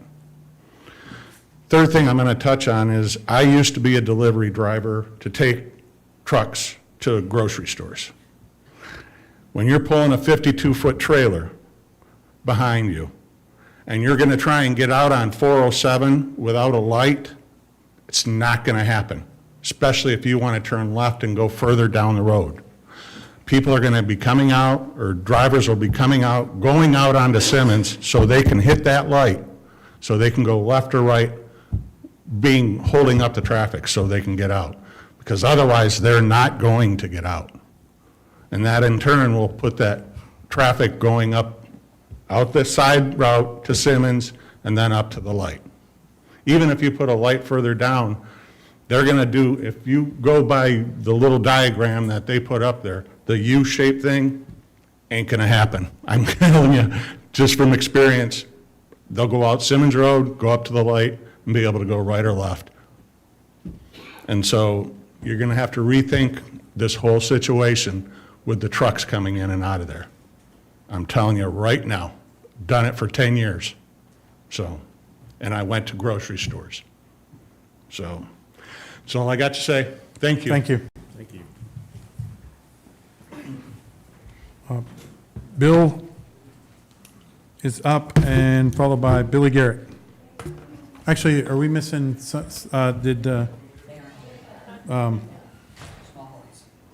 Small, okay. So then it would be Billy Garrett and Teddy Williams. Ready?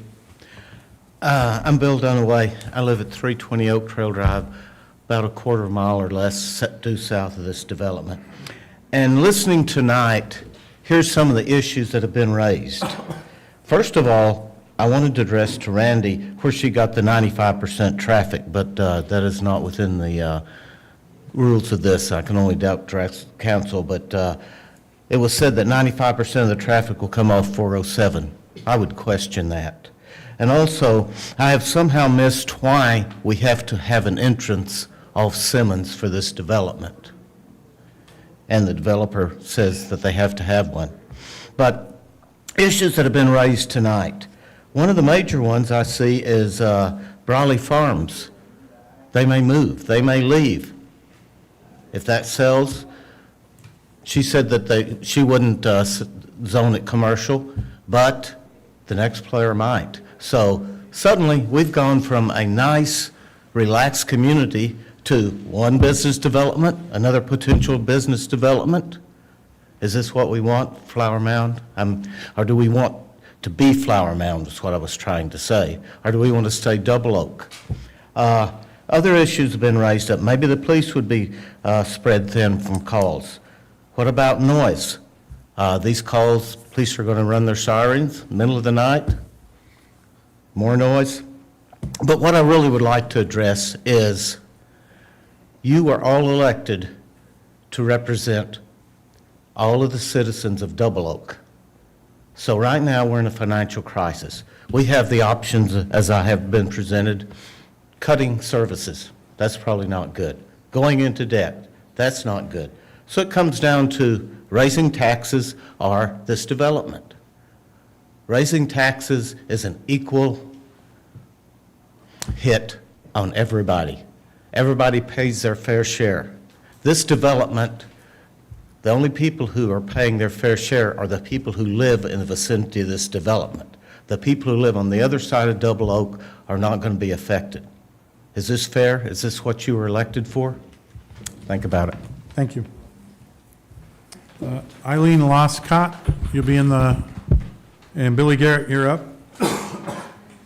Is Teddy Williams here? One sec, Billy. All right. Then it would be Eileen and Ever Martinez. Billy Garrett, 103 West Cruz Lane. Neil's out of town. I called him this morning and said, will you drain the lake? He goes, what? That's code for, will you turn on the sump pump that will drain the water out of my backyard? We set up a sump pump a long time ago so that it would drain water. I don't back up, you guys know, most of you know where I live. I don't back up to this property, but I'm catty-cornered to the Spagnolas. All of that water comes right where we live, runs under 407. Has it helped since we widened 407? Yes, but it is a huge problem. And it's not just for the people who back up next to the property. It's several houses all throughout Cruz. And it's Brawley's Pond, it's there's Wolf Run, comes from everywhere, goes under 407. My other thing is, due to previous positions that I've held in this town, I know that we need more income. We will always need more income to support our infrastructure and to support our town. When we moved in almost 15 years ago, one of the things I remember thinking was, where am I going to get gas? Because there were no gas stations around. There was no Kroger with a gas station. Walmart was there, but they didn't have a gas station at the time. The Quick Trip wasn't at Wayton and 2499, but I never dreamed there would be a gas station on that beautiful land that backs up to our property. My question is, are the grocers that you guys are talking to, is it required to have a gas station? Not that a grocery store, I vision like a really nice restaurant or something over there. But I'm just curious as to why we have to have a gas station, because they're everywhere. I don't really know why we need a grocery store, because they're everywhere too. But apparently there's interest, and we think we can support it. But those are really my things. The drainage, the traffic, I talked last time about the noise, it's terrible. And, you know, just doing the best thing for our town. It's what all of you have to decide in the end. And I love it that the developers are open to what the citizens are requesting. And I also appreciate that we need to know all of this before we do anything. The drainage, the traffic, all of that needs to be upfront before we make any decisions. So, thank you. Thank you. So Eileen, one sec, Eileen. Ever, and then Amanda.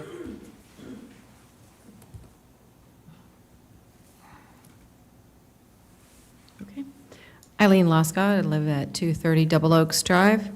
I just have one main question for all the people. I keep hearing about the drain water is going to drain off at certain rates and so on and so on. I've not heard anything at all about where it's draining. Is a new culvert to a creek or something going to be built? Nobody has said where. I think that needs to be explored. Where is it going to go? And then the other thing I wanted to say is I'm begging the town council and P&Z to really, as everybody else has said, slow the roll and really look at mandating no entrance on Simmons. It's going to be nothing but a nightmare and accidents waiting to happen. Make it so it's only entrances off of 407, one with a light. I know that doubles up lights and people are going to be mad. It's better than dying. And no gas station. Please, no gas station. make it smaller, size it out properly for this size of town. Thank you. Thank you. Ever? One sec. Mike Seavey? Is Mike Seavey here? Yes. All right, you'll be up. I'm sorry? I'll take his place. Okay. Steve Leon will go for Mike. Okay. We'll add, Mickey will add you on at the end. Just, so Mike is not wanting to speak. Okay? Then Rosemary Vigil would be next up. Ever, go ahead. Ever Martinez, 32 East Caruth Lane. The proposal that is being put before us has been presented to us in a way to generate sales tax revenue for the town. But sales tax revenue may last for a couple of budget cycles, but the impact of this decision will last for generations to come. When a development is being considered primarily to generate tax revenue, it becomes even more important to carefully consider the long-term effects and impact on the people who live here. And the impact is real. The development affects property values and rural character that brought many of us to Double Oak in the first place. It affects residents who live along Simmons Road, the families on the side streets connected to Simmons, and potentially even residents along Kings Road as traffic increases. It affects Brawley Farms and the families who live directly next to the proposed development who will experience the most immediate changes to their surroundings. There's also environmental considerations, drainage, stormwater, runoff, and the natural land surrounding this area. Another concern is how this project is being evaluated. Traffic studies, drainage studies, property impact projections are all being provided largely by the developer. At a previous meeting, when I asked this town council why was commissioning its own independent studies, the response was it was simply too expensive. Unexcusable in my opinion. But when a decision will permanently change the land use of 23 acres and affect the surrounding homes, roads, property values, and the environment, relying solely on the developer-funded studies raises serious concerns and questions. Unfortunately, tonight during the meeting, McAdams, the town's planning consultant, confirmed that they have not visited affected property owners to the understanding existing drainage conditions because they had not been directed by the town council to do so, stating that they only do what we're asked.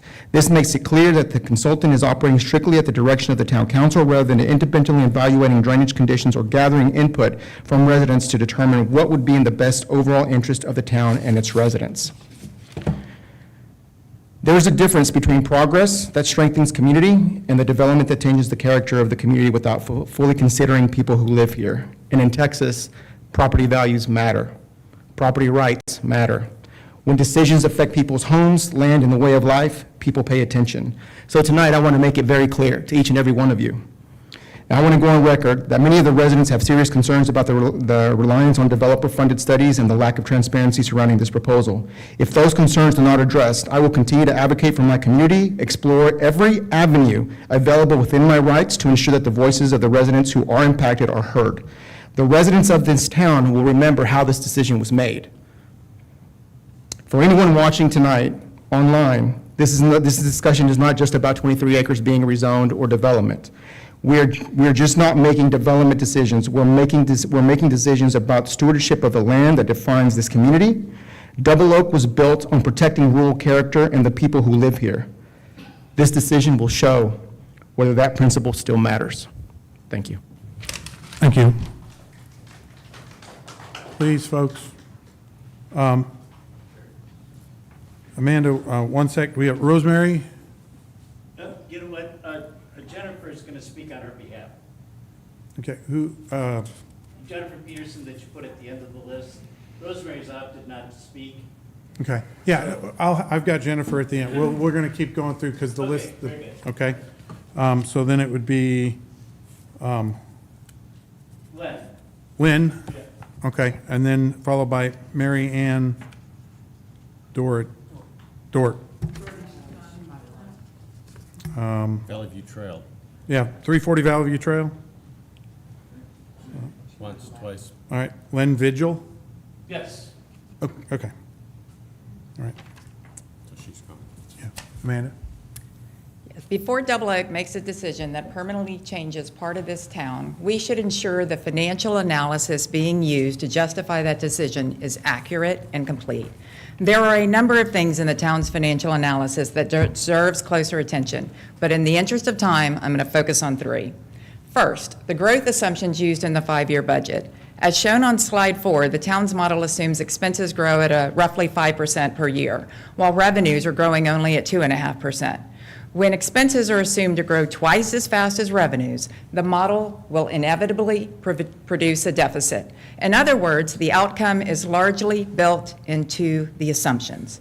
I raised this issue at the last meeting. The council then had a full week to review the presentation before it posted it publicly last night.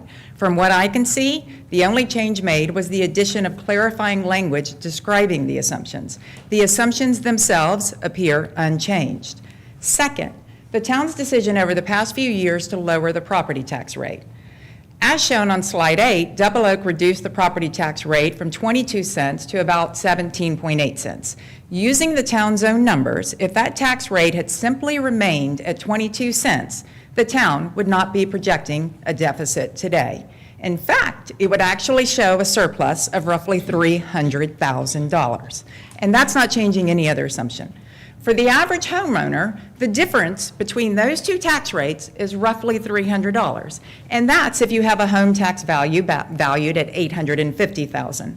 According to the town's own presentation on slide 10, the average taxable value of homes in Double Oak is closer to $650,000, meaning the actual impact for homeowners could be even less. As shown on slide 9, even at the 22-cent rate, Double Oak would still be among the lowest tax rate communities in the area. In other words, much of the financial pressure being discussed tonight is largely the result of past policy choices, which raises a simple question for the community. Would we rather pay a few $100s more per year or approve a development that permanently changes the character of Double Oak? Third, the projected financial benefit of the development itself. As shown on slide 15, most of the Double Oak state tax revenues already come from online purchases, not local retail stores, and they get no money from a gas station. When reviewing the development valuation on slide 17, the projected property tax revenue appears overstated due to a land value calculation that significantly inflates the square footage of the remaining acreage. Correcting that math reduces the projected annual tax revenue from about $112,000 to roughly $82,000. To be clear, many residents are not opposed to development. Residential development or a thoughtfully designed mixed-use approach may ultimately make sense. But before making a decision that permanently changes the town, we should ensure the financial analysis being used to justify that decision is thorough, objective, and complete. I ask the citizens of Double Oak to join me in urging the council to commission an independent financial analysis so that the economic impacts of all viable options can be evaluated fairly and transparently. Slowing down the analysis phase now is far better than rushing into a development decision that cannot be reversed.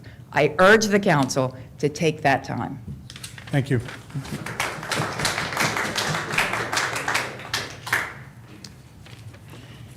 Lynn, did Marianne not? All right. Pam Graham? Jerry there, 125 Lake Trail. Jerry here? Okay, then Mike Holland, you'll be up, followed by Jennifer Patterson. Len? All right, thank you. Thank you, Mayor. My name is Len Vigil. I live at 326 East Caruth Lane. Full disclosure, Rosemary and I met with Messrs. Watson and Hips in our home, and we had a very cordial discussion. Appreciate their putting the time and the effort in to see us and talk about. They heard our concerns, and they discussed potential remedies, all of which I appreciate. My question would be to all of you, that is, where have you guys been? Not that you need to come to us. And I applaud those of you that have gone to see Brawley Farms and have gone to see the water issues. But, you know, in 2023, when all of you were running for the first time and you were toting around your signs that you want to put in our yards, you were readily available, all the Caruths, okay? But since this has come up, we've not seen you guys. And I think you need to walk the properties. And I really want to focus on Brawley Farms. This is quintessential Texas. I mean, what says Texas more than steeds and steers, or not steers, steeds and stallions, and whatever they are? I don't really know. I'm not from here, and so I'm winging it. And You're doing fine. So thank you. So nonetheless, it's really important. You've got to understand what the impact is. I mean, you potentially jeopardize their business, and you jeopardize the absolute, just what's the wonderful features that are Double Oak. We've been here, excuse me, we've been here since 2004. And, it's a dream come true. But what is not a dream come true is, everybody talks about, Chick-fil-A. It could as easily be, what was the one I wrote down here? It could easily be Long John Silver, And who wants to live 500 feet from the deep fryer of a Long John Silver? Is that the values at Double Oak? I don't think that's the case. And so I think it's really important that you come out, see what the water issues are like, and to visit Brawley Farms particularly. If you see what it's a masterful endeavor that they've got going on over there.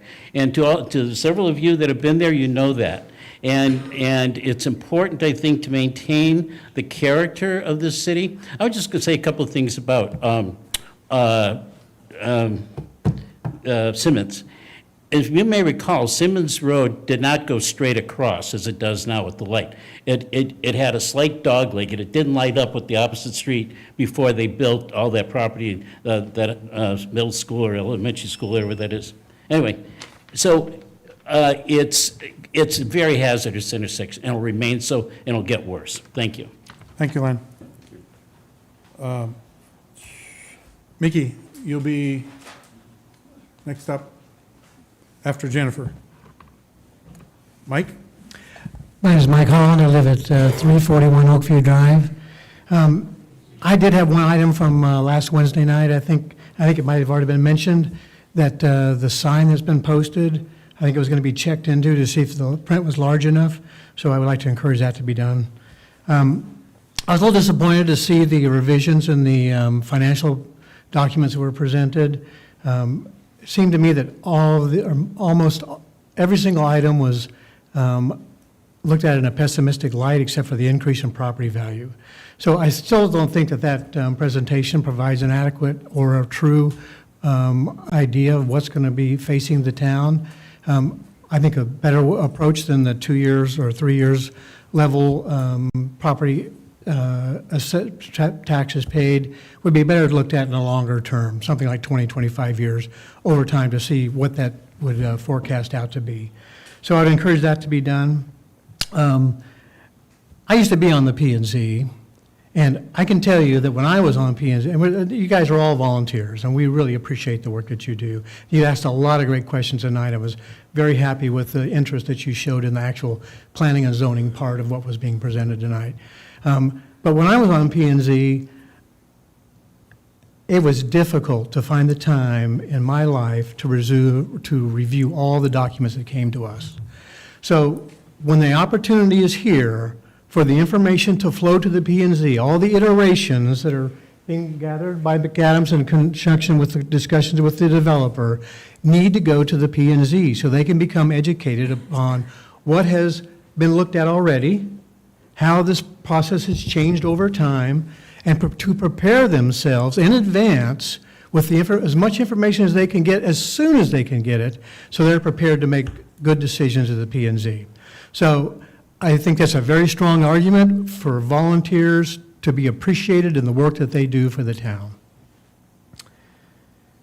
These folks at McAdams here perform a function that I didn't have when I was on P&Z. These guys, under contract from the town, are our planning and zoning staff.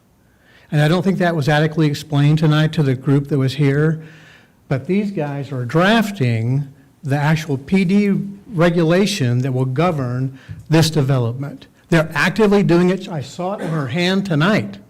So the opportunity is here with the input from the P&Z and from the citizens to help her develop the work product that's going to go to the P&Z and ultimately to the council to be voted on. So if you are interested in having input into what's going to happen with this development, these people need to get that, and I've been told that Chris is the gateway to these people. That is correct. So if you want to make input, do it through them. Thank you for your time. Thank you, Mike. Thank you. Jennifer.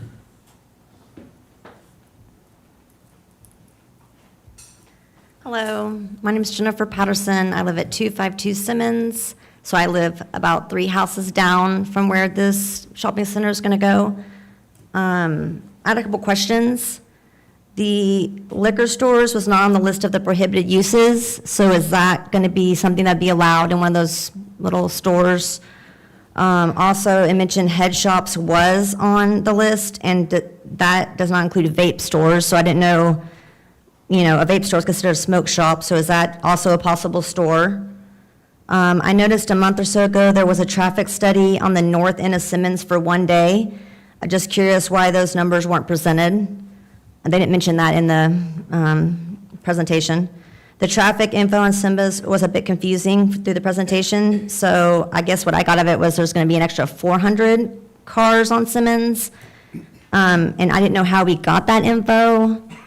And either way, that's more cars and that I can't get out my driveway. That's going to be real difficult to try to get out any time of day. Also, one of the slides, they presented that Simmons could hold 10,500 cars inbound and 10,500 cars outbound.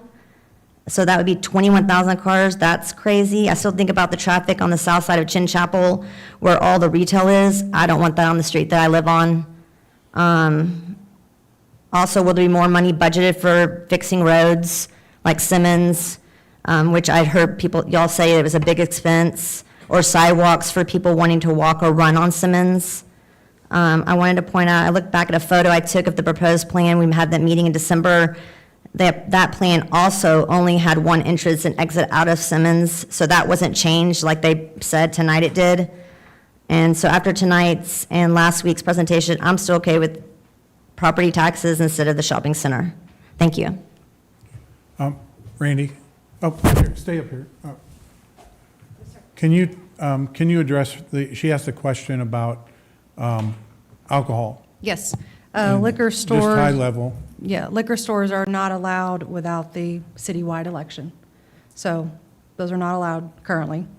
And then the vape stores, we can look into adding that separately if it's not included in the head shops, which have been defined in the PD to talk about drug paraphernalia and other illicit drugs. And so those two things, I think, those are the only two that I think that you mentioned that I could speak to about the PD. The traffic study. I The- saw that there Oh, was- yeah, somebody else had asked. There was one day that there was a line across Simmons and off of 407, but it was only one day. Okay. So I didn't know, was that in the presentation at all? Or? You're talking about seeing the traffic count, or the Yes. traffic counter out there? Uh-huh. Yeah, we do not have those numbers of that counter. Okay. I was reporting on the traffic study provided by the applicant. Those are the numbers that came from their traffic engineer, Okay. so, Thank you. thank you.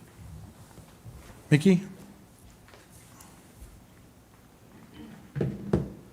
Thanks for adding me, I appreciate it. I just wanted to say these folks over here are trying hard to make this work. And I think they've changed things, and I appreciate that. I know I talked too much. I ran out of time last time, so I still have a couple questions to ask. First of all, their studies, their projections, what if they're wrong? What if the drainage stuff doesn't work? Who's responsible for it after that? And here's the reason I ask that.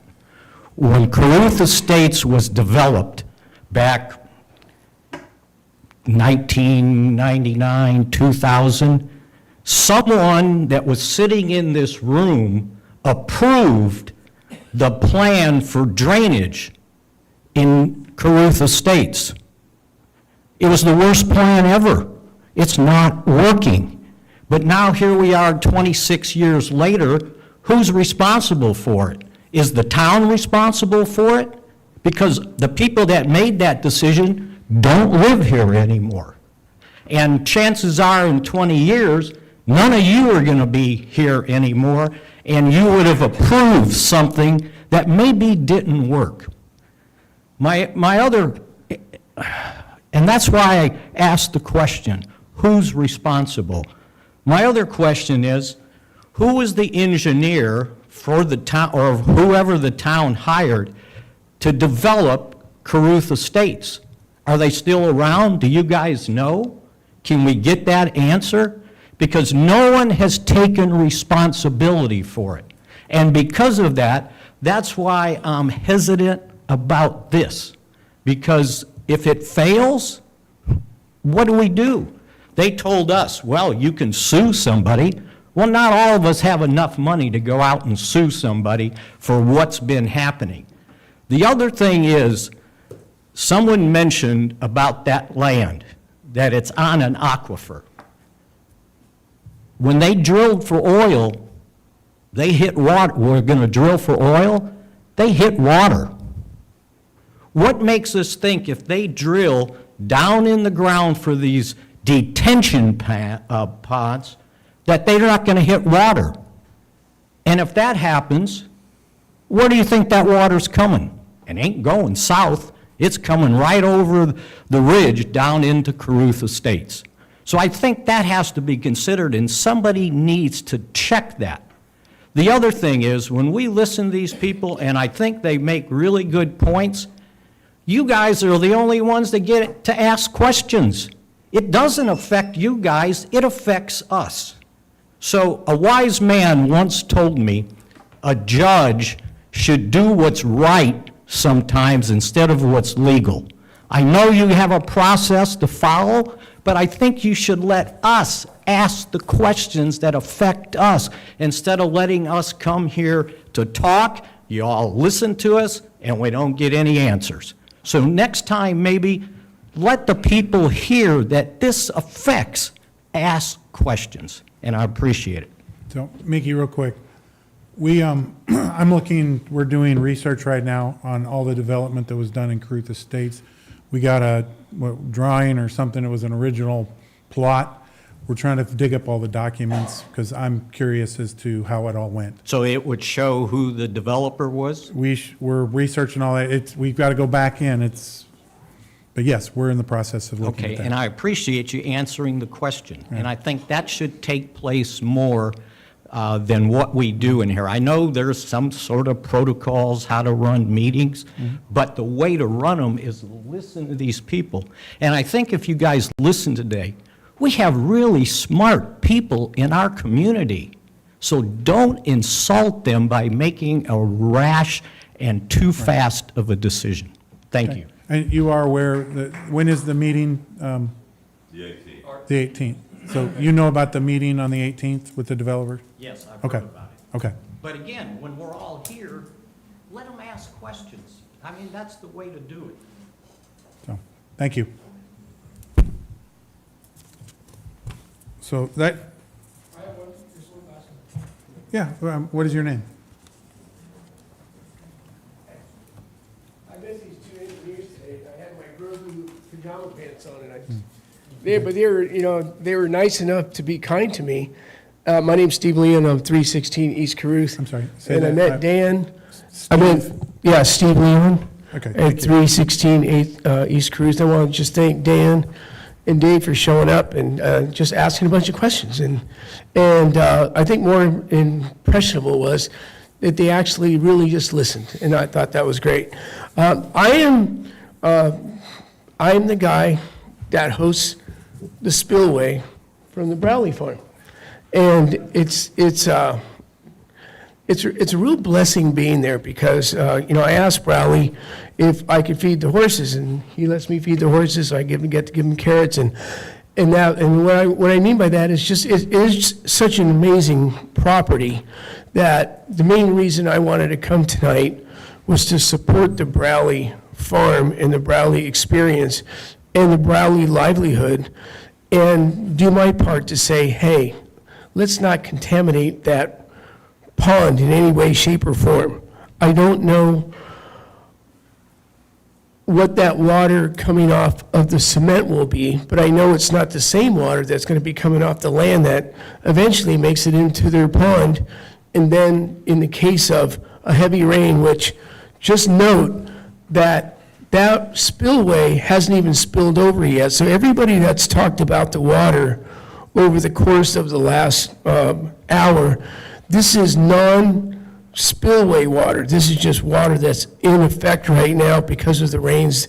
The Browley Farm hasn't filled up and overflowed yet. So when I was talking to these gentlemen, I go, what happens if the ponds fill up and then they mitigate the water and then the overall level of the Browley Farm stays high and then that spillway becomes more continuous? It's my experience that when that spillway engages, it's about 8 or 9 hours of really rushing water after the rain stops. I've timed it. It's about 7 to 9 hours, depending on it. It just keeps on coming, and it's really chaos what happens. In the middle of Caruth, I put a bunch of blocks, and I built some swales, and I did everything I can, and Browley actually said, hey, thanks for doing something, and I was just frankly, I think it was 2 years ago when it rained really hard, it just really scared the hell out of me because I thought it's going to overrun. It's going to overrun the pond, and then who knows what that effect's going to be. So I believe in two things. I believe that the geese, the ducks, the egrets, and that whole reserve there that they have should be preserved. I think the water should not come into that property, as I think Mr. Dave Watson said, some way they can avert it and have it go somewhere else and let us deal with the existing water situation that we've had since 2001. I spoke to the engineer. I'm an original Caruth Estates person, and he showed me everything. And it was barely legal, but it was just legal enough to get away with it. So he said, go for it, you can fight it, but the engineering schematics were half-inch or whatever that jargon was, and we never went for it, so that was that. The one thing I will say about Sir? just making a left out of 407, I think that's a really dangerous episode, because it's really dangerous now, and I think it's going to be really crazy coming out of there, and I think that needs to be considered as well. Okay. So, thank you very much. Thank you.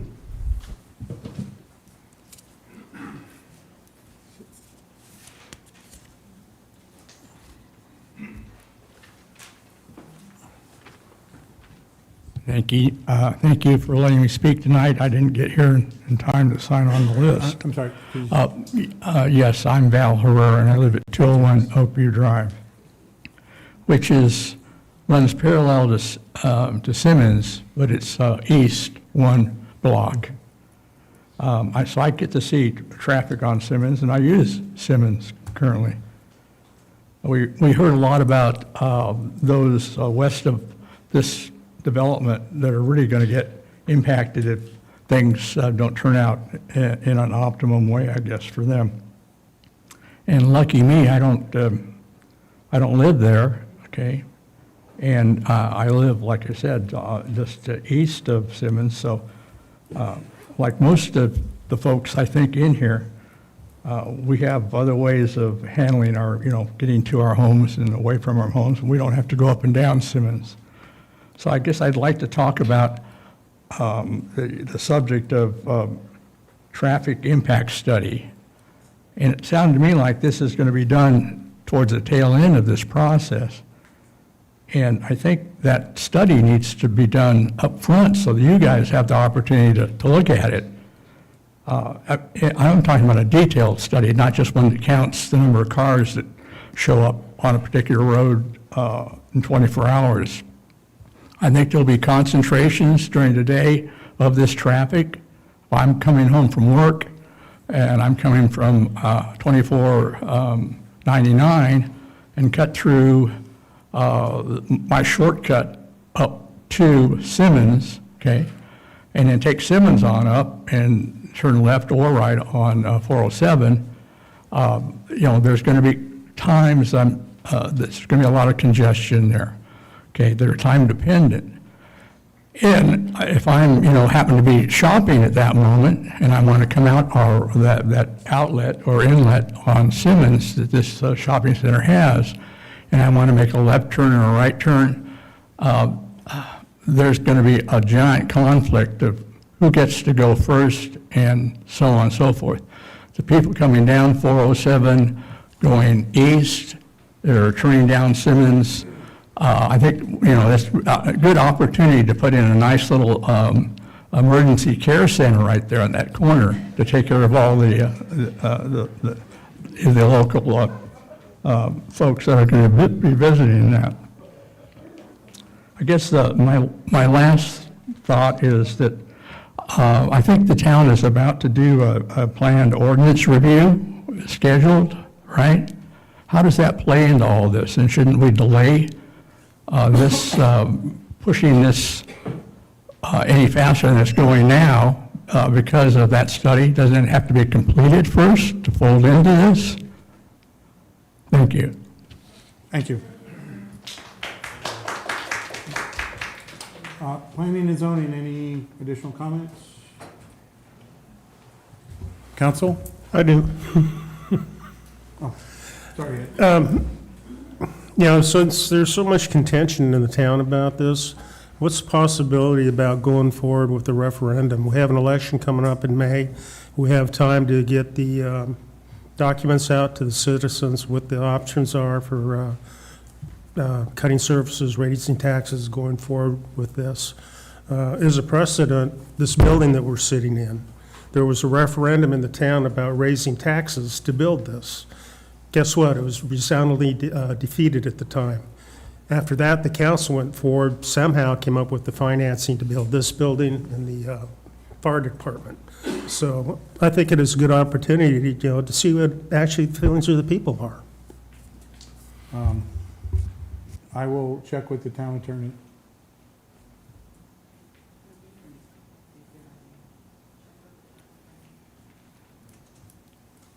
Council? Andrew? Thank you, P&Z. All of the P&Z being present again. I'm proud that you've made the time 2 Wednesdays in a row. As Mr. Holland said, you are correct, Gene. Thank you. Andrew Weaver, Chair of the P&Z, thank you. I'm pleased and proud of all the members of the P&Z being here together 100%. As Mr. Holland said, this is volunteer duty. It is difficult volunteer duty sometimes. Sometimes it's easy. We just move a replat line, but this is one of the more difficult ones that you will probably see in your whole career. And I appreciate that you listened attentively to all of the citizens and took in their comments, and as we chart a way forward. So with that, Mr. Mayor, thank you. Thank you, Andrew. Council, I echo his remarks. Obviously, there's still a lot of work to be done. I'd like to thank McAdams for the work that they've done, the work that they'll continue to do. There's a lot of work still left to be done. I'd like to thank Direct Retail in terms of what they've done from a standpoint of meeting with the citizens and listening to the citizens, making adjustments. They've still got work to do. So this is definitely a work in process. As we get the information, Dan, and we get our engineers aligned in terms of when we can bring it to you all, we will absolutely do it right away. It doesn't make any sense to bring something that's not an incomplete document. That makes no sense at all. So we'll make sure that it gets refined to the point where we will share all the documents. We will be posting a lot of these presentations and such on the webpage, I believe, that's connected to our website. And then citizens, thank you for spending the time this evening with us. Many of you stuck around. I appreciate that. We're still not done on this process. There's a lot of work to be done, and we'll be letting you know what next steps are. It doesn't mean that there could not be another public meeting or public workshop. I'm not going to say yes that there is. I'm not going to say that there's not. We're going to take a lot of things into consideration. We'll get together and meet with all parties to get their take on it, and then we will share back information that we find. So with that, I'm going to close the meeting out. It is 11:09. Thank you all.